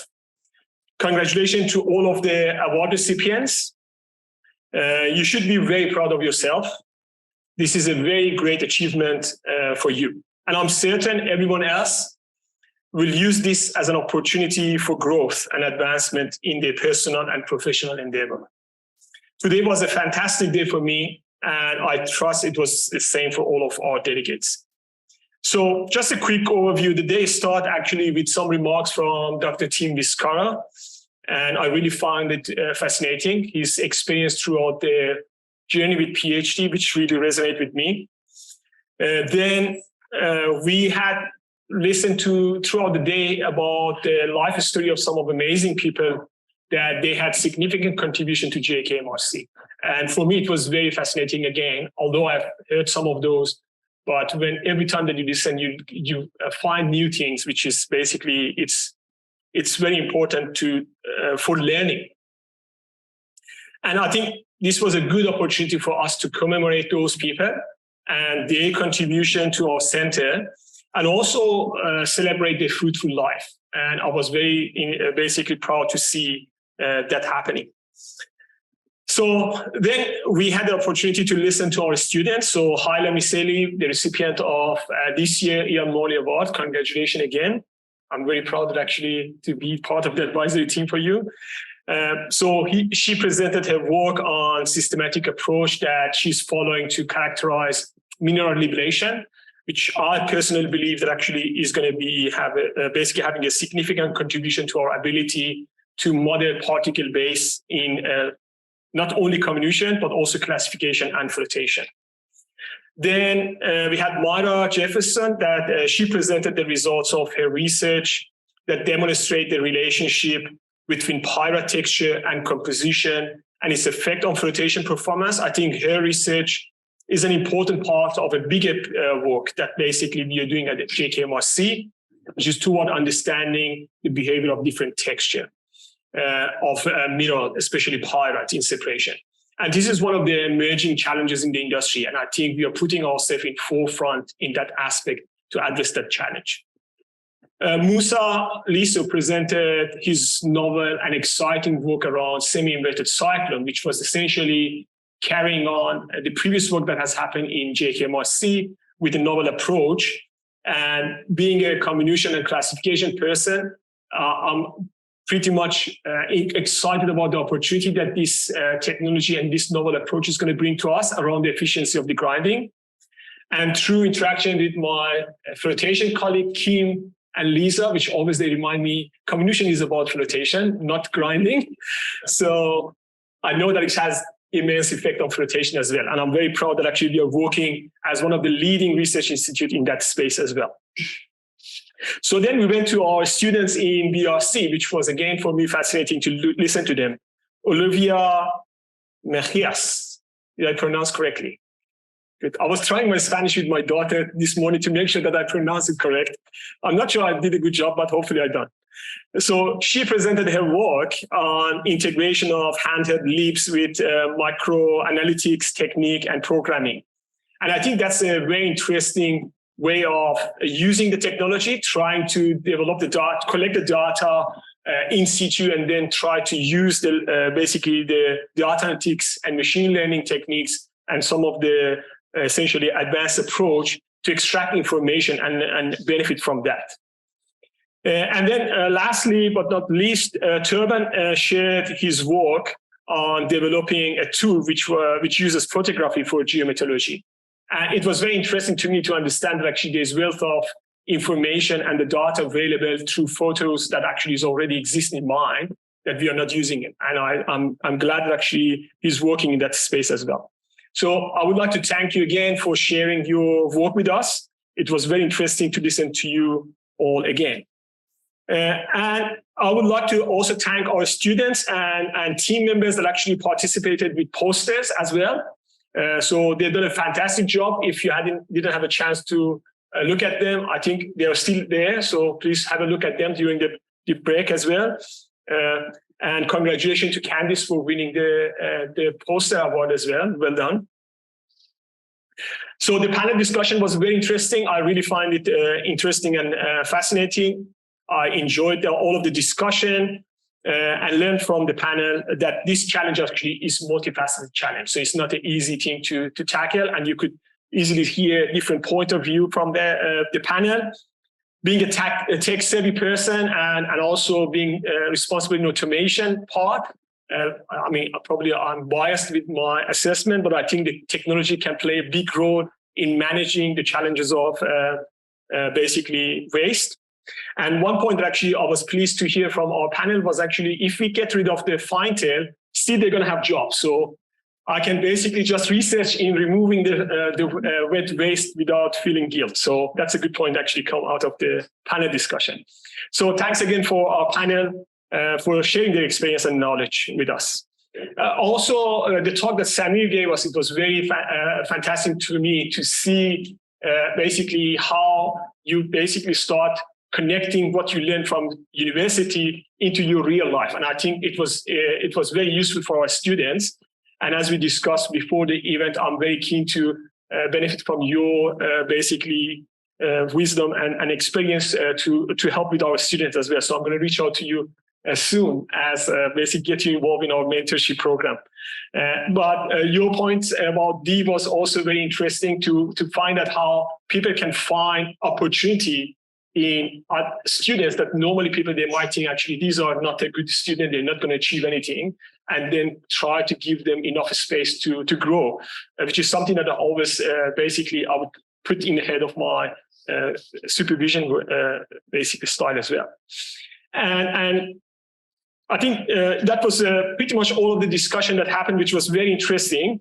And as one of the senior leaders of SMI and the director of JKMRC, I'm very proud today to see our students, especially presenting their excellent work, whether it was through posters that they have done or through presentation, or I could see them discussing with different industry delegates that they were present today. And truly, this was your day, and I'm very happy that actually we have this day in our center to celebrate your success and your good work. And we make sure that actually is going to be one of the fantastic days every year in our calendar. And finally, I would like to thank everyone for joining this event. I know it's a whole day. It requires lots of dedication to spend all of the day today, but I really appreciate your support for coming today and staying with us.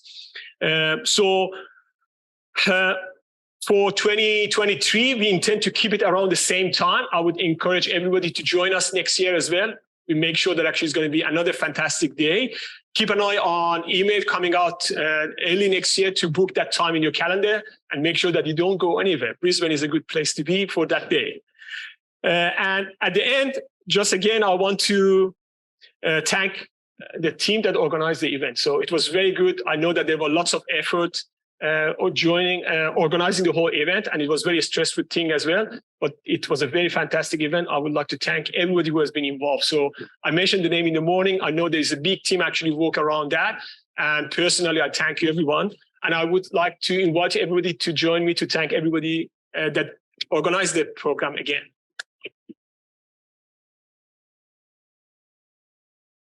And with that, I will hand it over to Liza to close the event. Thank you very much. Thank you, Mohsen. We have now reached the end of this long and productive day, and drinks await outside. And I would like to finish this with just one thing that I have learned today. If there, out of all the information that was presented, I took away this. If you ever find yourself in trouble, not sure what to do, and not sure where to turn, the answer may well lie inside a washing machine. And good night.